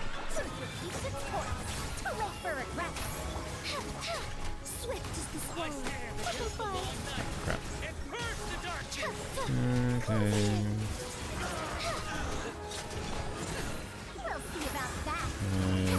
second phase could be done more ideally. Yeah, like we have the damage potential here if we didn't have to deal with the targeting issue here. Right.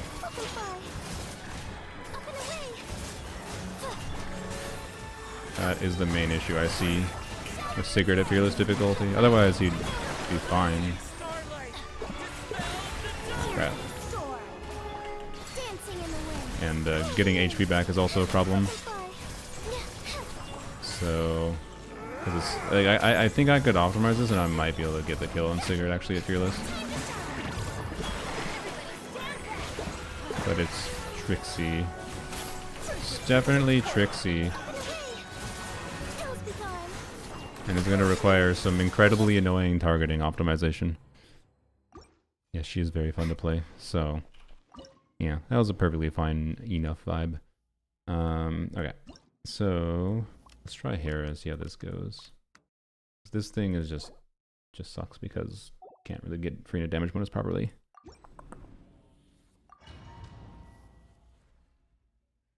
Maybe I should. Sorry, you know what? I'm gonna check it quick because it's the lowest DPS check of the two. I still do have I have a C2 Furina, and there will be phases that like we can heal through the Bond of Life theoretically. I have a healing focus build on Bennett. This might actually be more doable than I expected.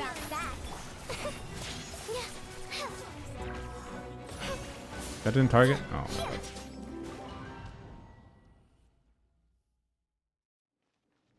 I don't know if I should have even used the multiple skills there anyways, so that's fine.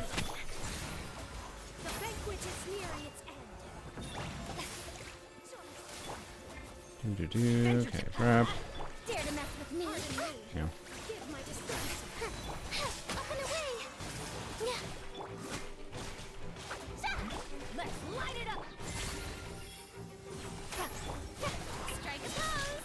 I feel like this is entirely dependent on how the phases go after we get through one phase. Okay. Okay. Really would have preferred getting through the shield already. Maybe could be optimized. Kinda feels a bit tricky though. Okay.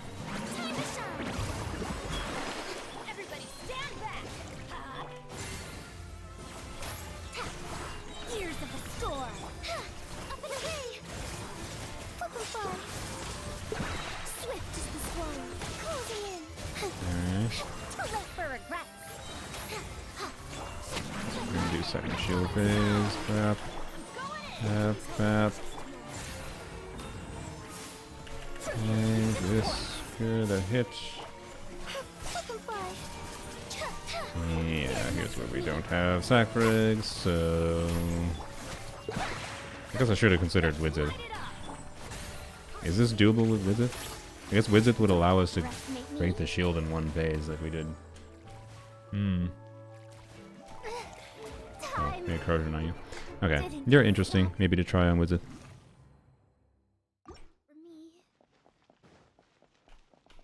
Let's do a point of comparison with Widzit here.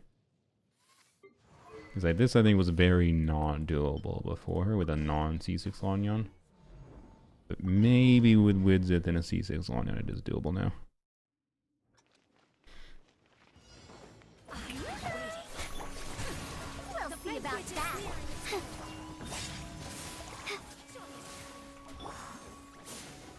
Yep.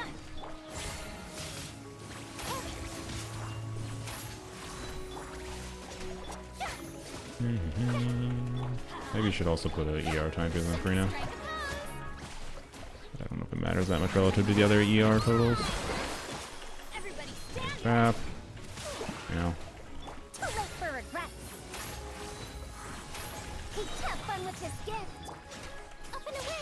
I got the worst buff. Okay.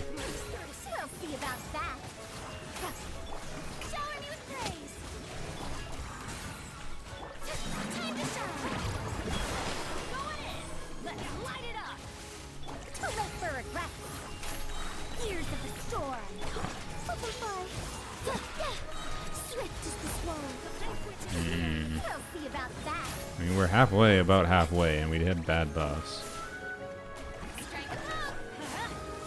Interesting.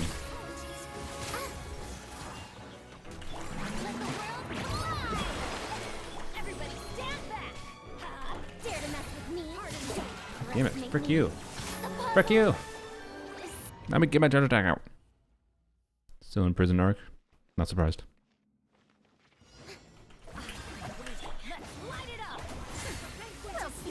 I didn't get energy.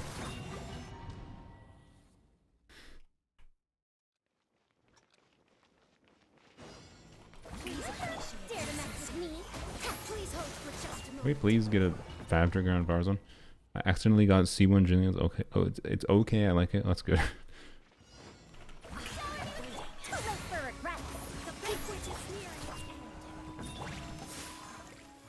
Okay.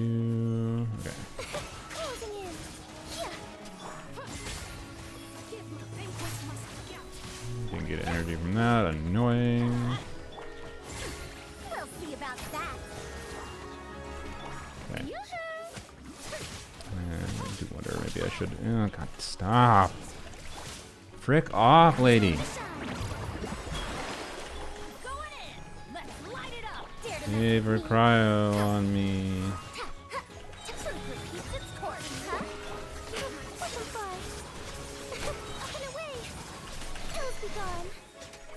Did I get the same fucking buff again, or did I just get unlucky?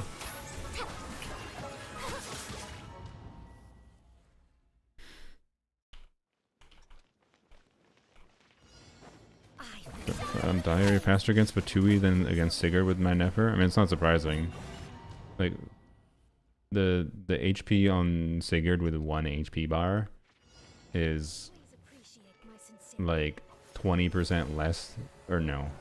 It's like 50% less than what the operative's HP is entirely.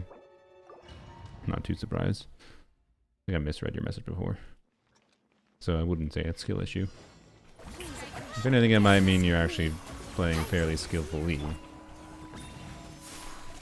What the fuck? Fuck you, game. I was facing... That was my fault, to be clear. I was facing the wrong direction. But it also ran far enough away that... Yeah, whatever. We'll see about that. Closing in.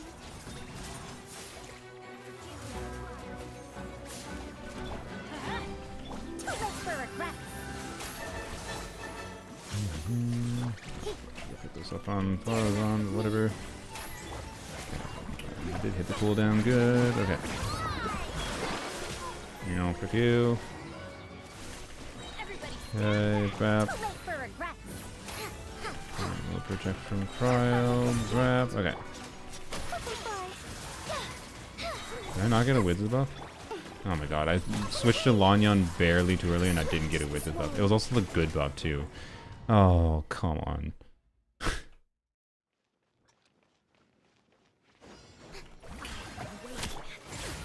We're gonna just avoid switching to Lanyan. I think it's not worth it.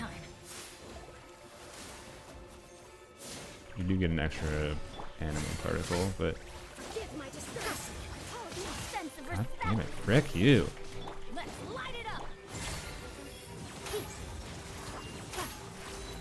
I feel like Varzone needs an ER timepiece. Also, VV would be a consideration again, to be honest.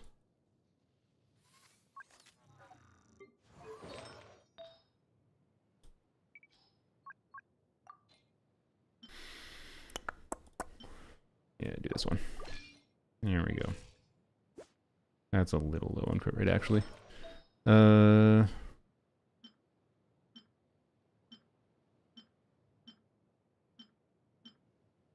Wish I had a really...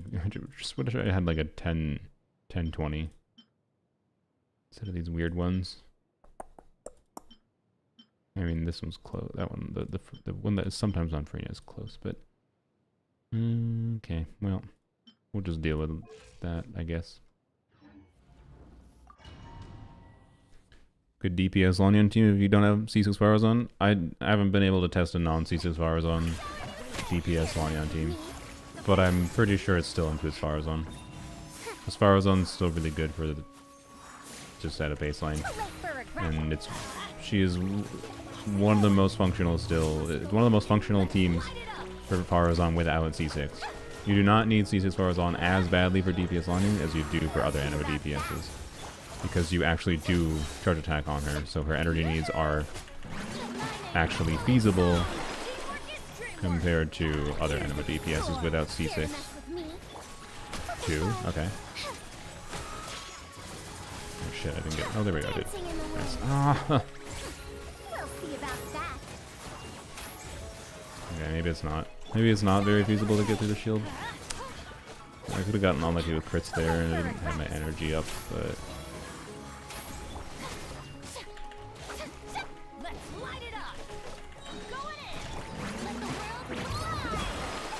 Okay, Bennett still takes, yeah. Bennett also takes 5 years to get through the stuff here. Yeah, I don't know. It might be doable, but it's like annoying as all hell.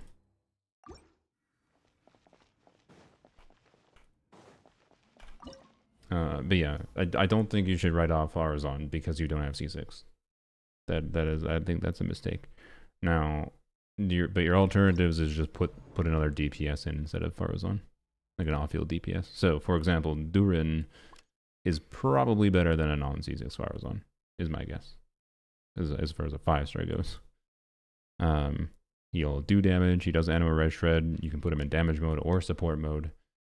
If you put him in damage mode, you lose the Red Shred, but you do more damage on him. But that might be relevant because he can get like vapes with Furina. You get double pyro. Like Durin, I hope not. There's a possibility that just because of how much damage Durin can deal, because he does 20-25 off-field DPS pyro damage dealer numbers, Durin might be better than Farazan here, period, I guess. That's something I'll have to test. I hadn't considered that aspect, but it's not going to be better for Lanyan's damage, to be clear, to have Durin here, but he might be better because he does his damage. So, anyways, fine, no distance. I think we're good to stop testing on that enemy. Let's try Hera. Yeah, this Stygian's kind of just all the bosses have issues with Lanyan.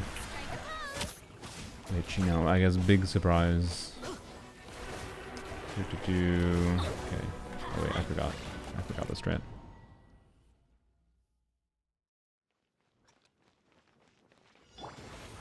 Do this. You do this. Oh. Didn't have his meter up. God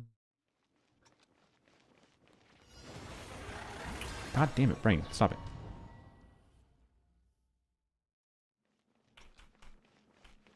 Yeah. Farazan's first gives the Anemo Res on top of the Anemo damage bonus. Yep.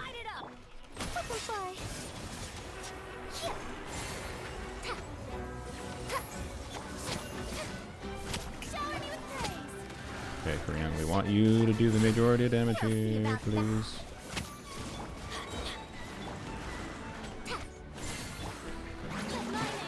Oh wait, well Pyro would be the ideal, but you know, Furina's the second ideal.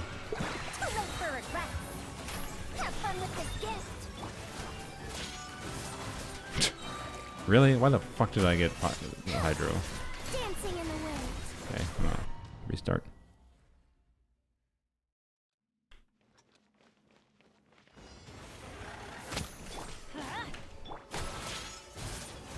I did that early again. Maybe the Venti boss is good for her. Yeah, the Venti boss should be interesting. I think Lecter might, or the Baptist might be doable. My Cryo Shield should be able to get gotten through. The Hydro Shield is a little bit weird though, because I think it has Cryo, Hydro, Electro Shield. The Electro Shield and the Cryo Shield should be able to be gotten through. The Hydro Shield's a little sus. Yeah, and then the Plunge boss we might be able to do as well, depending on how the attack buff ends up working out for Lanyan. I think the Plunge boss is probably the most likely one actually next patch. God damn it, stop forgetting. The Venti boss? The bat. The Venti boss wants you to have Pyro and then Anemo damage. Or it chills Anemo damage. It loses a shit ton of Anemo res when you break its shield thing. But it's probably going to be a pain in the ass. Oh, we're going to get Hydro anyway, so I guess I should just do Hydro. It's probably gonna get be a pain in the ass just because of how much hydro. I just realized. Well, yeah, whatever. I was gonna put an ER type as some Furina, but I don't think it'll matter. We'll see if it does. Sorry. The bat boss next patch though. When you break its shield, stop doing it too early, brain. When you break its shield, we'll yep, do this. Okay, do this. Alright, there we go. Okay. And there we go.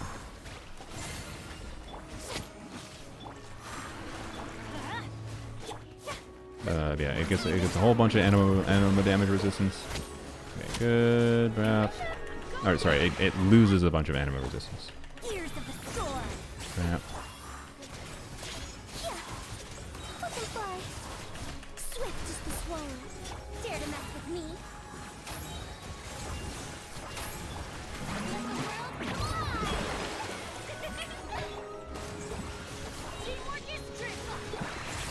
Have fun with this gift.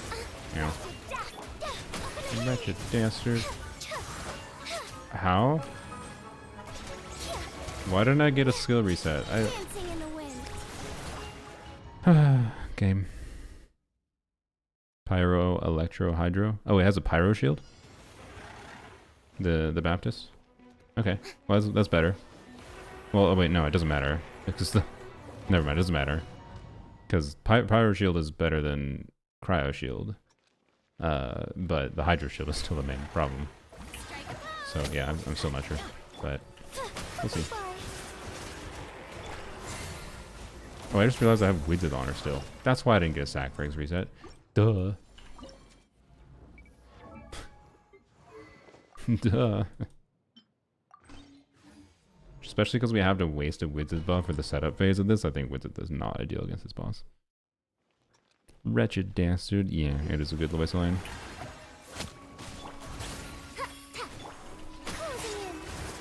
Alright.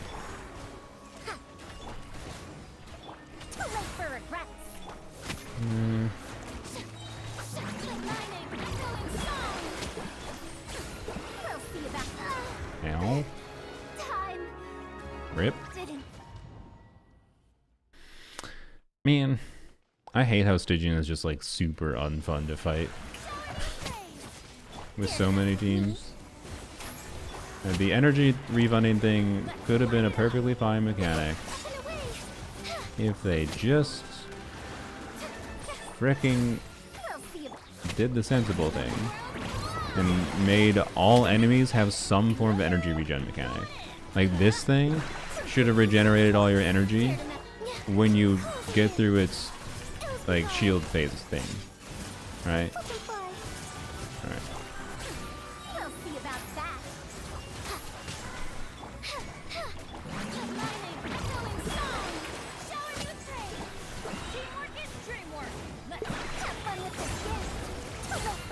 Crit sling. Tap.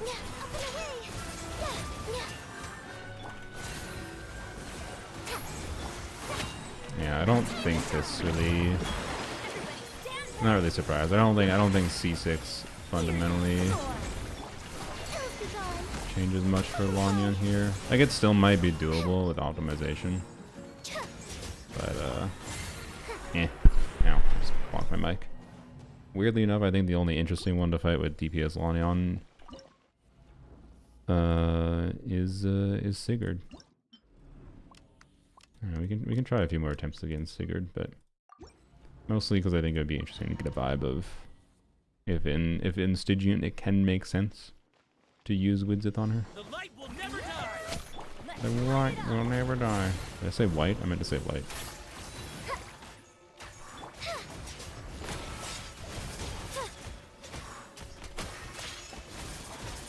I should do 2 skills right away, actually. Love your YouTube channel, thanks. Appreciate the support. The light will never die. Polarm will never die. Alright. Yep. 2 skills, so we get a cooldown going.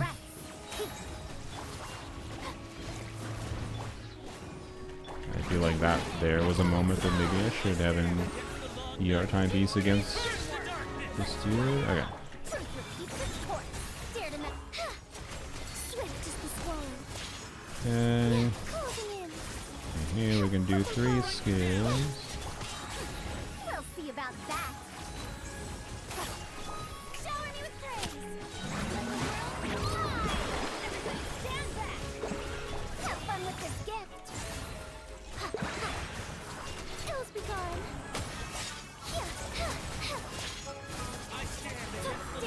Okay. And purge the darkness! So we're pretty consistently with sack frags not lining up that very ideally, which actually makes me think I should save that extra skill from C6.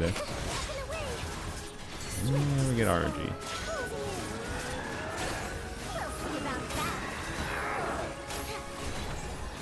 I might be able to actually kill them this time now. That, no.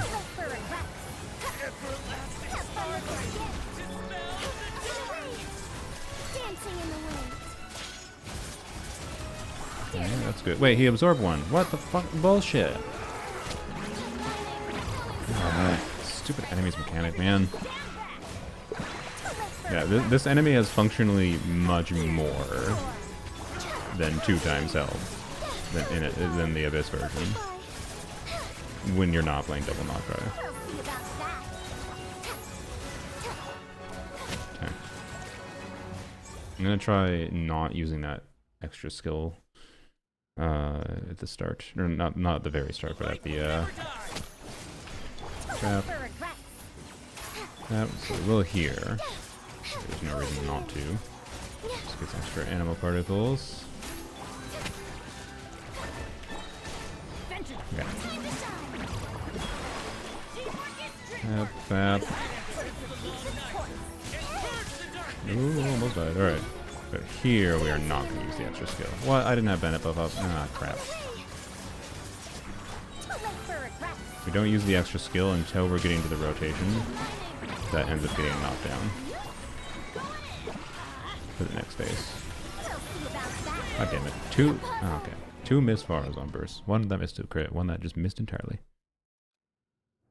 Are you trying to no Nogcry? Yes, I don't need to clear Fearless. My goal is not to clear Fearless. I have cleared Fearless before. I've cleared Fearless before with Nefer without Llama against all bosses even.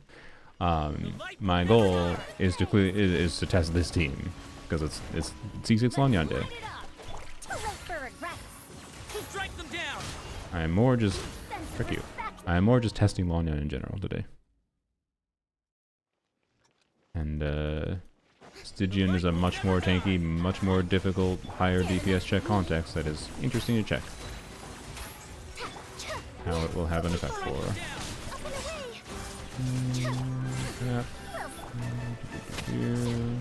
Nice. Really good, that's better I'd say. Good, we crit. Tap.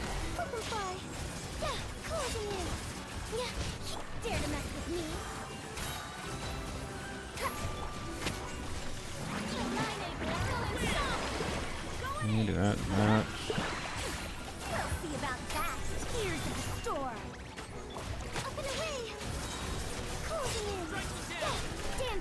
Alright, here's where we use the extra skill. Yeah. I don't think that mattered that much. Okay, maybe it wasn't worth doing that then.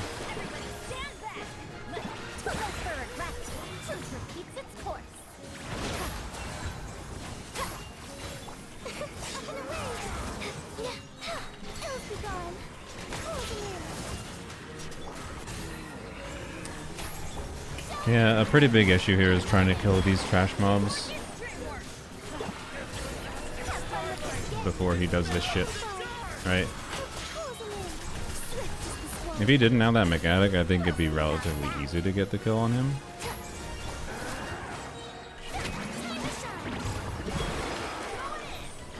But it's really hard to do consistent AoE damage here. And I can group with Polarm, which helps, right?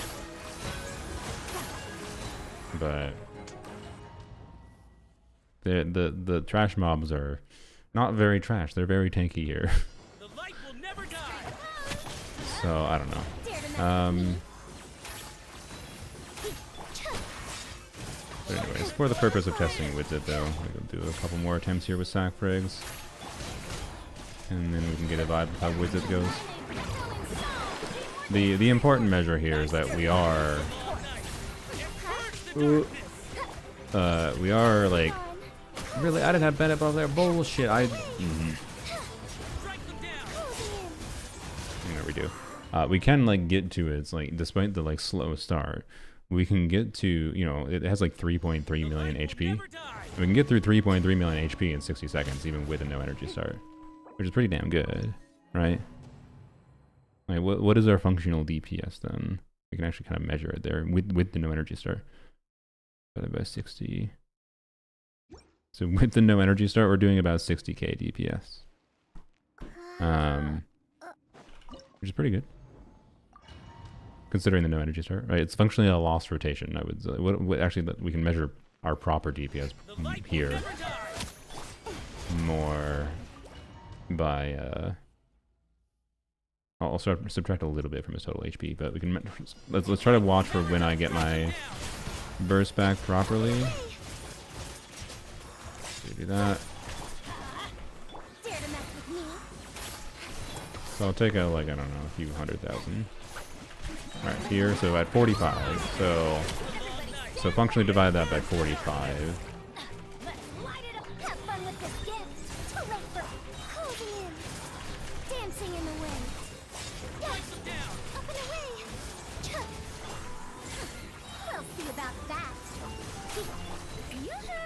Spazzes out on the ground with the flowers on.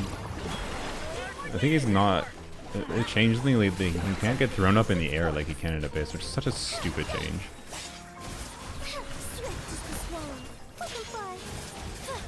Okay, it's actually even better than I thought. We like, because we got through 3.3 million HP by 110 there functionally. So I'll do like 3 million divided by 35, I guess? Yeah, 3 million divided by 35 is what it would be.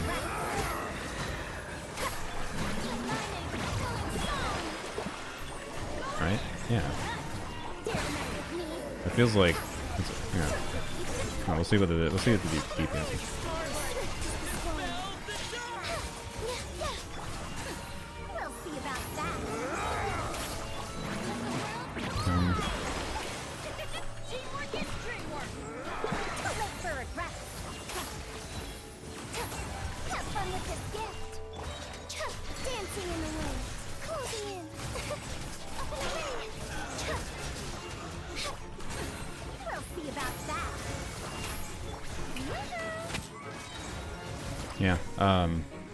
Yeah, like if it weren't for no energy start, I would probably be willing to optimize this to try to kill him, even with the annoying targeting situation there.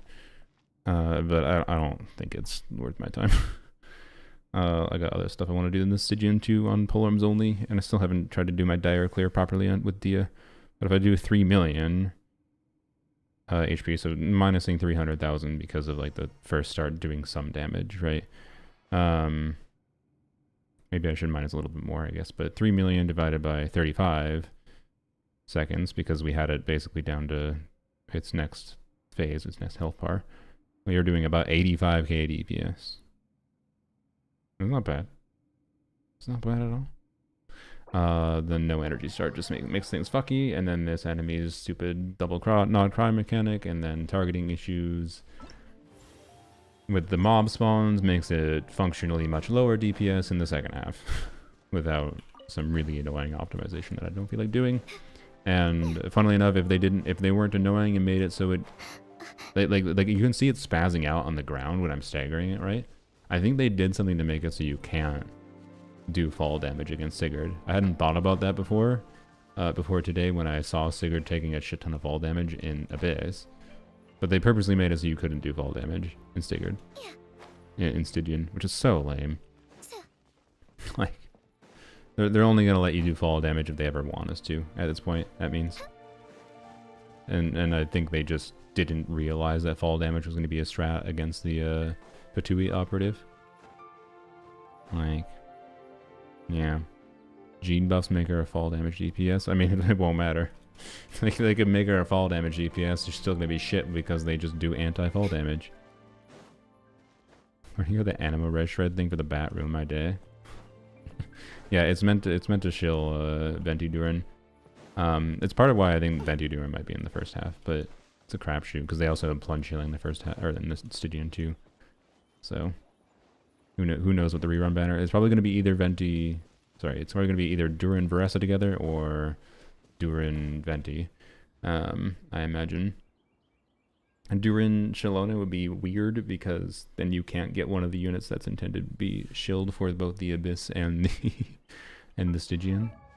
So yeah. Oh, I forgot I was going to test. Part of the reason of doing that I was going to go test Widzith. We'll see what Widzith does for Sigurd. I don't think it's going to be the difference in the clearing. I'm not really trusting that, but at least Sigurd is tanky enough, even in just the first phase, that we'll be able to get a decent vibe of the first phase and the first little bit into the second phase of like whether or not Widzith is viable on a C6 Lanyan in more sustained situations, because it seemed viable in Abyss, but Abyss we also start with energy, which kind of matters.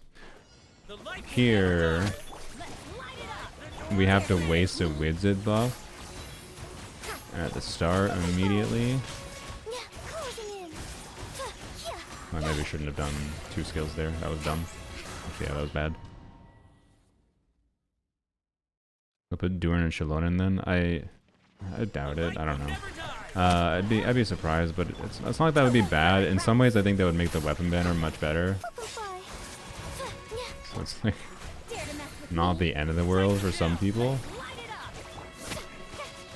But I don't know. I feel like for the 4 stars that makes sense. That was very slow to get our energy up, by the way. For the 4 stars that makes sense. Oh, did we have Widzith buff up there? I don't know if we did. I know we saved the extra skill there. I think we didn't have Widzith buff. I don't know if I get Widzith buff this rotation or not. I did, okay. So I probably should have saved. Okay, interesting. I didn't even utilize Widzith properly there, and Widzith probably was about. It's very interesting. I didn't expect this. Like Widzith kind of seems like it might be functionally similar with C6.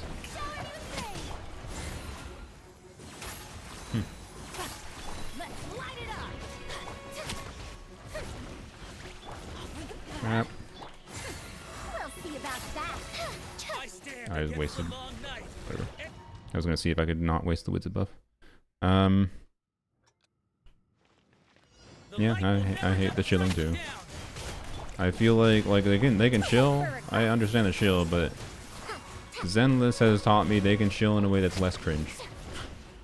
They can chill in a way that's less cringe.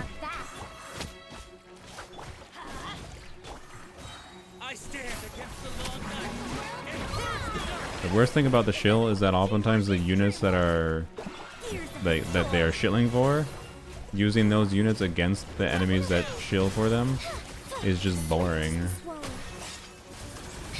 Like, it's just more boring to fight Sigurd with Flames, for example.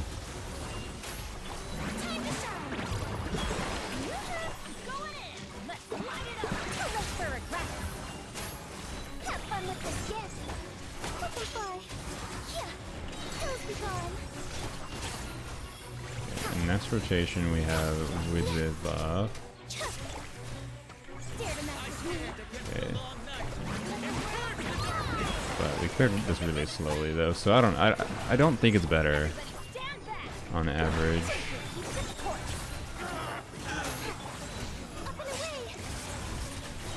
But it's also kind of better for sequencing this. I don't know. Widzith is definitely not as obviously worse as I expected it to be. I just really can't say it's like confidently a strong option unless you're smart. It's definitely not a strong option if you don't work around it.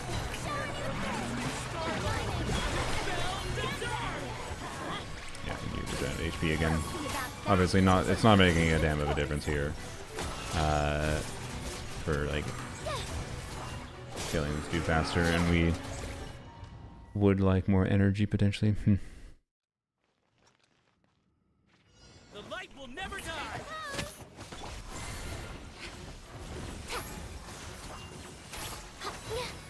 I don't want to do. I want to get Wizard buff done like right away. So we're gonna do like this, this, and then this immediately, and then good. That's okay. There we go. We got it at 145, which is what is ideal. It seems like. Okay. Yep, okay. Wait that out. Good. Did I have Wizard buff, or I just get a bad one? I don't know.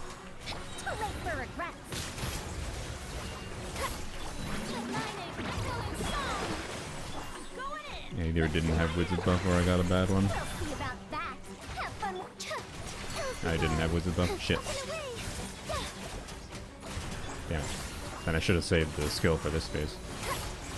Yeah. Like, Wizard can get us here. With C6 LANYAN, Wizard can get us here to the second phase faster. You know, kind of matters.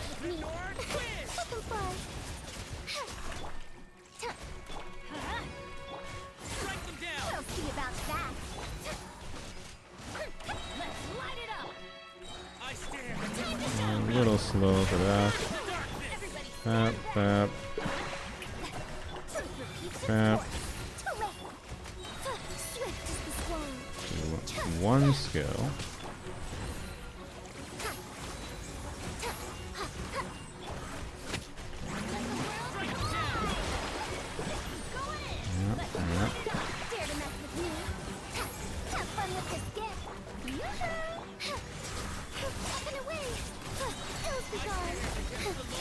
Double non-crit on her burst. I think also we got the bad Wizard buff. So I only saw like 120k damage there. I don't know, it's really interesting. Like, I'm actually very much enjoying optimizing around Wizard, which is a rarity.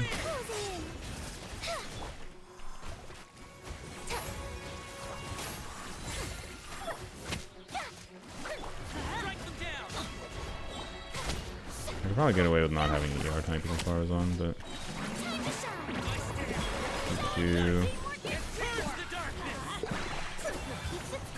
that was a terrible kind of sequence there, but oh well.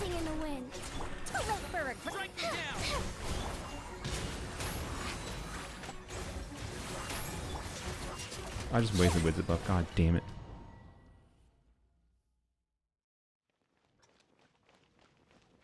The light will never die. Dare to mess with me? Let's light it up. Strike them down. Yeah, I think the plunge boss is a good example of chilling. Although, I don't know, maybe I'll find the DPS check much worse than I expected in practice. I hope not, though. Alright, I'm gonna try not using the Lanyat to start here again to not waste with it.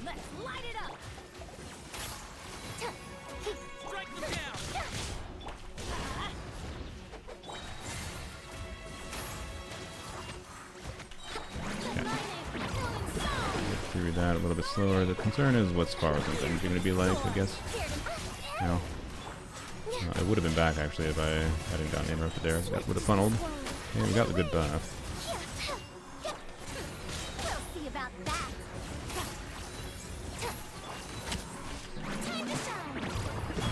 Wrap. Oh my god. Really? Oh my god. Okay. Which is first phase? Yeah, I think there's a good chance of that. That is actually another aspect that definitely would make sense. Natlan rerun, second phase, which is first phase, yeah. The light will never die. Dare to mess with me?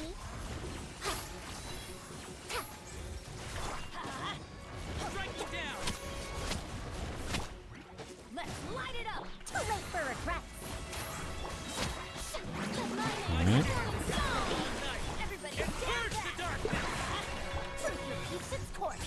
Dare to mess. Yoo-hoo! Dancing in the wind. Looking You fun. can get the idea of it. That's fine. We landed the crits on the burst. We'll get our energy back. Teamwork is dreamwork. Have fun with this gift. Doing good. Swift is the swallow. Looking fun.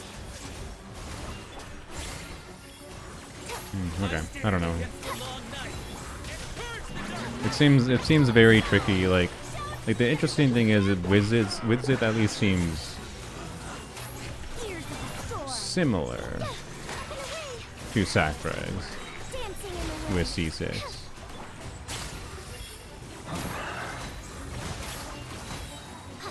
In a long, sustained situation. Have fun with this gift. Closing in. Looking fun. Toast be gone. Dare to mess with me. Yeah, we can't freaking get these things dead. It might be possible with Zip. Like, we were not that far away from getting its HP bar down. Might be possible with Zip Too late for regret. Dancing in the wind. to actually get really close to killing it here. I don't know. So it's possible Wizard could be better here. It's just weird to optimize around. I guess we can check Neversig. There's no faffing about with RNG and having to worry about not swapping to her. Sig was a playable character. He could have a moon sign. Yeah. Oh. With me.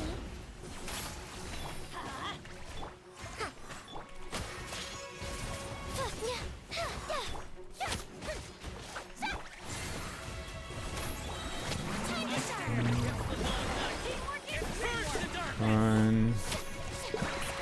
Have fun with this gift. Swift is the swallow. Closing in. Alright, We'll see about that. Everybody stand back. Oh, you butthole. Dare to mess with me. Dancing in the wind. A triple non-crit on the verse. What the frick? Too late for regrets. I stand against the long night. And purge the darkness.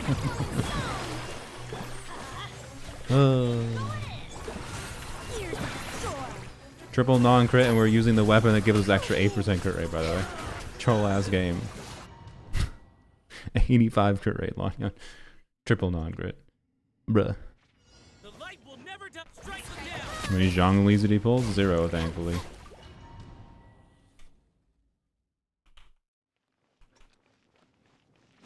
The light will never die. I will never know. Frick you! I was making fun of him, I understand. The light will never die. Strike them down. Dare to mess with me. Let's light it up. Rise the north wind. We'll see about that. Right, I forgot I can switch the Lanyan early. How long has he been doing that boss? Not very long. I've just been using it as a testing platform to test in Stygian Will never die. Strike them down. the relevancy of non... I wanted to test the relevancy of non-sacrifice weapons. I'm not trying to seriously clear it, Osorio. The light will never die. We'll Rise the see about north that. wind. Dare to mess with me. Thanks, Furina. Alright. Teamwork is dreamwork. I stand against Oh, we got damage on it. Nice. Oh, don't kill me. Okay, that was fine. Swift is the swallow. Up and away. We'll see about that. Time to shine. Everybody stand back. wind. Ears of the storm. Too late for regrets. Who's be gone? Looking fun. Yeah, there we go. That was much better. We'll see about that. Yeah, it's interesting. I don't know. Like, I'm pretty sure Never Weapon is probably her best weapon other than Sacrifice. Dare to mess with me. done with this yet. And like that's equivalent to what Sacrifice did, but to be clear, that means it's not really worth getting a 5-star weapon for it, right? It's functionally what that means. Like Sacrifice is as good as what I believe is her best 5-star weapon. And as good as an optimized Widzit situation. Oh, did we? Oh no, we were very close that time. Okay, damn. It might be doable to kill the mobs. It probably is doable to kill the mobs, which is really annoying. Sorry, my brain is still in thinking, is it possible to clear this? I think it might be. I just don't want to. Nice. Dare to mess with me. I like her much more than I thought I would on C6 without Sacrifice. I guess I should have predicted, considering like I should have predicted that, considering how much. Need another Nefersig. No, I should have predicted, considering how much I do enjoy the dynamic of switching to Farazan, and this just increases the nuance of, you know, when you choose to skill burst and whatever on her. But I do think I'd prefer a little bit extra ER, which is not easy to solve if I'm using this weapon.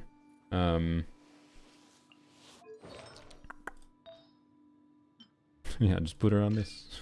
Solved. It still looks really good because the stupid weapon gives. Stupid ass weapon gives 88 crit damage. So this, even though I'd switched to this versus a 40 CV, 7 CV, 40 CV, still looks fine.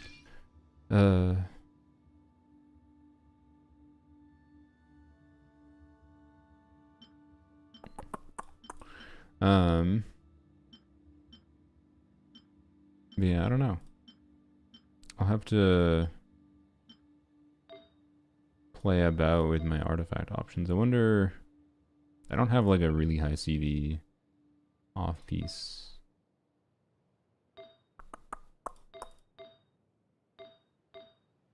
Wish I had a better attack time piece than Shimenella's. Double crit ER attack time piece on Shimenella's would give me some flexibility, maybe. And then I don't have an ER piece with the Glad. Oh, I have this, which is a 4-line double crit I could reroll in the future. I'll mark that as a potential. Then I would have to get a Shimenella's double crit ER piece, and then bam. Well, but this is kind of perfect, though, isn't it? Yeah, never mind. It would just be a matter of changing the feather, then. I don't have a double crit ER Glad feather. I do have that. I don't love losing the crit, but... or crit rate. I don't want to become too biased towards crit damage, but... I don't know.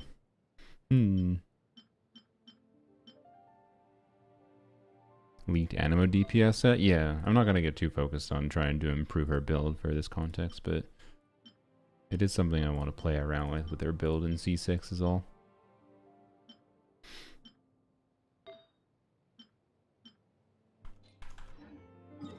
It's interesting enough that I'm willing to throw, I think, the 0 artifacts I have into Strongbox for Shimenella's.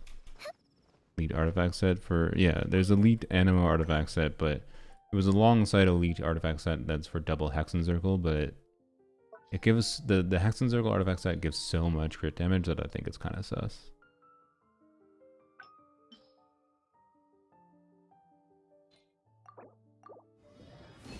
Two timepieces. The crit damage was almost really good.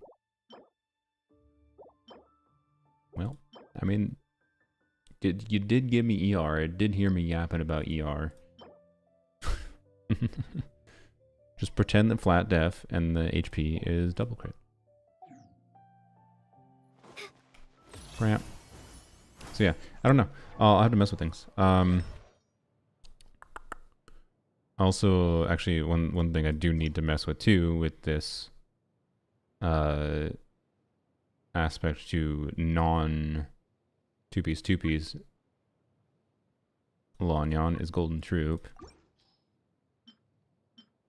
So I have that. I have good pieces with high crit value, but not necessarily with a lot of ER.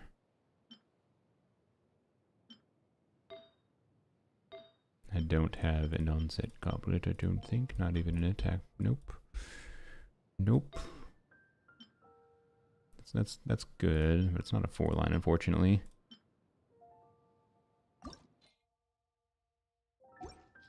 That would just be a balance of which one, how much crit rate versus crit damage. And this is great, but no ER. That's a lot of ER, but not much crit.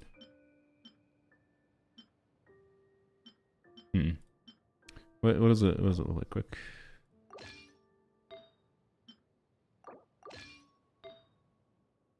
What does it look like? We're just gonna, I mean, if we're gonna have low ER, then we may as well embrace the ER to only burst every other rotation. 80 to 45. Okay. The Reliquary of Truth crit rate does a lot to make it seem not that terrible. And then if I need more ER, I could. I mean, this is just sacrificing. Well, it's sacrificing crit rate, which is really not preferable. Not preferable to sacrifice crit rate. But I could go back up to a little bit more ER. I also have this, but yeah, I feel like I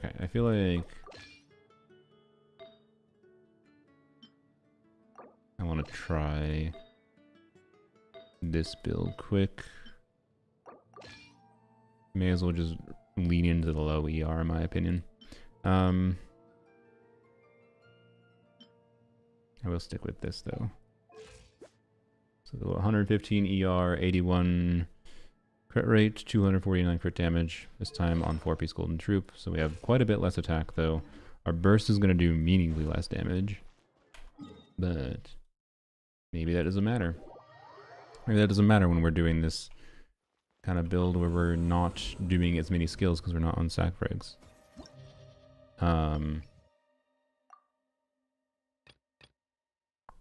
But we have Golden Troop, right? I don't know.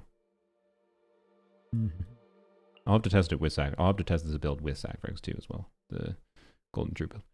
This will probably be the last thing I end with. I'm getting a bit tired. Okay. Lanyan or crit Aoife? I mean, I like Lanyan more, but pick your preference.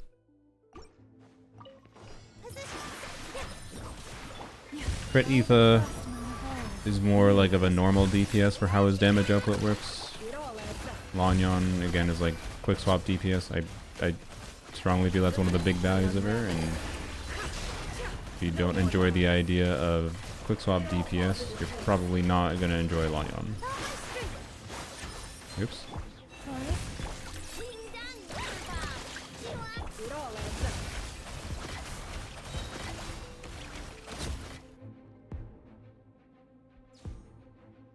Should you build Lanyan C0? I mean, at C0, I don't think you build her DPS. I think you need C1 to DPS Lanyan. The light will never die.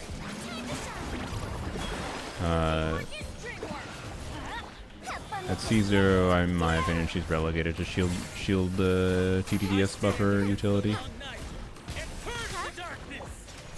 Ills be gone. Closing in. Too late for regrets. Everybody stand back. No, fuck you. Bro! Okay. Swift is the swallow. Let them fly. Time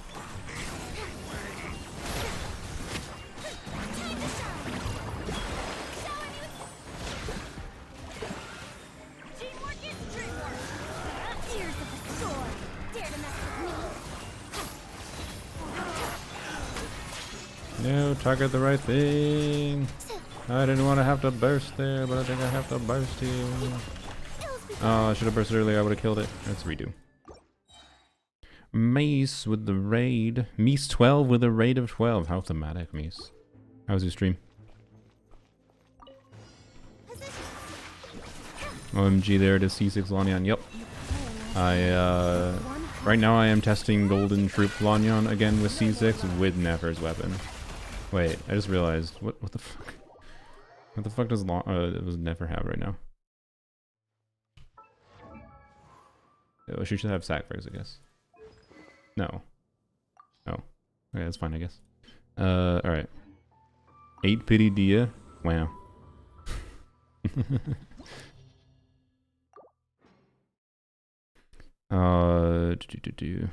Yeah, thanks for the raid, Mies.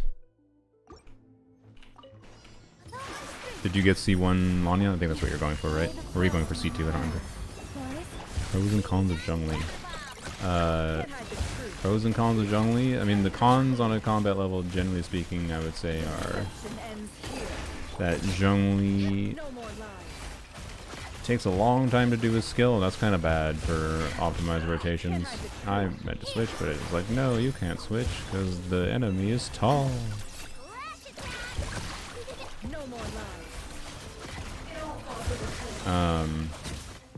But Zhongli's generic utility has always been the same, and it kind of is still the same today. You can slot him into the last side of a Nefer team and be a pretty comfortable and good option, right? So, yeah, I don't know. Highlight was C4 Lisa. Oh, you got C4 Lisa. Wow. Nice. Lucky. Wait. Oh, you must. Oh, from the shop. Yeah, okay. I was like, wait, you can't get C4 Lisa from normal banners. Wow, the non-crits. Rude game, and I skilled and I was stupid. Okay. Had Z1 LANYAN, didn't want any specific con, but got 3-3. Nice, nice. Yeah, since I suppose you weren't here earlier, I got my C6 in only 40 pulls, which I'm I'm very thankful for because of wanting Durin and Yehoda next patch. No 5 stars, thankfully. Crap.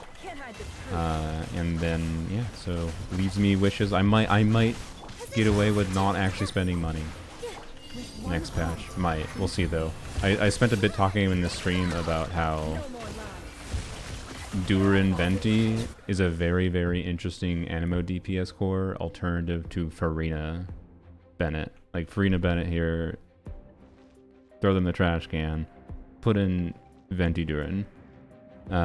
It is less damage for like LANYAN, at least without C1 Durin. Like equivalent investment wise, if we're talking like C1 Furina versus C1 Durin, I'm pretty sure C1 Durin just stomps her. But C0 Durin with a C0 Venti on Elegy at least, I think because of their damage contribution will be pretty good as like an Anemo DPS core and frees you from Bennett. And this team has a LANYAN is shielding and doing damage, so you don't need the healing very badly. You can live without it. It's nice, but yeah. Alright, crap, crap. Bro, stop dodging my attacks. I stand against the long night. Frick this enemy.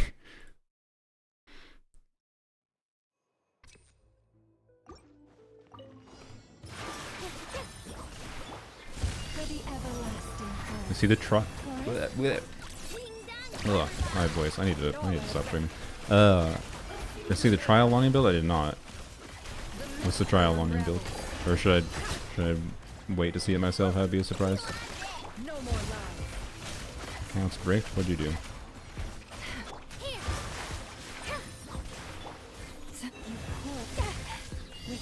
Wait to see it yourself. All right.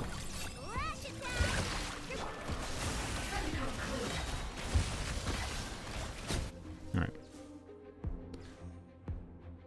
Zhongli can mess up your polarms only Stygian clear with an accidental burst. That's true.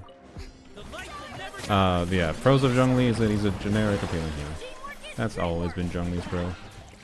Yeah. Alright. Yay, we crit. Okay. Guess I'll wait for this. Brap.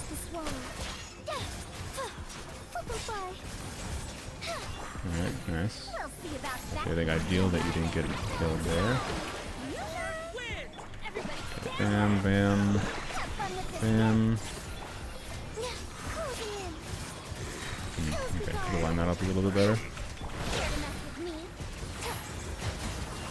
We have Nefer weapon on Lanyan, by the way, right now. My biggest surprise in testing C6 Lanyan so far, Nice, by the way.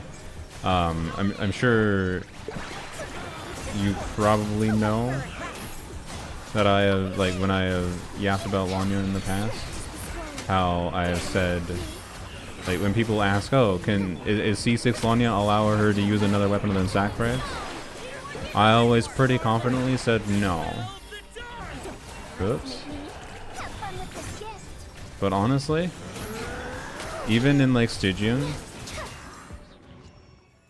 in Stygian, it felt like Widzith, when optimizing around Widzith, what could be similar to Sacrifice, if not potentially better, because sometimes you can get the really good Widzith buff, right?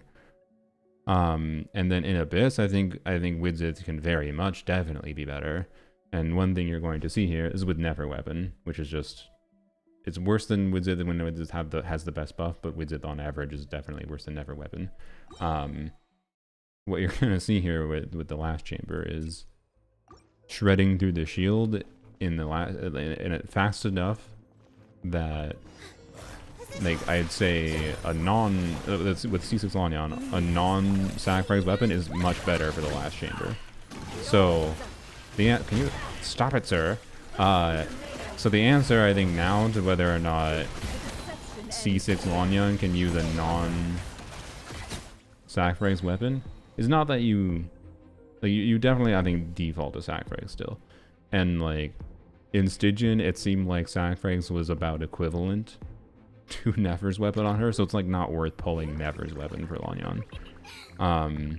Not Lanyan specifically, at least. But the answer, I'd say, to whether or not you could, like, C6 Lanyan allows her to not use sacrifice is like, maybe? Because I think it depends on people's build investment and overall team investment. So it's like a yes, but maybe, like, it's a yes for me with my account. I think it's very worth considering using a non-sacrifice weapon on her, which is kind of unexpected. So yeah.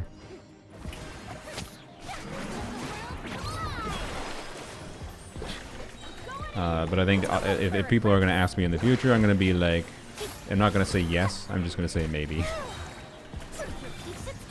And hopefully I'll have content that I can actually, like, demonstrate that properly. Dare to mess with me. Alright. Teamwork is dreamwork. Have fun with this gift. Up and away. Swift as the swallow. Okay. Right now, I'm experiencing the same thing with 4-piece Golden Troop on Lanyan versus my 2-piece 2-piece build, in that it feels similar to not using, to doing 2-piece 2-piece. So therefore, why bother? Why have less ER to have same experience? Oh, I should have Bennett buffed. I'm gonna redo.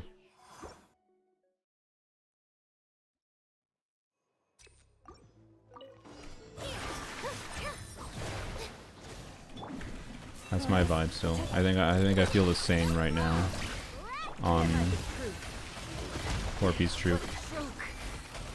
But I gotta test Golden Troop though on why did I not just continue with Nefer? I gotta test Golden Troop still on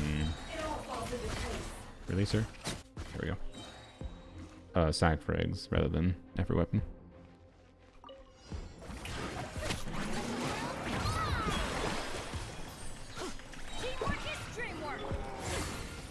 There you go. Whole minute for a wild hunt? Yeah, I mean, they have like 3 million HP. Maybe I should have saved that. Oh, I definitely should have saved that skill. Whoops. That was bad.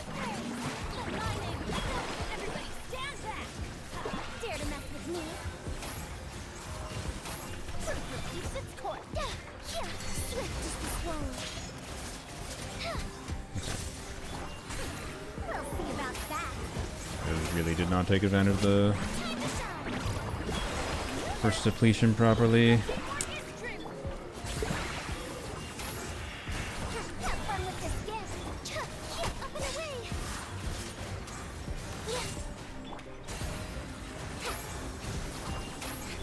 away. I don't know. If you have like the perfect golden troop build on her, I think golden troop is strongly worth considering on Lanyan, but like she's so versatile on too many other freaking artifact sets, I feel like. I didn't get an infusion on that, by the way. I'm gonna save that. We'll see about that.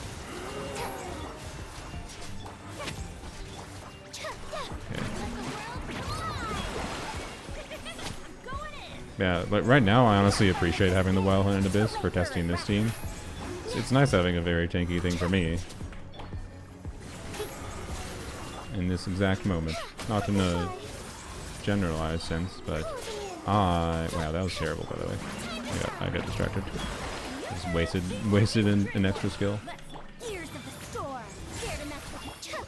Dancing in the wind. Up and away. Too late for regrets.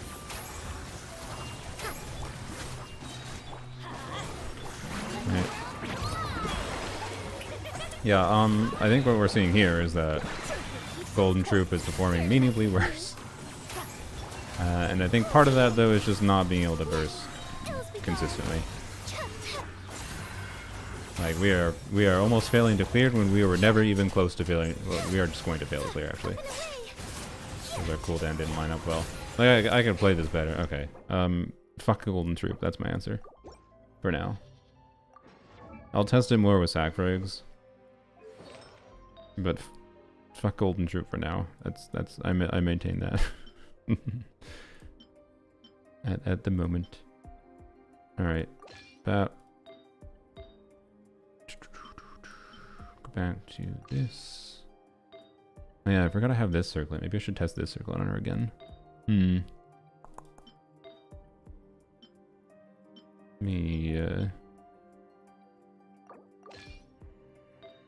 See quick what that looks like. Oh yeah, let's go look at Trial Lanyan.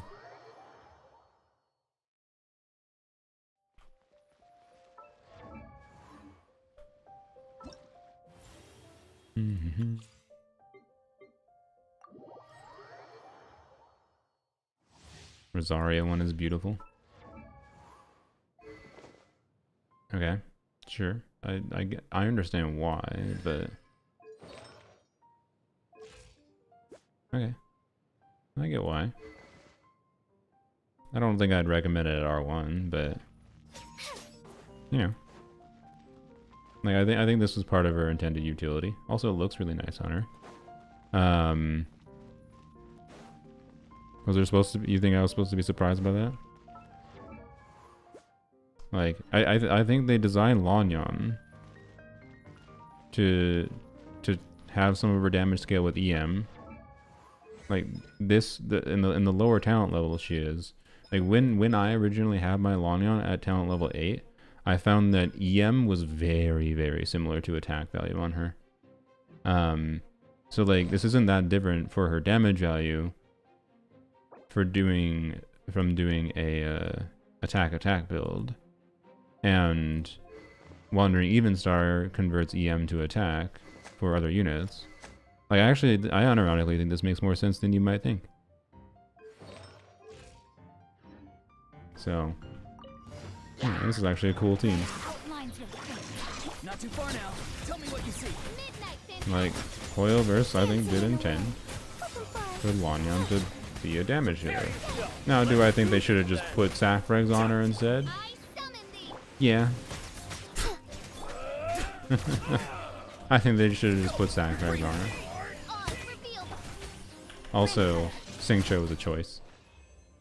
But yeah, you were impressed by it? Oh, nice. Okay. Yeah, the tonality that I, for some reason, put onto you on my own choice, without thinking consciously much about it, was that it was. Yeah, that's not surprising. One of Rosario's baseline intended design aspects is that she can be a physical DPS, I wouldn't recommend physical Rosaria. Unless, here, do this strap. I wouldn't recommend physical Rosaria unless you ever C6 personally, but, you know. You can't run. Lights out. If you want to have fun with your physical.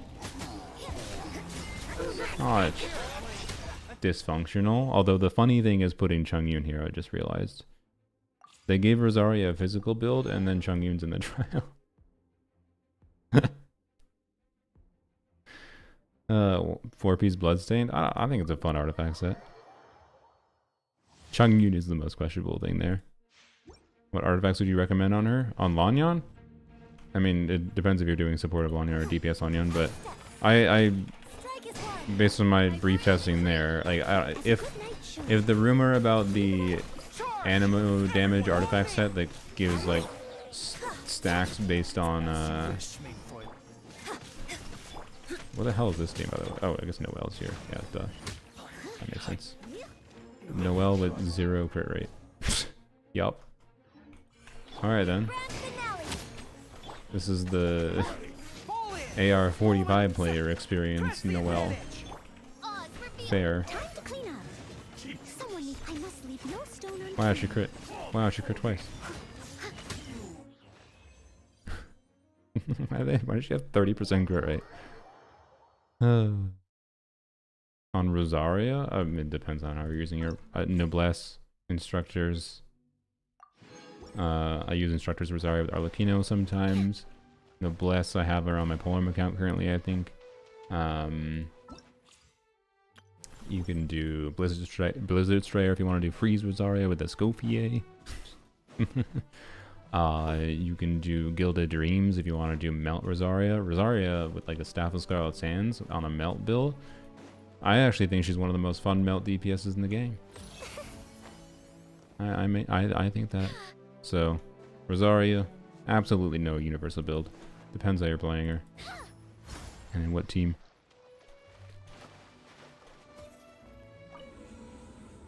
I wonder if Mahoyo even knows how the characters work sometimes. I think the Bloodstain build is the default trial build that Rosaria has had in the past.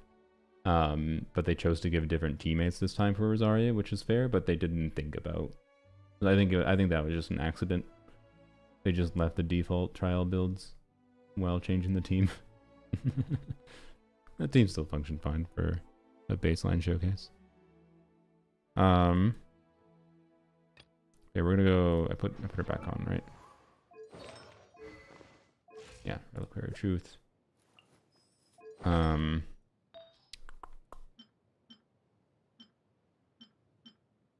Let's see if I can do a little bit more ER. I want to see if I can get to like a comfortable feeling burst every rotation build. So this is an onset circlet, right? So less crit damage, but honestly, when we're using Never Weapon, we have so much goddamn crit damage. Like, who the hell cares? Oh, Jaystern raid. Hello, Jaystern. How was your stream? I've been doing a lot of C6 DPS Lanyan testing, and right now I'm testing some of the nuance of builds on her. I found I still don't like Golden Troop on her. And one question I always got before having C6 Lanyan was, does C6 Lanyan give so she gains an additional skill charge, right? But it's a 16-second cooldown. You're not doing 32-second rotations, right? So it's like, and like, I always found before that sac frags on Lanyan was way better. It was better than Widzid, better than crit weapons. But I'm finding like with a good enough damage team, even against like the really long, like the Wild Hunt Chamber in Chamber 2, or when I was testing a little bit in Stygian, like Widzith can actually compete with sac frags and Nefer Weapon I've been testing. With sac frags on a C6 Lanyan. You just have to utilize the extra skill smartly at different times, and then you utilize the extra field time to do Farazan stuff, which I think is fun. And yeah, so right now though, my 30 ER though, if I'm not doing an extra skill on Lanyan with sac frags every rotation, 30 ER does not get my burst back consistently. It does when I'm doing 2 skill rotations, but not every rotation is doing 2 skills. So I don't know, it makes her gameplay a lot more interesting and dynamic to do, sac frags or not. With the extra skills on different rotations. I find it a lot of fun. Yep. Cash flow supervision if you're using Furina anyways. I have not tried cash flow, but I don't do... she does have Anemo basics, but the multipliers aren't very high. It's much better to swap to Farazon and do Farazon charge attacks. With her reduced cooldown charge attacks and whatever. Like Farazon with Bennett buff in his team can get, with level 8 talent. I am tempted to level them more honestly now. Can get 40k-ish charge attacks, if I recall. Oftentimes less, depending on how it goes. But so yeah, and I was spending a lot of the stream earlier talking about the alternative, the Durin as an alternative to Furina at a baseline, but also Durin Venti as an alternative to Furina Bennett as a team core, because like that's one of the biggest downsides of Lanyan. It's like if I want to feel like Lanyan is doing a lot of damage, I've always had to feel like doing this team. Any other variant of DPS Lanyan just kind of felt like, you know, doing like if I build around Anefa or whatever, felt like doing more Anefa damage than anything. So I think Durin will be a right balance as an alternative for Furina, and Venti might be an alternative to Bennett, but I don't have Venti yet, so I gotta decide if I want to do Venti. This Anemo team for Shao Wander should be Farazon, Venti, Durin, yeah, but with no healer, yeah, and like I think it should be better for Lanyan too because of Venti and Durin's damage, and Lanyan is interesting in how her damage output is so fast, and like again like C6 Lanyan considered not doing sacrifice on her, so that means more field time I could spend on Farazon, or I could spend more field time doing DPS on Venti. So like, I'm just like, ah shit. I was originally being like, even with the buffs, I was like, I don't need Venti. Now I kind of really want Venti. Because that dynamic seems really fun. But yeah. So, ultimately I think the most important thing is just having alternative options for doing... What build did I put on you? For doing... Oh yeah, I was configuring a build. Having alternative options for doing like Anemo DPSing, and Lanyan having a shield is an interesting alternative. Zenless review. Oh wow, okay. Trying to interrupt my how dare you redeem that, Lilac? Interrupt my Lanyan yapping. I'll give you a quick review. It says player does not exist. Oh, there it is. It just didn't load the first time. Vivian. I don't think I'm that good at like... I mean, I can count the substats, I guess. 1, 2, 3, 4. Some pen rolls. It's a good piece. 1, 2, 3. AP attack percent. It looks like a pretty good Vivian build. Yep, it looks like a pretty good Vivian build. This is AM, right? Yeah, 1, 2, 3. Yep, I don't have much to comment on this build, to be honest, other than it looks like a good Vivian build. Obviously, you could have a little bit more rolls into AP attack percent, but anomaly units are hard to min-max, right? So yeah, that seems very good. Trying to read them at a better time. Kinda. Yeah, I've yapped about... I don't know if you'll agree with this perspective. I feel like anomaly units are very easy to reach like a floor of damage, but then a bit harder to get a max ceiling, and I think requires caring about flat stats, and people ignoring flat stats is part of why some people think it's harder to build anomaly units than they actually are, is my vibe. But anyways, I want to see... Okay, is this what I want to go with? No, I don't. This is with a timepiece that could be changed. 85 to 7. Do I want to do... Oh, you know, I wonder... Can I make... No, it probably doesn't make sense. I wonder if I can make this piece make sense, though. Would be funny. But I don't think I can have enough crit rate. Unless I put a timepiece on that has a ton of crit rate. What do I have for my best crit rate timepiece? 15, 5.4? Okay, maybe I can. Let's see what it... see what it looks like. And then this piece. This is going to be a whack-ass crit ratio. Okay. This doesn't have more ER. The purpose of switching to this circlet was to get more ER, though. So I probably shouldn't do that. Oh, boy. Okay. I wonder... Yeah, you need to consider flat stats? Yeah. That's what I've always done when I build them. Frick. I needed to test 2-piece ER again, actually, now that I think about it. Man, I wish I had a 40 CV with some extra ER, but I do not.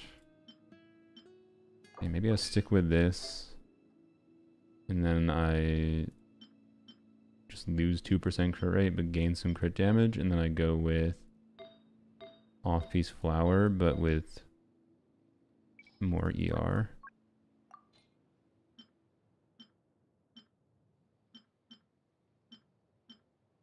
I'm looking for ER and double crit, obviously. It's the same piece I had before. Okay. I mean, that would mean maybe I switch back to this piece. Well, no, then we're back to it. God damn it.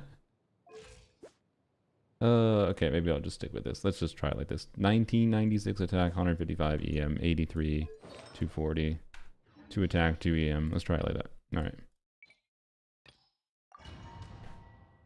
Starting Zenless and getting Alice was like, oh, can just blitz through everything? Yeah. I'm not surprised if she performs really well at lower level 2. Alright. Let's see if I like this 40 ER build with Nefer weapon a little bit more.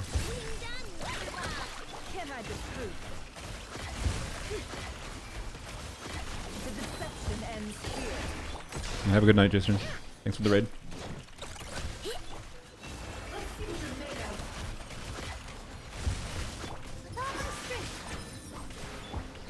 Alright.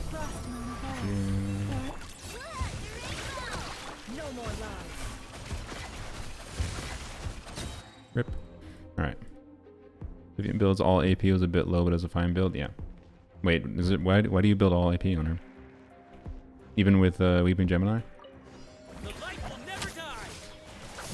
Am I forgetting something in her kit that has a bunch of self-attack percent buffs, or is it just because of, what's her bucket? Okay. Oh, I did not dodge that very well. Okay. Well, that felt pretty good.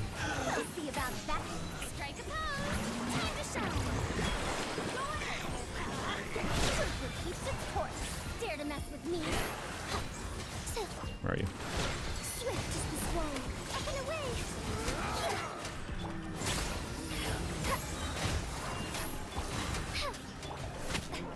Okay.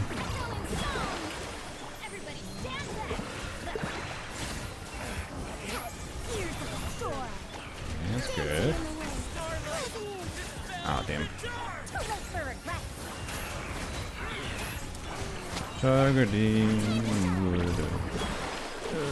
Well, actually, what would have been better there was if I could have potentially killed the trash mobs. Oh, uh-oh. I could have potentially killed the trash mobs and made that much better. That first phase, though, was really fast. AP is the only thing that A bloom scale. Yeah, I forgot about the blooms. Blooms. Blooms. Oh, does that mean doesn't Grace have blooms? A blooms are the stupidest shit. dumb word for whatever. I don't know. Doesn't that mean I guess Vivian or Grace is gonna scale more heavily with AP now too, right? Which is interesting.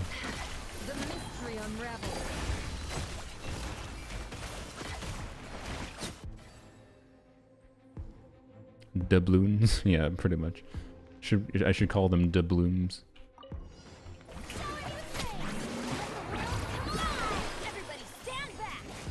I forgot about the A blooms. Sorry, I don't have Vivian. Don't.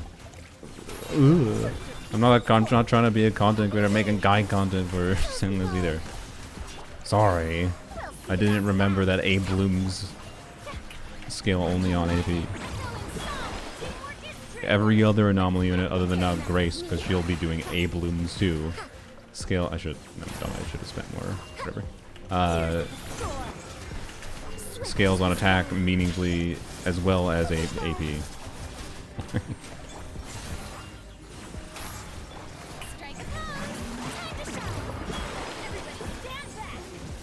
It's funny trying to piece shit together about Zenless. Yeah. Imagine. Alright. So far, I like the extra ER. With Never Weapon.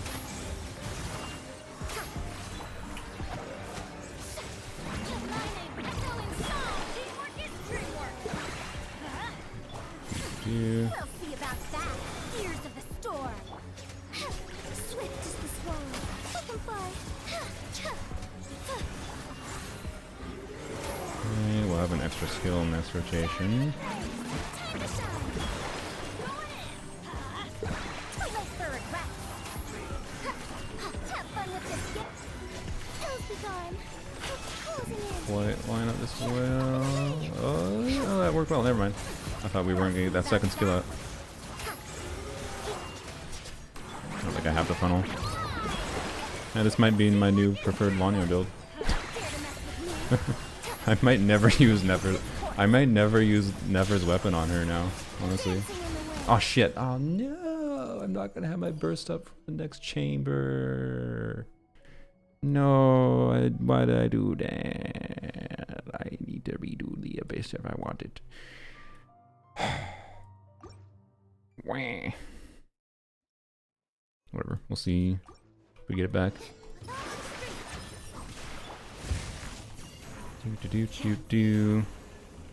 Nefer gets her sig. Yep.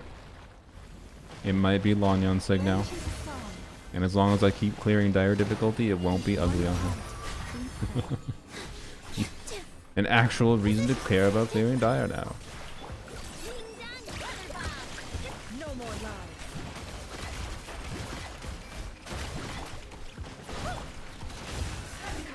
lies. It does somewhat make me wish I had gotten some, you know, some refines on the 4-star weapon for Nefer. But honestly, I kind of like Nefer at Widget too. Because like Nefer is fun to pay attention when she gets the Widget buffs up, and it's like, oh boy, suddenly bam. But like, if you have her sig, then obviously her sig is basically just Widget, but always uptime. You should push on. We'll see about that. Yup. Okay. Oh, wait, you know what? Oh shit! Wait. Gonna go bye, J-Strike. Thanks for joining. It's gonna be over soon, but appreciate you hanging out. Oh god damn it, brain. Whatever. You know what? I'm gonna try something. Triggered only 2. That works, I guess. With all my strength. Try the frost moon hold. Yep. Alright.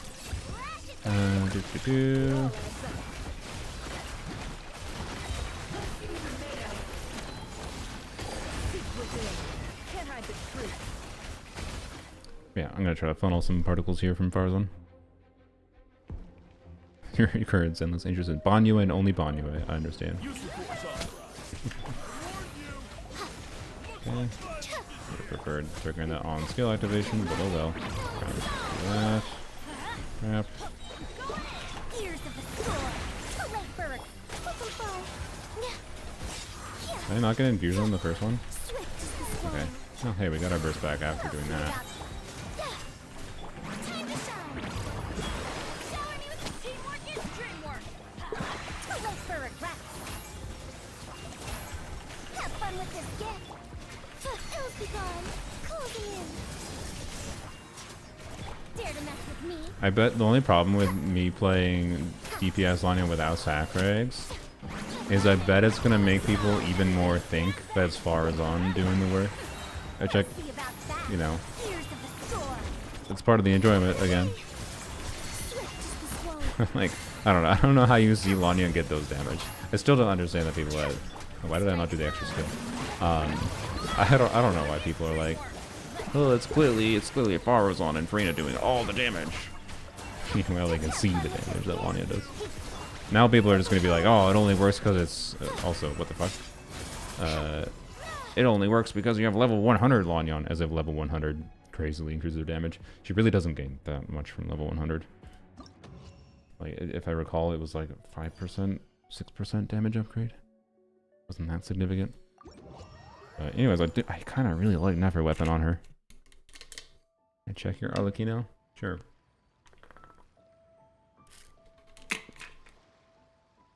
Him on the character screen are funny. He looks insanely out of place. I don't think I've seen him on the character screen, but it doesn't surprise me.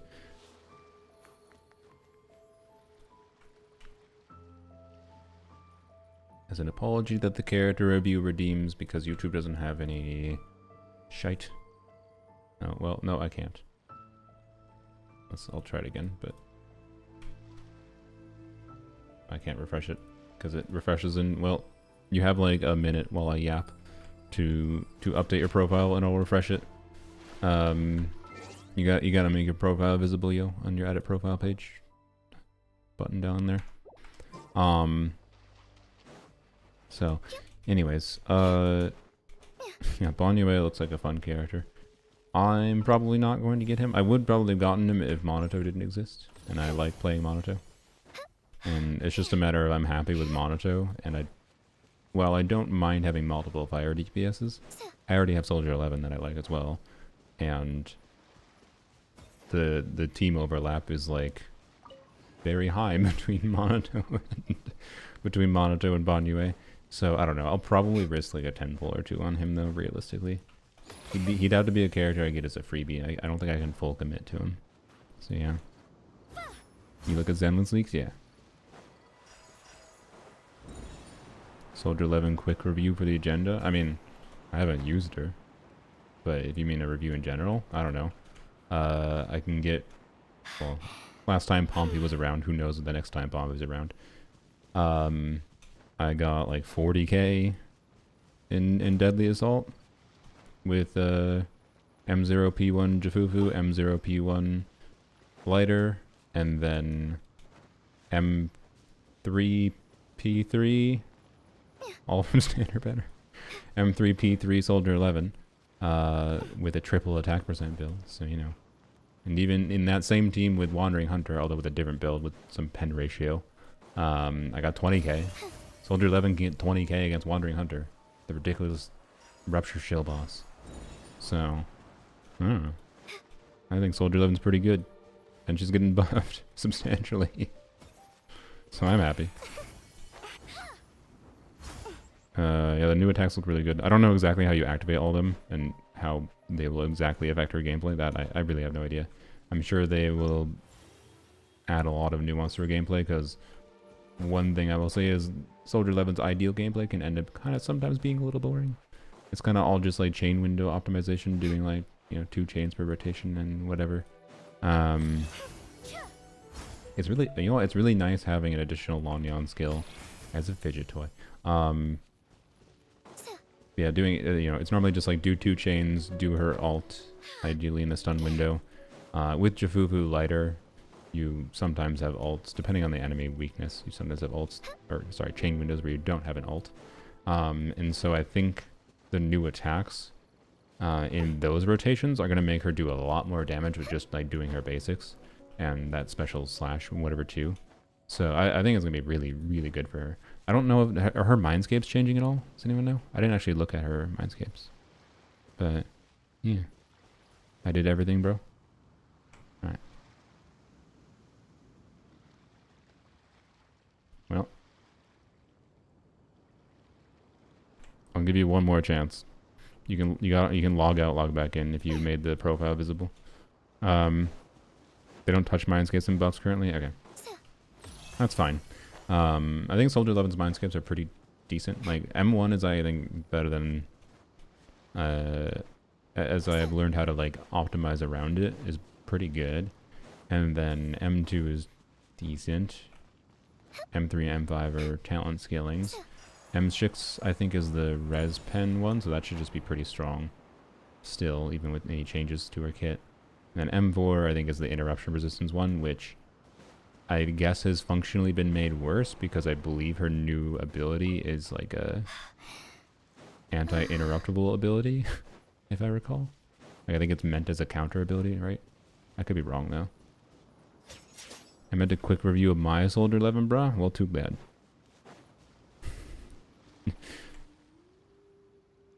You didn't even put your UID in, so. But if you want to, yes. But I gotta stop streaming. This still hasn't updated, yo. I can check her in the co-op screen. Oh my gosh. I'm still new at the game, so I got Alice, Vivian, and going for Banyue, and then no clue how to go for after. I'd say just supports, stunners, are very valuable. You might want to strongly consider dial in. Like, if you don't have Lucia especially, maybe, I don't know. I think you'll want to strongly consider dial in. Like, Banyue will want a stunner, almost assuredly. So you'll want to consider a stunner. What? Oh, this is friend request. Plan for the Oh, I can't. No, you're not on my freaking. I can't check your. Yes. Okay. Sorry. doing whatever I feel like, I suppose. I can't check your freaking thing. I'm not in your damn server, yo. After that.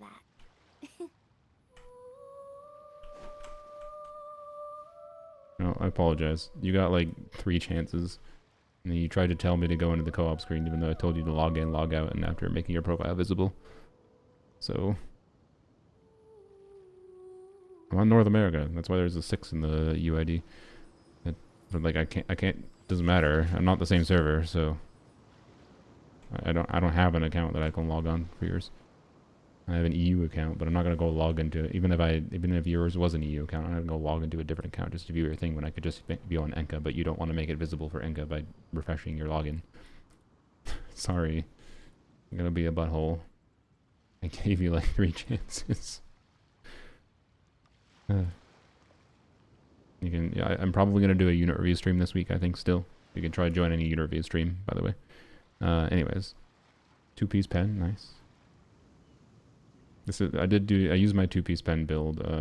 I did have to do a little bit of like music store dumping to get a decent pen piece to do 2-piece pen on my Soldier 11, but I would say my build was not too different from your build, other than I used a crit damage slot 4 instead of crit rate. So maybe mine was a lot better, I guess. I don't know. Anyways, it seems like a pretty good and very functional Soldier 11 build though. With M1, of course. Yeah, M2 is, just damage bonus, that's what I thought. Yeah, any interrupt is increased during the first, second, third hit. I believe her 4th hit always has interruption resistance. And then damage received is reduced by 18%. So yeah, I mean M4 was always her worst con, and I think it's even worse now if her dupes, if her kit rework. On you're yapping. If her kit rework gives her a counter ability. So whatever. M4 I think is useless with the new changes. Yeah, that's what I'm kind of thinking too. Is like it was. I think being that I have M3, so I was thinking about like the context in which M4 will matter. But there's a couple circumstances where I'm like, yeah, it might be like I can utilize that to be a little bit more aggressive with my damage output kind of thing. But like realistically now it's just gonna be useless. Yeah, rip. They should probably change M4. But other than that, I think her dupes are fine. Nothing crazy, but she's a standard Bennett unit. I'm fine with her having just decent linear value increases. Yeah, anyways, nice Soldier 11. So yeah. I like dialing because of the Bayonetta Wicked Weave stuff she's got going on. Yeah, she seems very fun visually, and she seems very relevant for just general team building versatility. Like, I think she's just probably the best hunter in the game as far as her ability to be utilized in different kinds of teams and whatever. So, yeah. To end out the stream, I want to... the only thing that bothers me right now about my Lanyan build is like Monkey Brain would like to have 2k attack. Monkey Brain want 2k attack.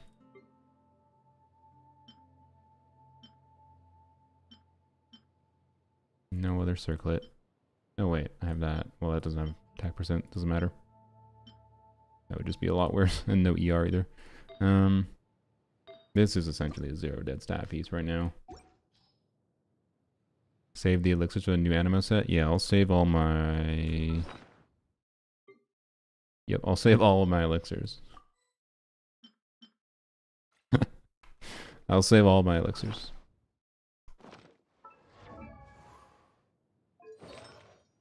I like using this Etherlight Spindle loot on Lisa.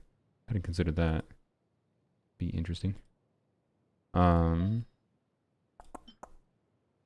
Was this a 4-liner? No, it was a 3-line, so no reason to reroll that.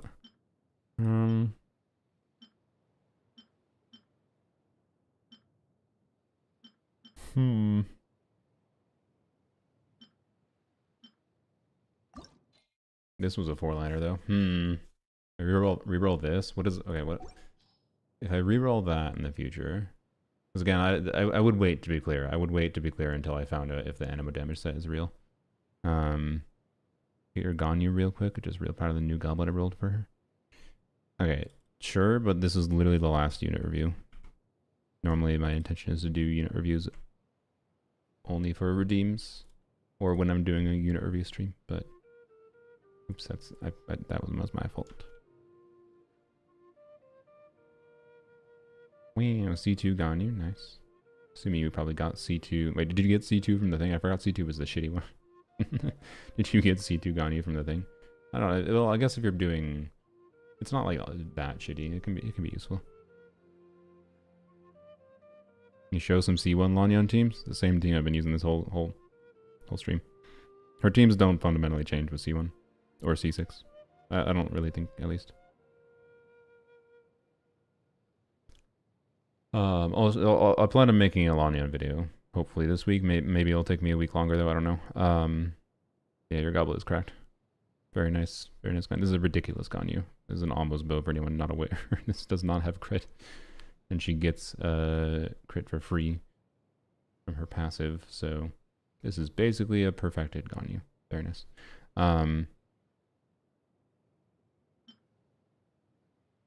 Dialin has the weird slight anti thing with 4-piece Summit. Yeah, I think Summit is still fine on her.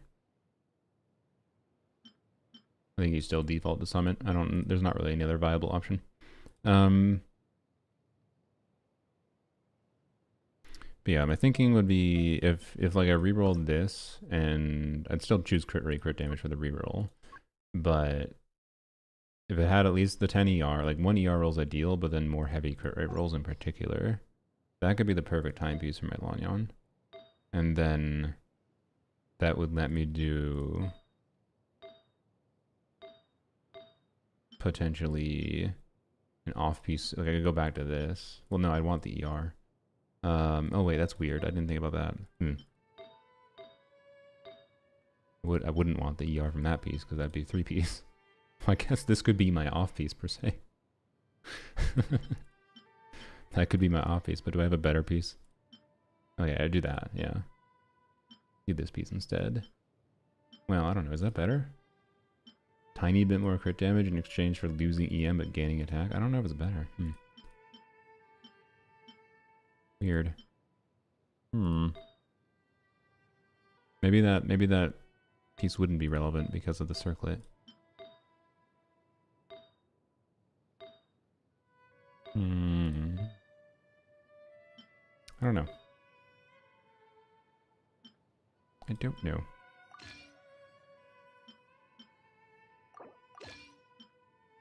Just wanted to put that back on Arlecchino so she had 4-piece.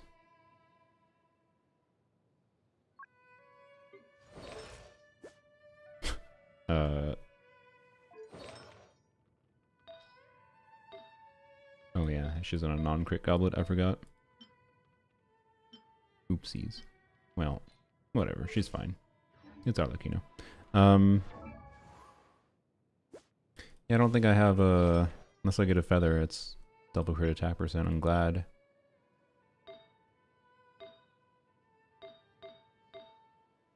I mean, I could do this piece, but then we're back to low ER again, and the whole point of trying this build was higher ER.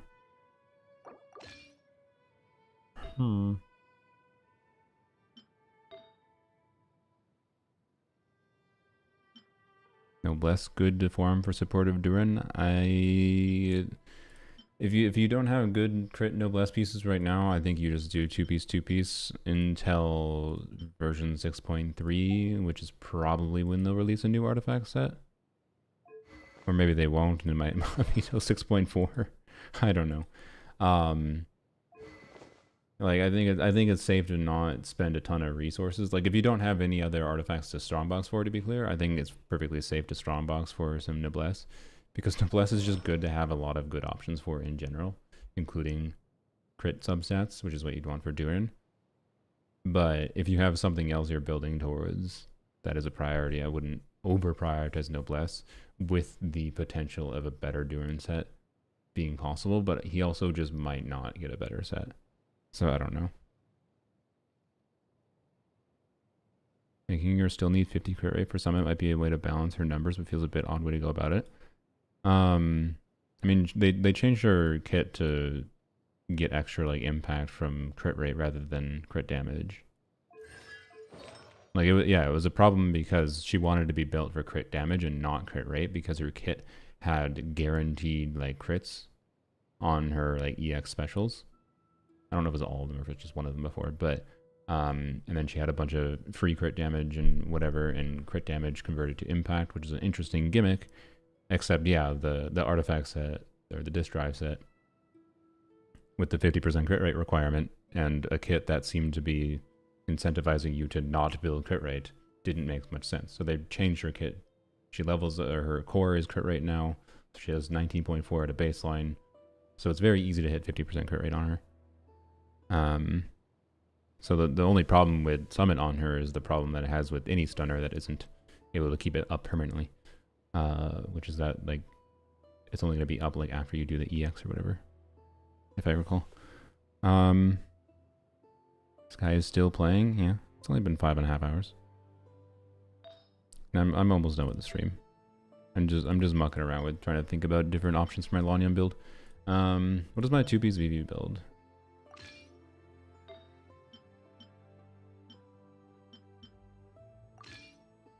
That's Laziar, for sure. But more crit rate. I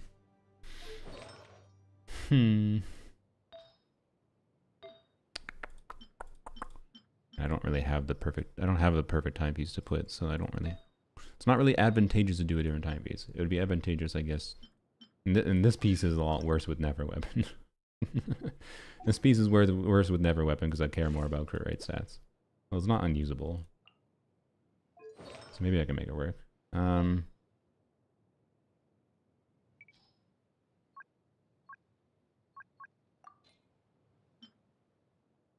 does that look like? This is what I used to use on her, actually. I can go back to this build. That doesn't have enough. I want more. I'd like at least one more. Oops.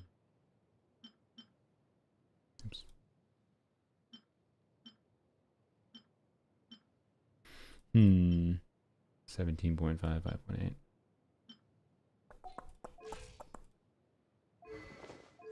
Should I try this build? No, I'm going to do a run with this build and see if it feels meaningfully different. But I'm kind of, I would lean against this build simply because, particularly if I get Venti, I think these VV artifacts is what I would use in Venti. And honestly, no, I don't really like the idea of this build that much. Actually, I kind of like the higher crit rate build more.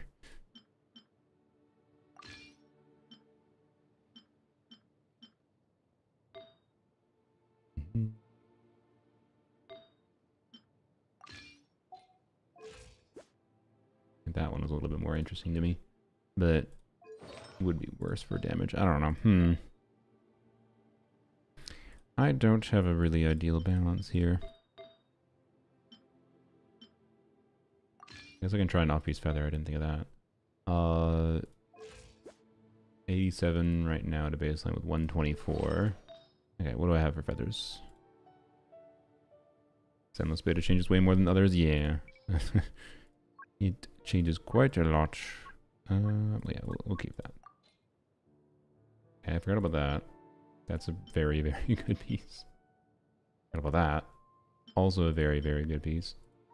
What was my current? 14%. Okay.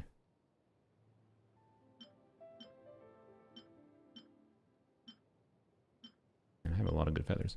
Okay. I want the extra ER. Need to decide between, do I want 2 extra ER rolls? 1 extra. What am I at currently? At 124, I probably want 2 extra. Okay. Oops. So let's try...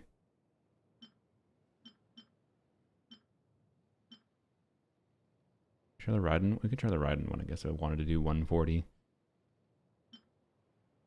What does the build look like with Vressa piece? And Vressa, thankfully, has the ability to use this piece. Just basically no difference. I'm not even breaking Vressa's build meaningfully. It's just I always use that on her, because why not use that on her? It was when it was just basically an improved version of the other one, but with extra stat. So yeah, okay. Still not over 2k attack. Didn't fix that problem, I guess. But this one does have more crit rate, which is interesting. Okay, final run at Abyss, and I'm in the stream. I've been playing too long. I am tired at this point. I've been streaming a while. But I don't know. It's because I like Lanyan. Sue me.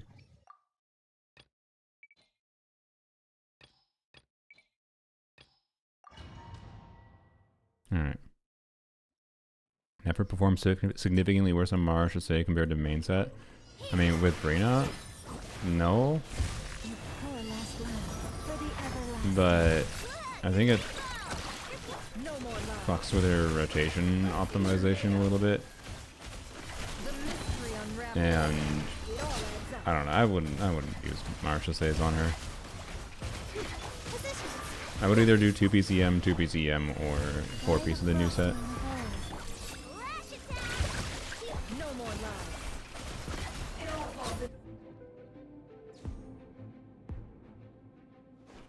Press is broken already? Yeah, I also don't use her that often. To the level that like I wouldn't be that annoyed if I felt like I had to change her build. Diverse at first, but why didn't you take Vol damage there? Butthole.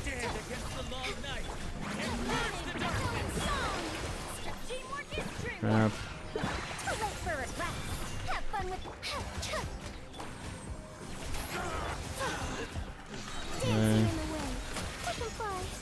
Could have done that better.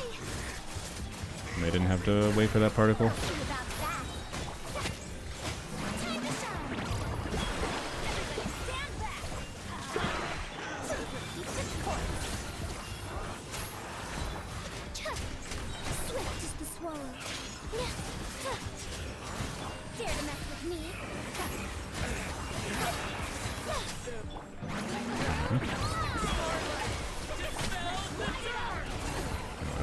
Whoopsies.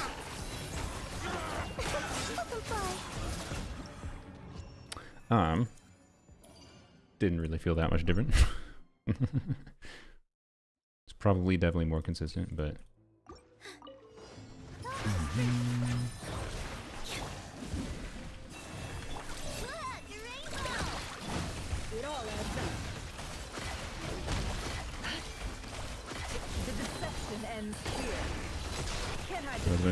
cosplay Lanyan live on stream.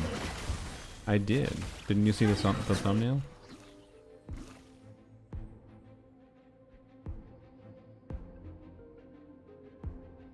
Look. That's me. That's exactly how I look in real life.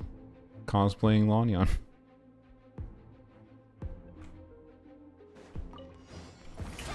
And I gained a little weight apparently.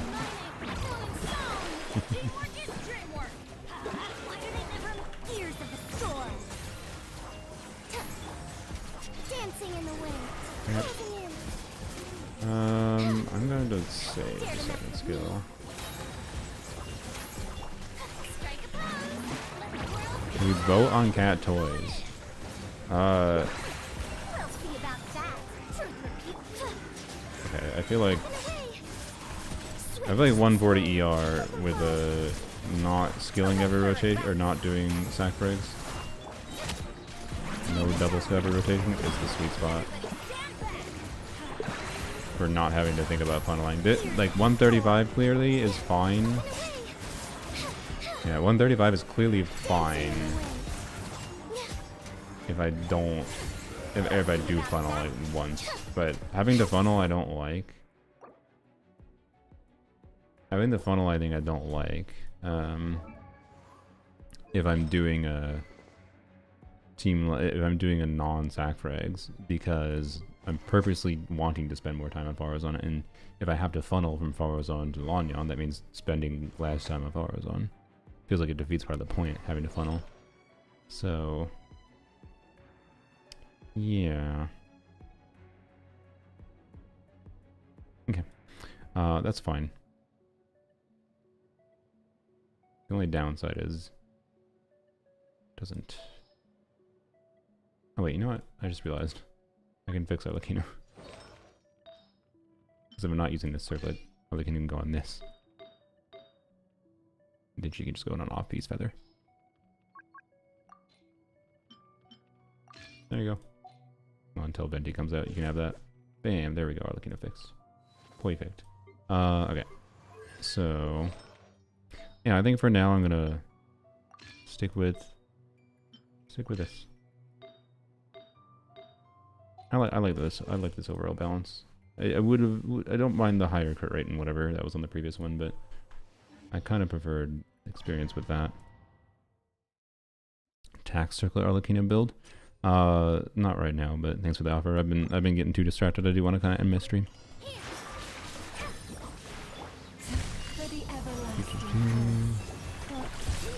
But yeah, I already had a list of cat toys I was planning on buying. Mostly like, you know, I want to get the, you know, the classic fishing pole type toys. A couple of those.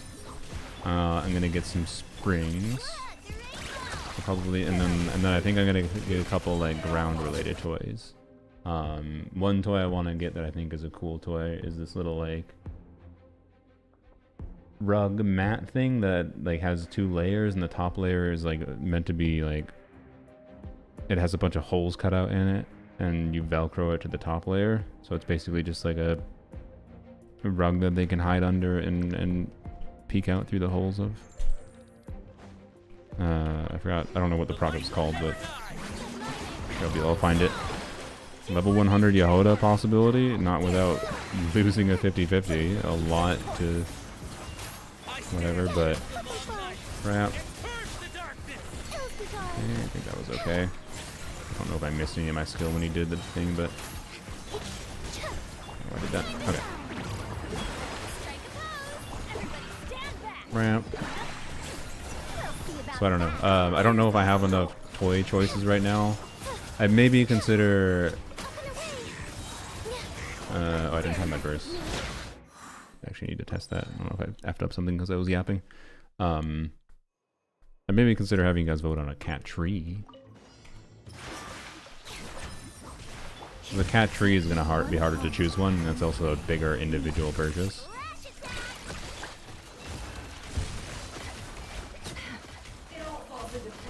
I have to go research and find some options quick. If I find one particular cat tree that I like, then you know, I don't really need to have it be to a vote. I need you guys to vote on something when I like can't decide.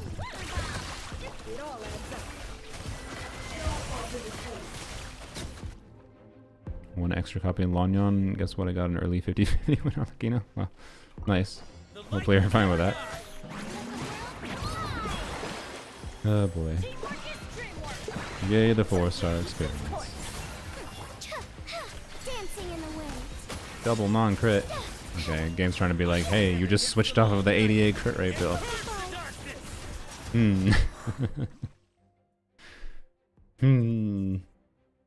It's fine.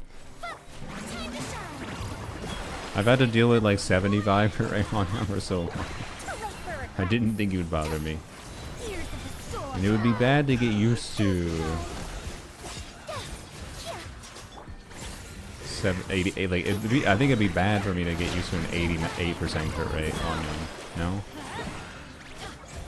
Because then I would be like, I'm critting so inconsistently with sacrifice. I don't know all that. I need to have some RNG in my life. Dancing in the wind. Dare to mess with me? Oh, maybe we should have stayed on Lanyan to steal here. Maybe could have.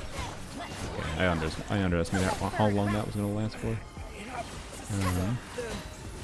Everlasting starlight. Dispel the dark. Oh, I died. Okay. Okay. Big cat tree like Nefer has for cat? Wait, Nefer has a cat tree? What cat tree does Nefer have? I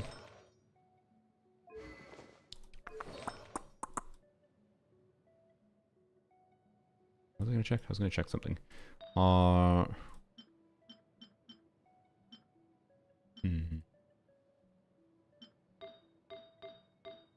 totally forgot I was gonna go check.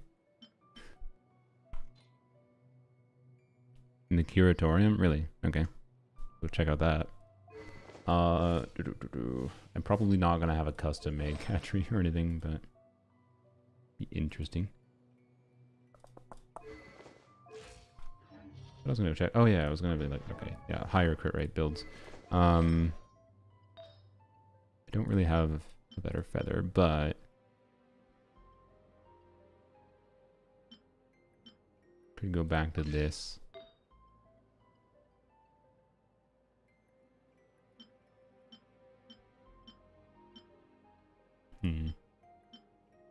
Yoink Mike in each timepiece.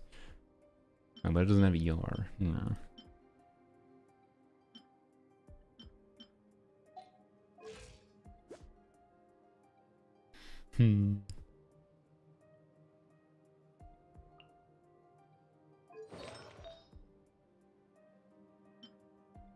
Do I have an attack timepiece with more flat attack?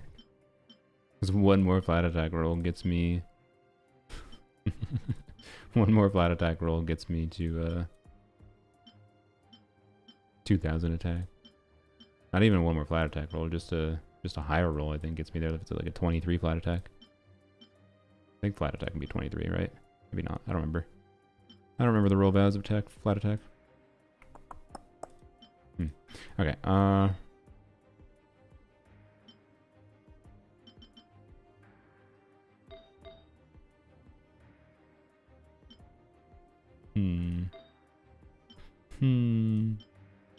do have this piece. It's one less ER roll.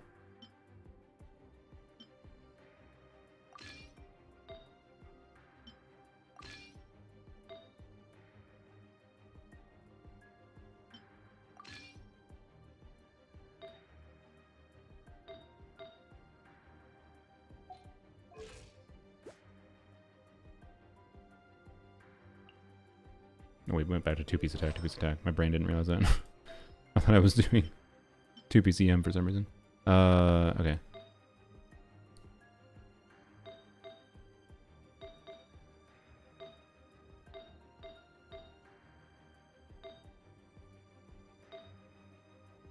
I wonder, so I have this, and I know I have... Oh no, it's a flower. Damn it. Okay, never mind. I have really high crit rate. Yeah, I have that piece. I also have that piece.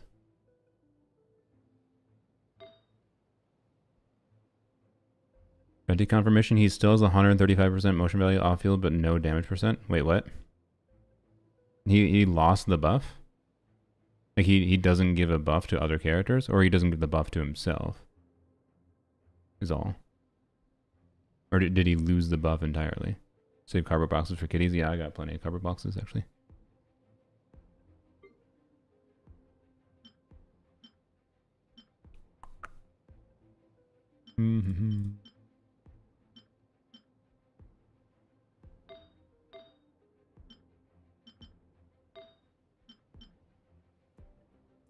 I remember I re-rolled that circle and it rolled like 0.2% attack more. You broke Lanyan's legs, how dare you? Okay, I do like the balance of this piece and this feather.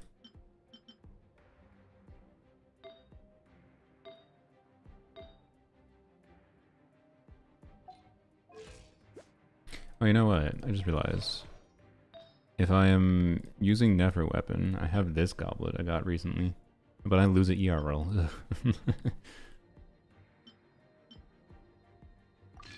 But I don't know, maybe 22-12 attack. I don't want to lose the ERL though.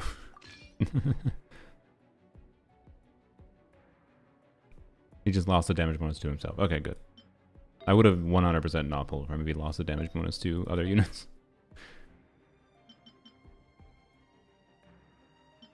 I don't know. 14 months, gonna get my participation trophy now? Yeah. Thanks for participating, Minkus. Actually, no, I think about it. I should maybe mail out some of that. I've been wondering what the hell do I do with the Genshin cards I open, because I don't need to keep them. I might mail them to people.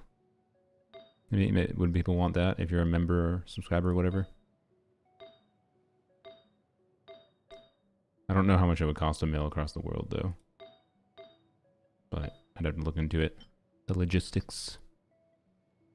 Mailing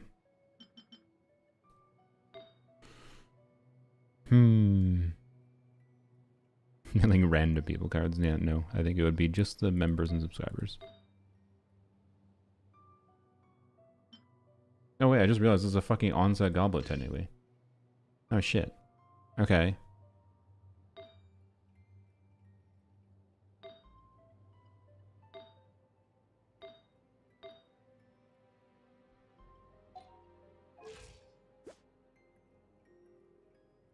$87, 232, 136 with 2 attack, 2 attack.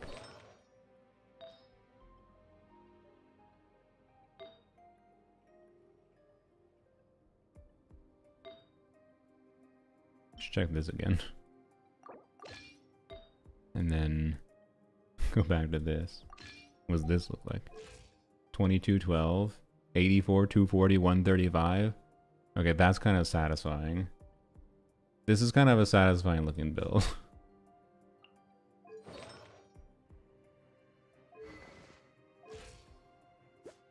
I think Nefer's never getting this weapon back unless I feel like sacrificing. What happens when you go to sacrifice? 76, 150, 135. That's acceptable. 20, 22, and 300 EM exactly. Oh my god, I found the perfect satisfying stats. Holy. This is the perfect like balance of satisfying stats. Like I can get a little bit more crit. I can have a slightly more optimized sac frags build technically. But this is like barely worse for sac frags. And I think meaningfully better for this. Alright, let's do a run with this. See if I find anything glaring that I hate about it.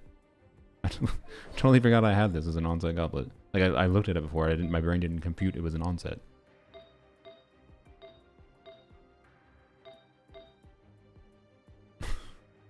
And then Arlecchino's never getting her flower back. And if I need more ER, this gives me a lot of flexibility to, you know, get more ER if needed. So I can just switch back to this. Or she can get, Arlecchino can get this back though. So Arlecchino is not losing that much by this. Are we good for Yudhari and Zenless? No. Dial-in is much more interesting to me. So planning on getting Dial-in, and then maybe we'll throw some pulls on Banyo, but we'll see. Because it depends on what the units the next patch are. I tend to like me Fox characters. And there's a Fox character next patch. You're going for the creature Chow. I can't fathom what the hell her could be that would make me want her, but...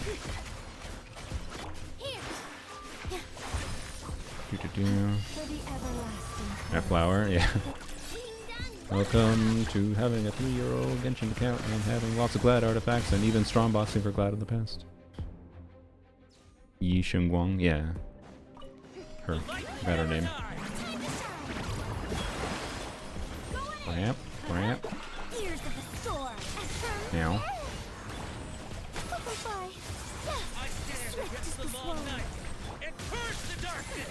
We'll see about Okay. that. Good. It's an ideal HP amount, I think. Ow. Have fun with this gift. Oh, crap. Oh, that's Elves fine. be gone. Ooh, good. Very good. Very good. Alright. Let's for a rest.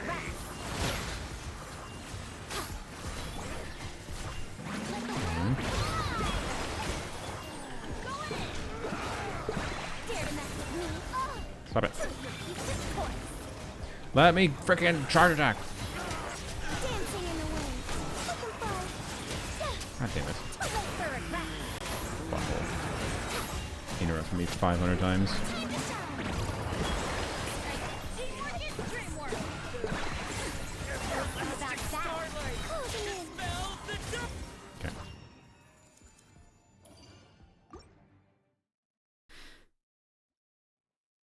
It's very funny. It's very funny that I might just never use Nefer's weapon on her again. It's like, in the vast majority of situations, other than like if I'm trying to do dire clears, when the hell do I need it on her? Let's be real. Mystery unravels. No more love. Like, oh no. I'll only be doing 300,000 damage per charge attack.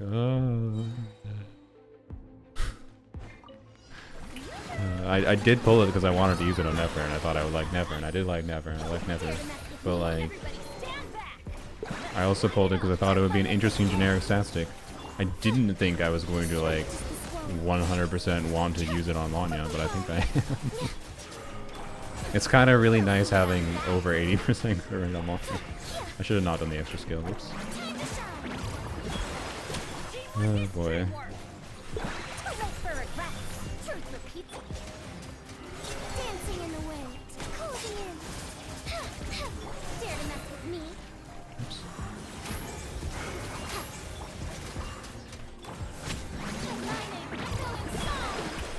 Everybody stand back. For a rest. Ears of the storm. Please? Okay, well, I guess F me, I guess. Swift is the Ah, swallow. shit. I waited to get. Oh, man, okay. It's 40. Annoyingly, I really like the stat balance on. I'm gonna do this again. I really like the stat balance on Lanya. But, annoyingly. We, whoops. God damn it. Annoyingly, don't have. We do not have Leave this place. the amount of ER to comfortably always get her burst back without having to like F about with it. Deception ends here. No more love. I'm doing. God damn it.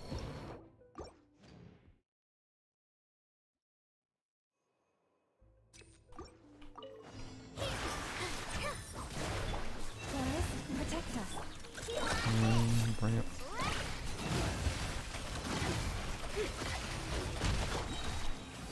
It all adds up.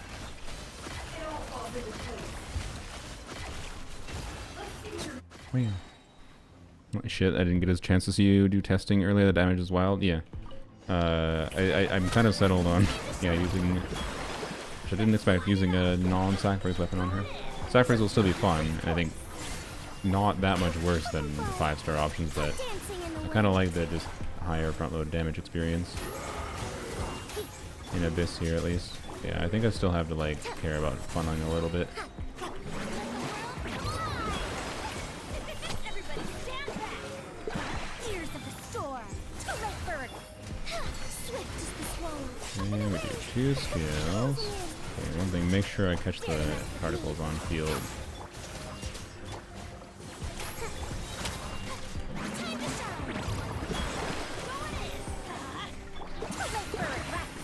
Have fun with this gift. Elves be gone. Dare to mess with me? What? Oh, you're not dead. Okay, there we go. Showering you with praise. Let the world come out. Everybody stand back. Truth repeats its course.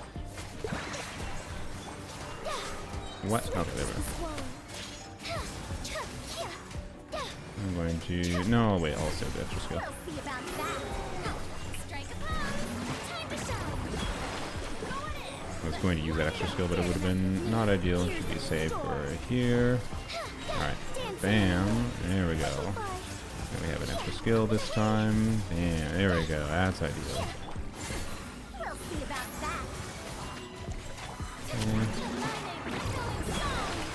Everybody stand back. Wait for regret. Have fun with Do this. want to make sure we get our energy back properly here. We'll see about that. So closing in. Yep. Yeah, that was one of our faster clears I think we did. Yeah, I'm gonna have to do a lot more testing to be clear to compare to Sacrigs to see if I 100% prefer it. Because Sacrigs dynamic is very fun, but I do really like a non-Sacrigs weapon now on her, which means that yeah, I don't know. End conclusion is C6 was much more important than I thought. I thought it was gonna be important. It's even more important than I thought. What am I doing? Crap. Can't hide the truth. No more lies.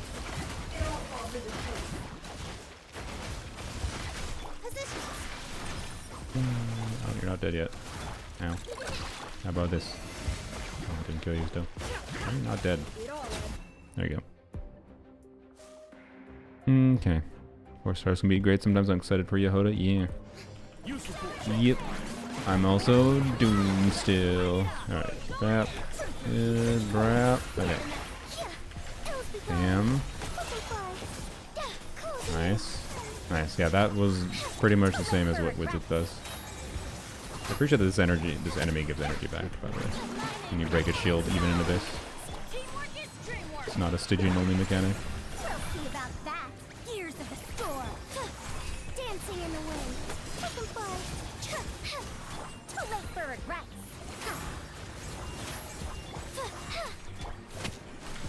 Let the world. Let's light it up, everybody. We'll see about that. First with C6 court. Bam. And you're dead, sir. Ow. There we go. Did I just do a 20? That must have been a Farazan hit. I don't think I did a 20k normal attack. Maybe I did. I don't know. Your Nefer C0? Yeah. That was with Nilu C2 on key though. I had Nilu C1 before, and then only reason I had Nilu C1 was because I got Nilu C1 and going for a Kaveh constellation last year, and then from the dupe thing I was able to get Nilu C2, and I was like, well, why not? Why not? It was the most obvious value gain for me, so didn't intentionally plan for it, but yeah. So anyways, point is, my Nefer damage is a little unrelatable for that team. But she was on the 4-star weapon, the 4-star gacha weapon. R1 though, so basically the same as the craftable. But yeah. So, I don't know. I'll do more testing for Lanyan, with Sacrigs or not, but honestly, the fact that I've liked non-Sacrigs weapon as much as I am means I might have to do a bunch more testing even than I did today, but today was most of the testing, honestly. I probably can make the video at this point, but I'm going to have to decide exactly what I want to frame the video on. I don't know. It might be a more guide-focused video, or it might just be a I finally got C6 Lanyan, whatever, or I've been maining Lanyan for 10 months video. And I could do a separate Lanyan guide video, a more focused video later. But yeah, we've already learned some things. This is not Dogcry. We've already learned some things about her C6 being quite good. So yeah. Her C6 is definitely her best damage constellation other than her C1. So that's where that's at. And in an Abyss context, I think it matters a lot. In Stygian, it matters less, but still is quite good in Stygian. I mean, in Stygian, maybe you could argue it matters more, but the problem is Stygian boss mechanics are so restrictive. It's just like, it's not an average DPS increase enough to a level that like C6 makes it so you suddenly start clearing Stygian when you weren't before, because it's just the enemy mechanics that are going to restrict. Like, we have this Lanyan team can reach DPS thresholds that are more than enough to like clear fearless difficulty, but then the boss mechanics functionally lower our DPS a massive amount. So like, hence like Sigurd not really being clearable because, you know, double nod cry and the targeting issues and whatever. And yeah, are you saying that Lanyan C6 actually frees her from stack frags? The answer for your account is maybe, but it's a yes, maybe, so. Like before it was a no but, now it's a yes but, with an emphasis on the but. Anyway, where's the cat tree? Oh. That is a very fancy cat tree, I must admit. It would be tempting to get a cat tree that is the same as that. How expensive would that be? Probably very expensive to commission custom furniture. Could I do it myself? Let's see. I would have to go like do it at my dad's, but pain in the ass would be transporting it. I could probably make this myself. I'd have to like go and throw some things. Like the fancy like decoration corner pieces would be a little bit it'd be a very time consuming project. But I might jot it down. I could turn it into a video too. I made Nefer's cat tree in real life.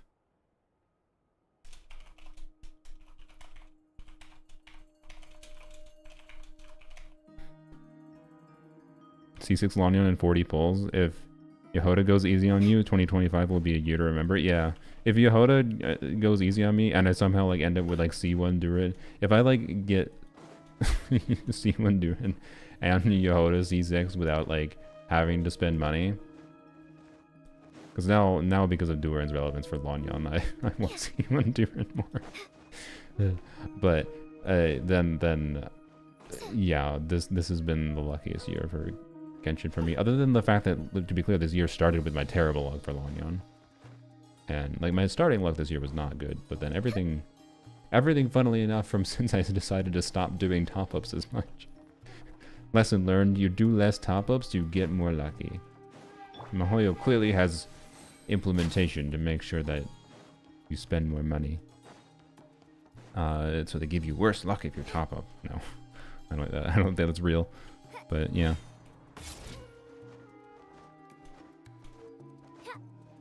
So yeah. Anyways, yeah, Yehoda seems fun. We'll see how it goes next patch. Lanyan was worth it. Glad I got lucky getting her last 3 copies. Not as happy that I didn't get lucky getting her first 3 copies. But it's fine. Her first 2 copies technically. So one was RNG from random off rate up, and then one was free. So yeah. I'm happy. I'm happy that I functionally got averaged out. Mostly averaged out. Anyways, I feel like this cat tree... I feel like this cat tree seems like a lot of material for... Well, I don't know. I have to think, I wouldn't need to like make it exactly the same size in real life. I don't know, it'd be a fun project. I imagine my dad would enjoy doing it with me too. But it might have to wait. It might have to wait a while. So I'll think about it. 100% exploration every region? Fuck no. I tend not to care to even go towards 100%. Like for areas I don't like. You want to see my thoughts on Sumeru? This is my thoughts on Sumeru. To be clear, I will probably do more in some of the... I do want to do more of the desert quest at some point. And work on the desert. But like, I've done enough in the rainforest. I don't feel like doing more there. Anyways. Alright, that's my stream. We might go raid someone if there's anyone. I streamed at weird times, so I don't know if there's going to be the same people I normally raid live, but maybe we can raid someone new. But yeah. So, anyways. Bye-bye, YouTube. Thanks for watching. Maybe stream tomorrow, maybe not. It might be later tomorrow, too, than normal, because I have the cat adoption like where I have to pay for them and everything. I have that call scheduled for 3 p.m. tomorrow, which is like 3 hours after I normally stream. It was about an hour before when I started streaming today. So like I'd have to stream at the same time I stream today, or just no stream tomorrow maybe, or maybe if I work up early enough, it'll be an early stream. No guarantees. Might just use tomorrow to work on a video, edit a video. Yeah, hope you enjoyed. Have a wonderful day.